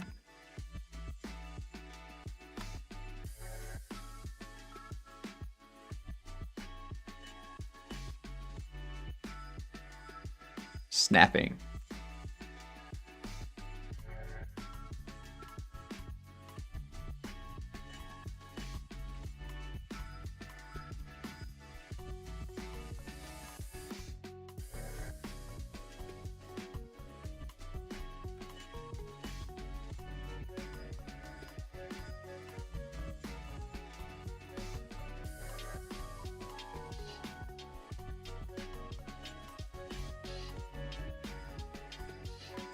Okay.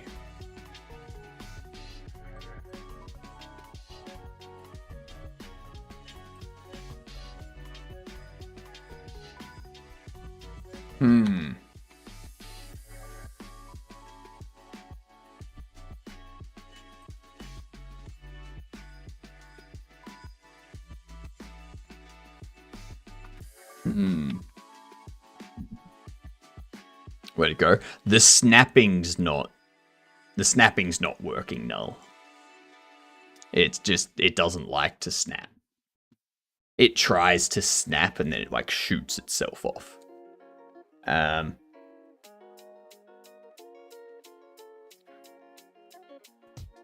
Yeah.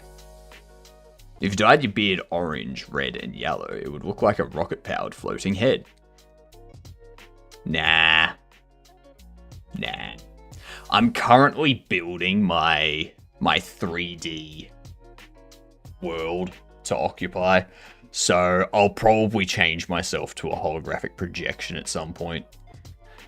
And just like go through that. You know, normal stuff.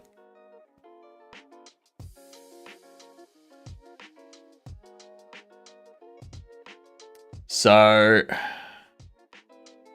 that was you thought Bayonetta was a Wii exclusive? Fair. We need to check the raycast position against the furniture position. Do we need to do that?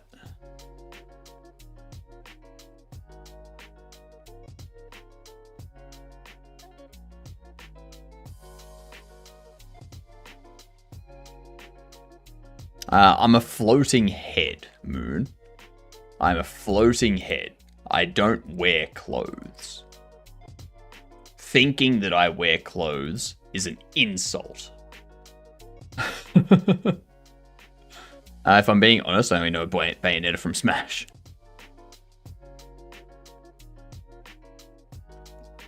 Did you all hear about the manager in Western Australia that got fired?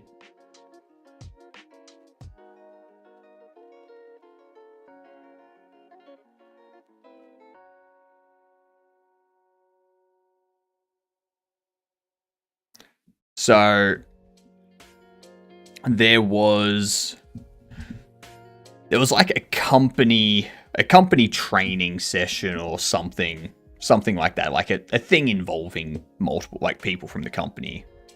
And one of the managers referred to someone as he.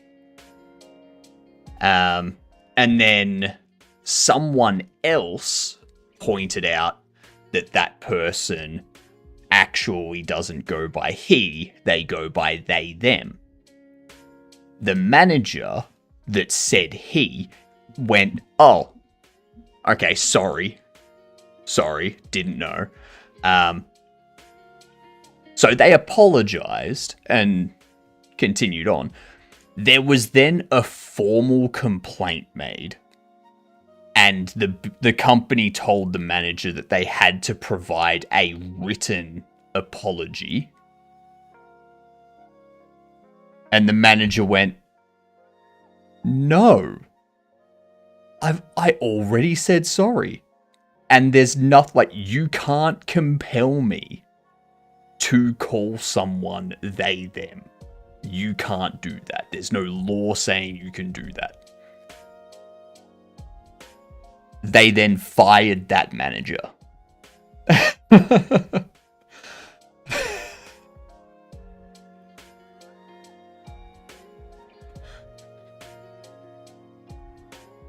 So stupid. So stupid.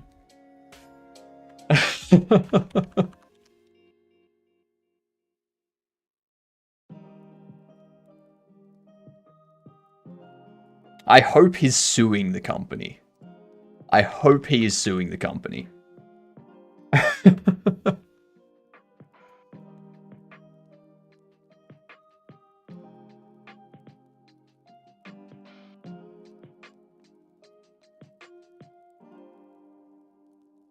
Let's see. Snap furniture.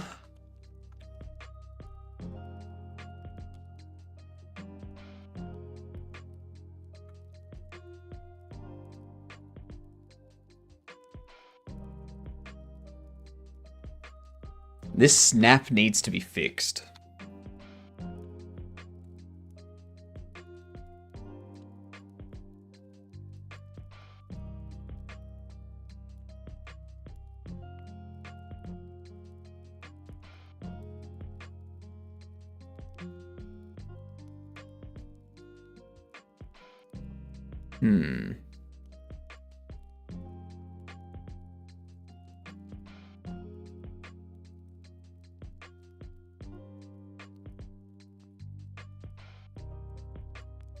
That's what I'm gonna do. I'll pop those back in. I'm going to go back into this anchor.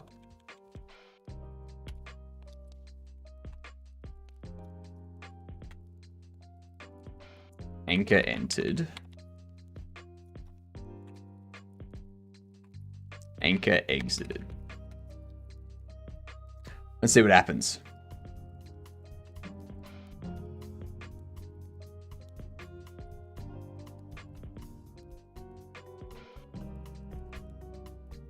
Okay, so that's adjusting. Good. Gonna pop you there. Grab this one.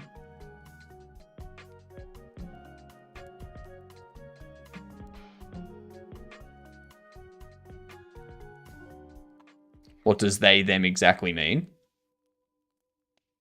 Hang on.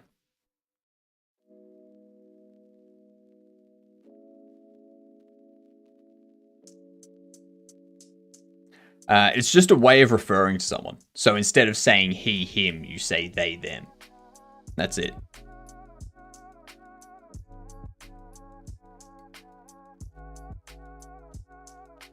Adjusting, snapping, exited.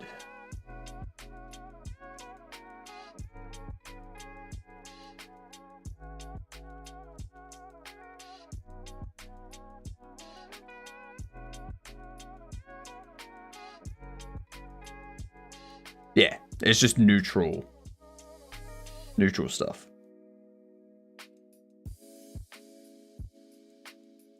Like someone being fired for using a different pronoun and apologizing after having used the incorrect pronoun when it's pointed out what the correct pronouns are is stupid.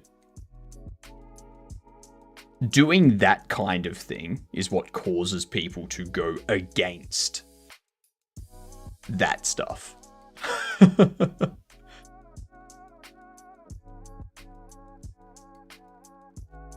I still referred to an organization or company. No, he was talking to someone else. Like, he was talking about someone else. Like, he was referring to a person.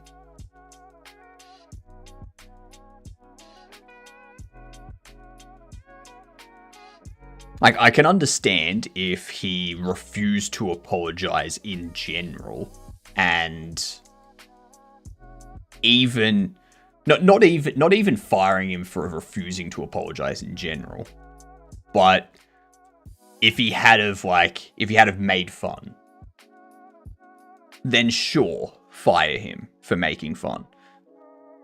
But if he uses the incorrect pronoun, he gets corrected, and then he starts using the correct pronoun from that point on. Who cares? Move on.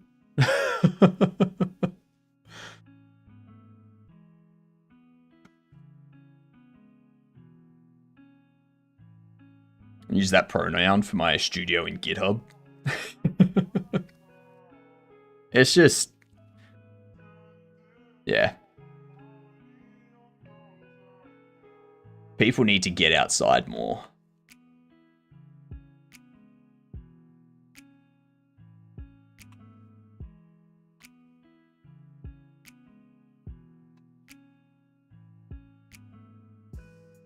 People are too used to having everything set up for them.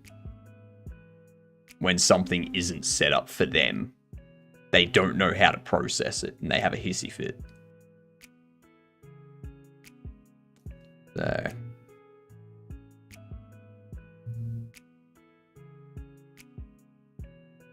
how do we have this?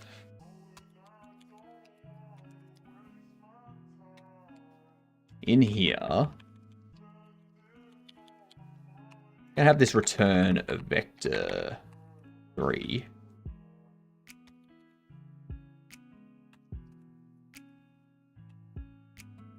Raycast was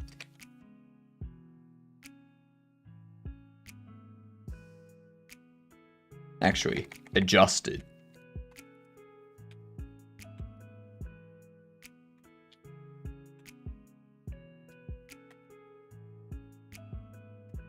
then in here,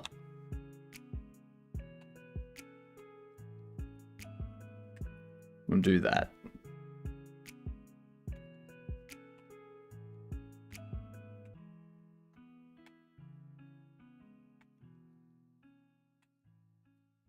Return that.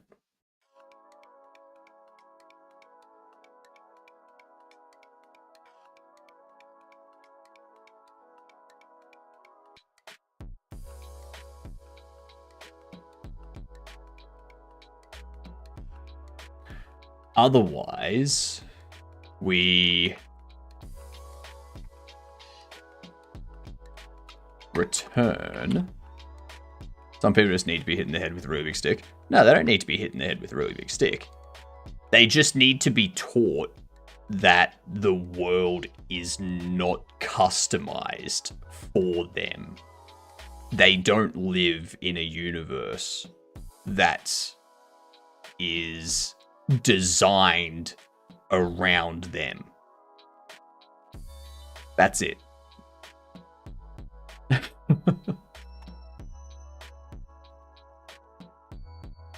Is the GD script an interpretive language? It is interpreted at runtime, yeah. So GD script, Godot doesn't compile GD script or C#. It doesn't compile those. It just processes them at runtime.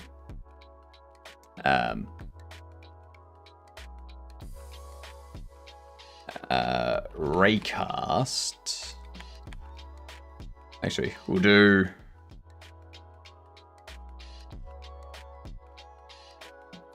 character global position plus Raycast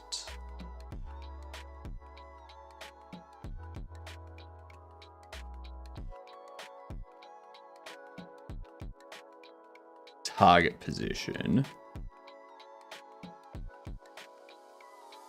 How is its speed? Its speed's fine. Like, there's no problem with GD script speed. You can tokenize it to an IL. Not really that much faster. Yeah. Like, it all runs very fine. Like, my game at the moment is running at 165 FPS. But that's because I have it capped to... Like, I have VSync on. So it's synchronizing to my monitor's FPS. I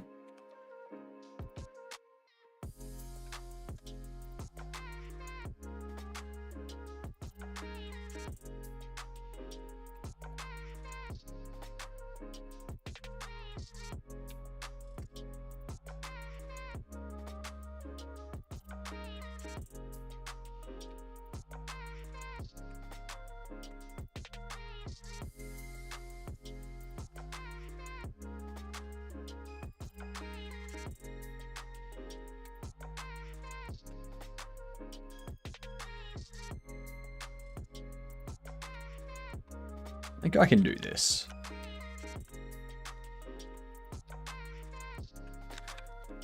Plus...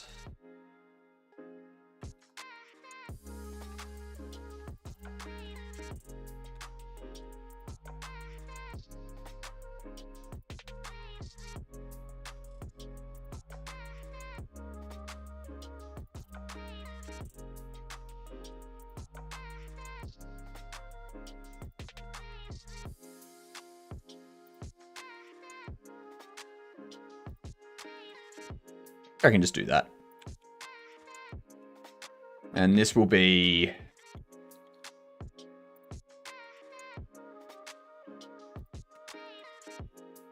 vector 3 forward. Multiplied by that.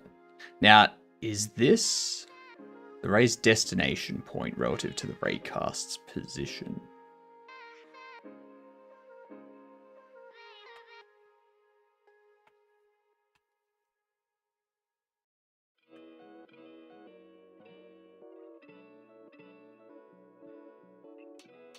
Now, is this...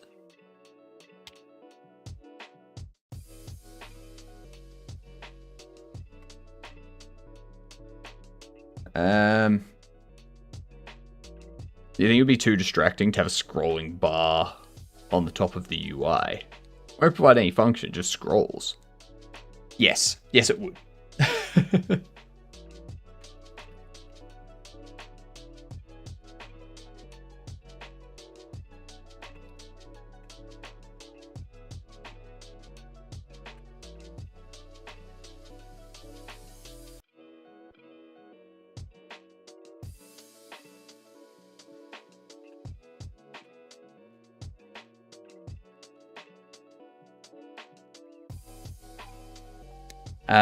I want to do this in the most condensed way possible.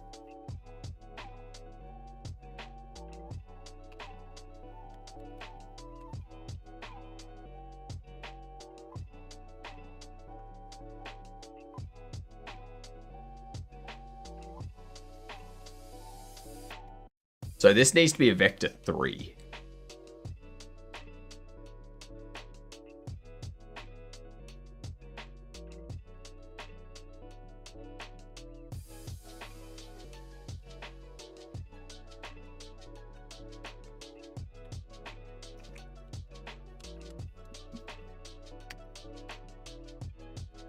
We're getting a raid. I'm waiting for him to come in. G'day, you good dunce. How are yous doing? What's going on? Hello all. Big boy raid indeed. How you doing, Yochik? Haven't seen me in a million years. Haven't seen you in a million years, big boy. What's going on? Thank you for the follow too, much appreciated. You're officially a gedunt. And what that means is you get to go up to people and say, G'day, I'm a gedunt. It stands for good unt. You can add a C to the start of that. Same with you. Thank you for the follow too. You can also introduce yourself to people as a gedunt. From one mustache man stream to another's. Yes. Yes. I'm your completely regular mustache man. Where's this one gone? There it is. I am your completely regular mustache man.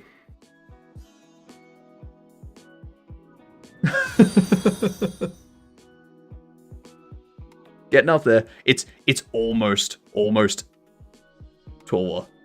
Yeah.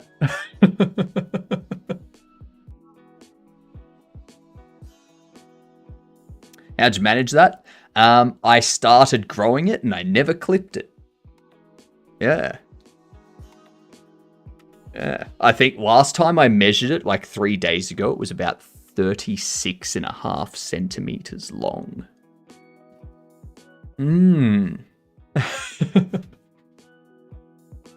Well, what were you doing today, big boy? Give us some deets. Welcome in, y'all. If you've never been here before, why not? I'm HypnotiK. I'm making a bobblehead shop simulator. And we're currently working on having our furniture snap to these anchor points that we're setting up. And these things. So, yeah. My beard grows quite a bit, but never that far. You miss out. You miss out on some of the beard too. So like some of the beard gets cut off. Like down here is where the bottom of the beard is. Right? Like, you don't get to see it. It cuts off. So. I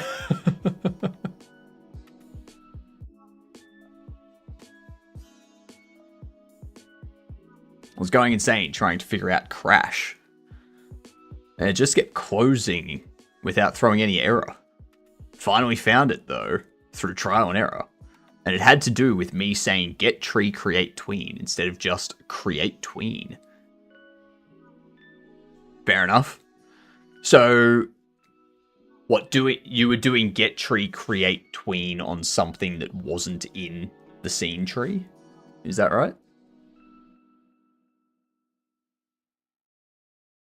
Because otherwise that should work. Yeah. Yeah, I'm just tinkering around at the moment, trying to get some different bits and pieces sorted with snapping furniture. I think that might have been it. It crashed when nodes were cleared out. Yep. So the node would have been removed from the tree, not yet queued for deletion, or not yet deleted, but removed from the tree, sort of thing. Calling that on the node itself also frees the tween when the node is freed. Yeah, that's true. Because it becomes localized to the node. Smart.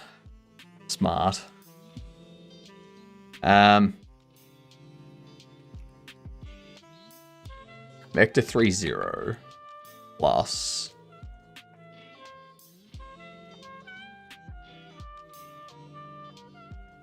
actually I need to do pos is vector 3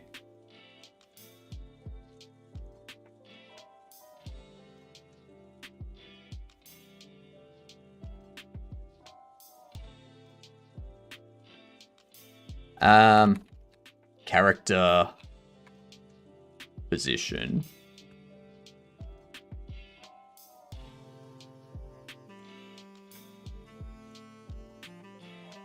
we do pos z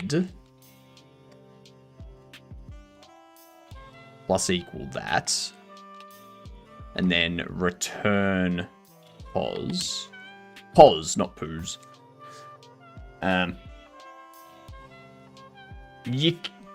Can you do? You can't call create timer on a node, can you? You can only call create timer against the scene tree because it creates a scene tree timer as opposed to a node timer.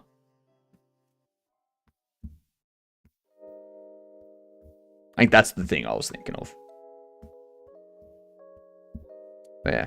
What are you doing for the rest of the day, big boy? Putting up a new build? Do you wanna post the link to your game? Anything like that?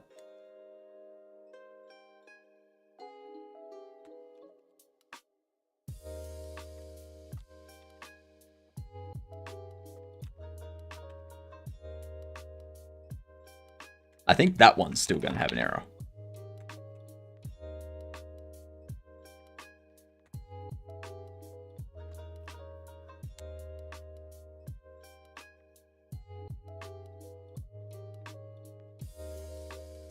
No.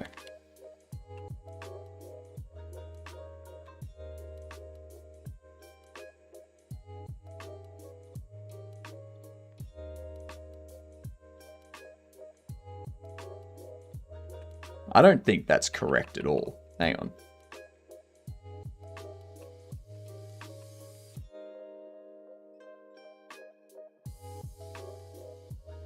What was the original? Character furniture position Z.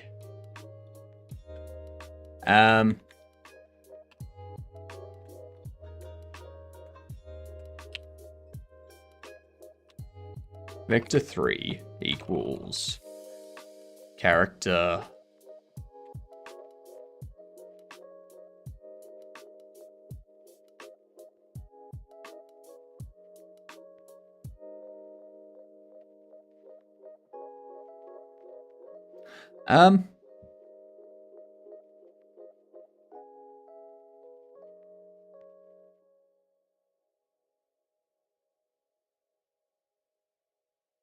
how can, because I need it to be related to the furniture's position, but not the character's.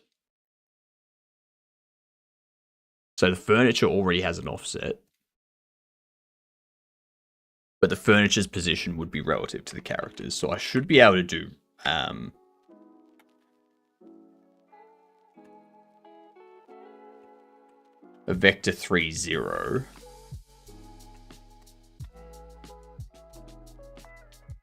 point Z plus the half depth. So that should be okay.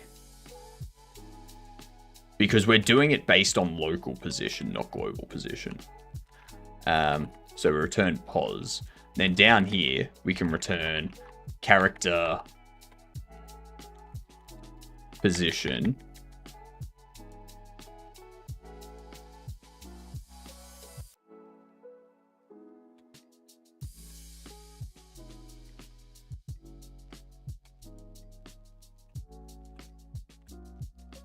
Get rid of that. And we do pos z plus equal the raycast target position z. Return pos.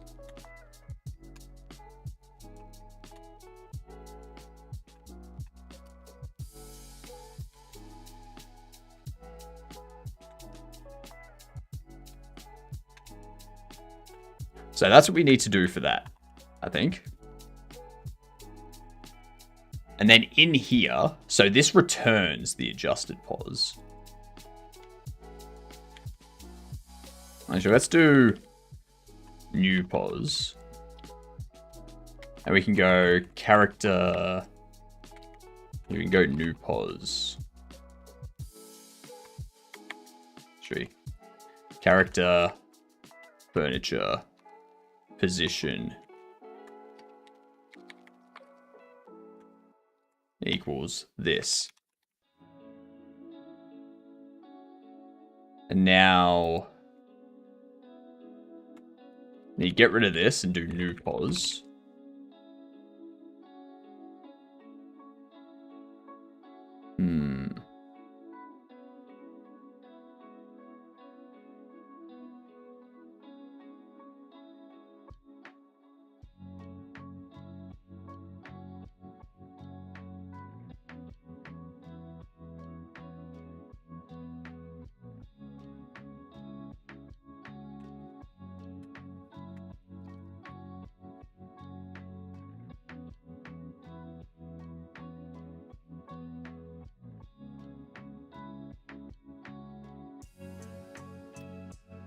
Yeah, get rid of that.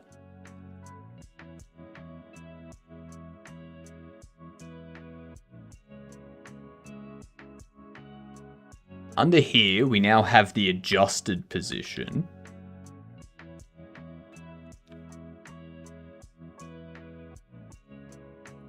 I don't want to do this.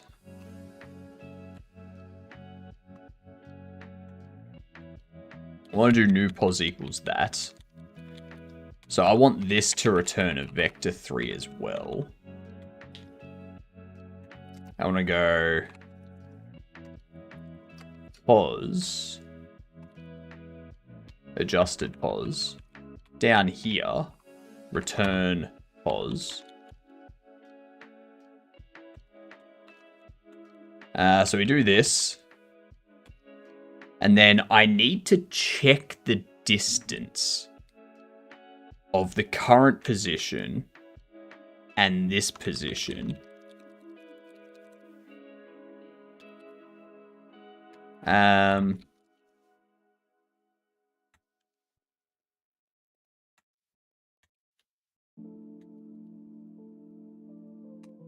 If snap pos plus offset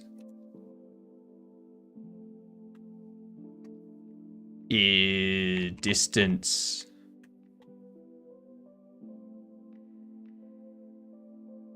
no. If pos distance to this is less than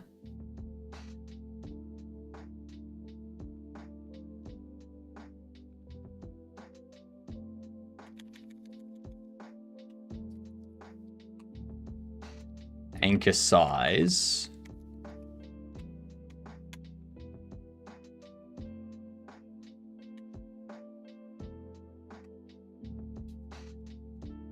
and do I'm not going to bother with that.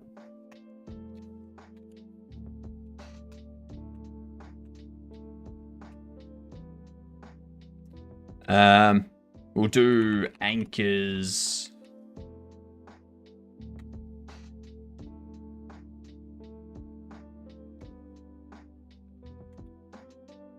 Keys. Front.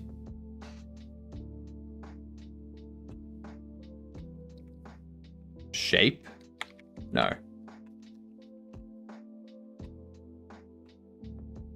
Collision, shape, size, diameter, radius?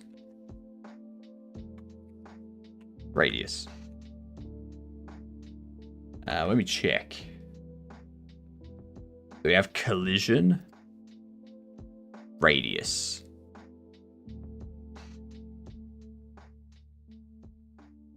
Okay. Under here, do on ready bar collision. Collision shape 3D with collision.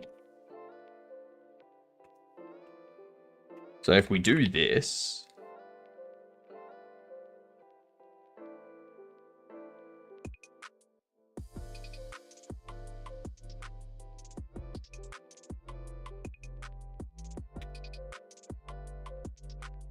then what we can do after that, I can go pos equals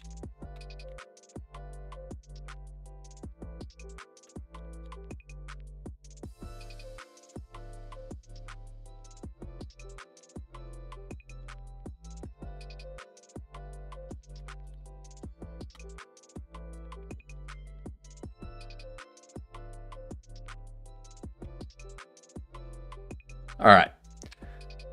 Let's see what happens. I guarantee this is still broken, but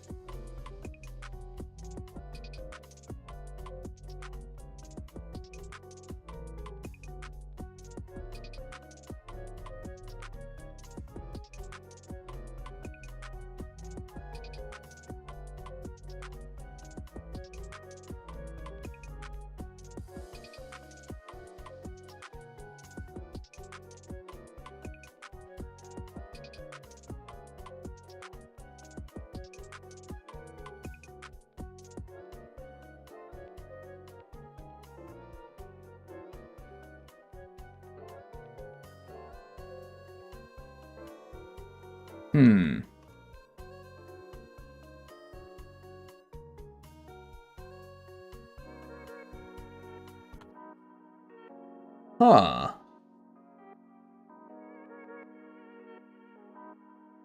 So if the position distance 2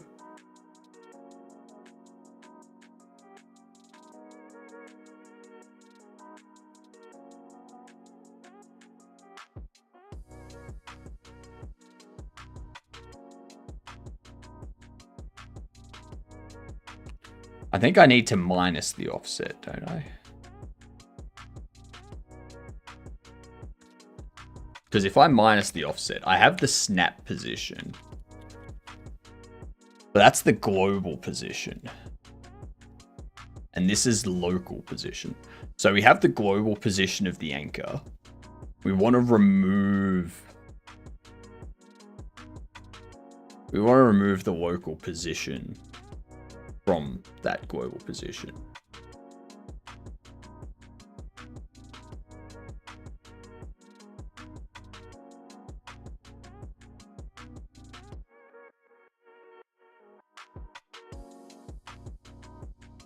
I wonder if we do this as an absolute.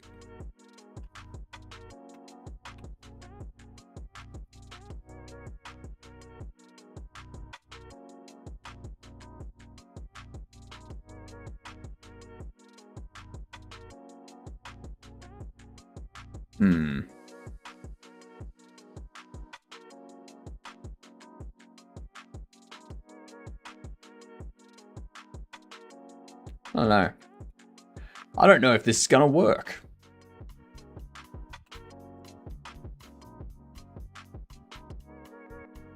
You shouldn't just go for longest mustache record, but also longest bear record. You will look dope. Longest beard record. I'm assuming you meant beard. I mean, I could try.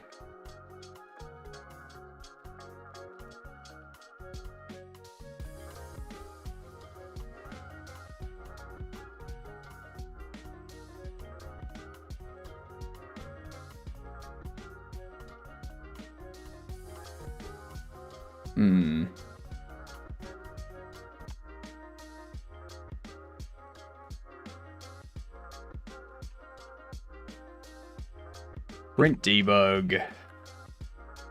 Pause. Well, adjusted.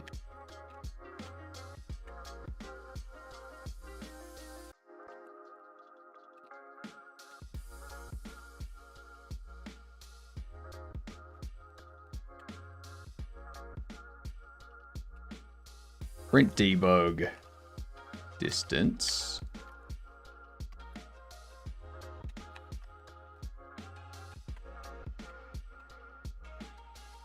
Distance 2. Snap pause minus offset. And print debug.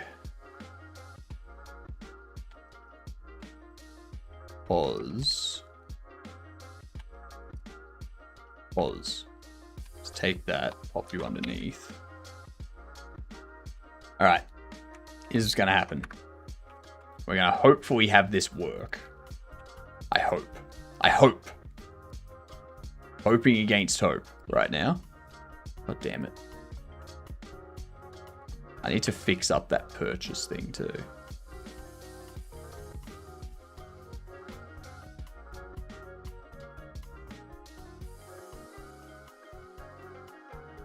How is the distance that much? Oh, I know why. No, snap pause.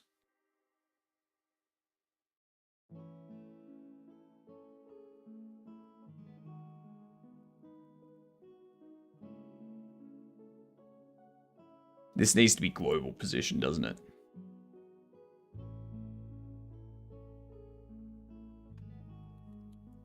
This is going to be...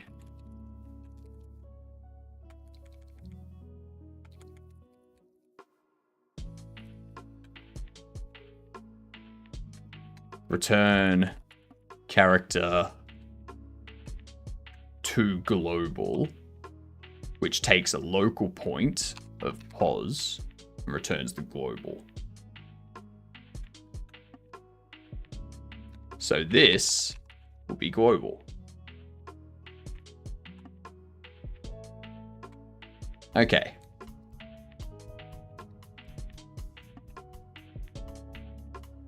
I hope this works.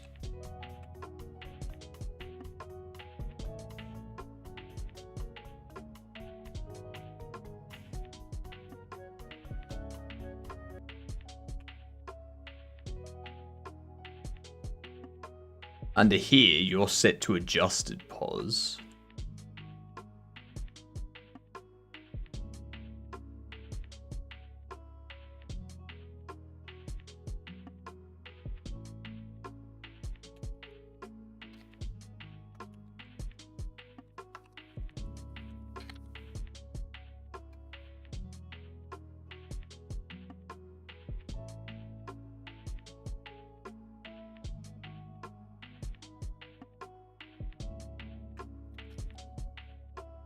Huh?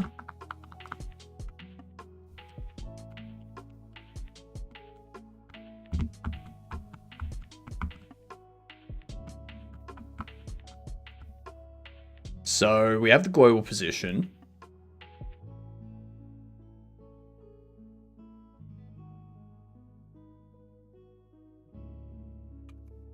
We can see that it's not printing pos at all because these are too high.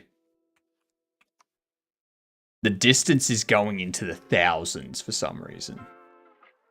Stop, he'd be too powerful. I mean, the beard is just going to keep growing. I have no plans to cut the beard. Like, this is gonna keep just growing longer and longer. Like, down there is where I can get the longest beard hair too. That right there is the longest beard hair. All the way down here.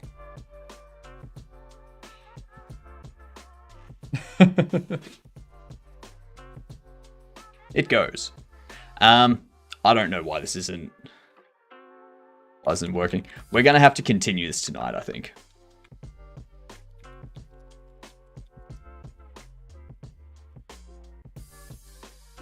Yeah, we have to continue this tonight.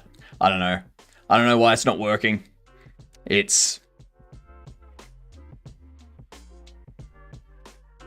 Our calculations are off. I need to figure out what's wrong with the calculation. Where do we want to go?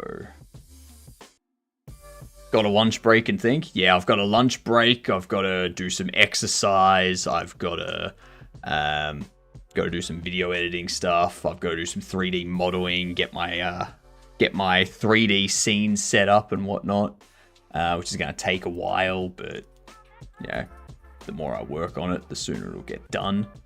So, yeah. Let's. All right, I know where we're going. Take time off work to work. Exactly. Let's dark side of the force. Something.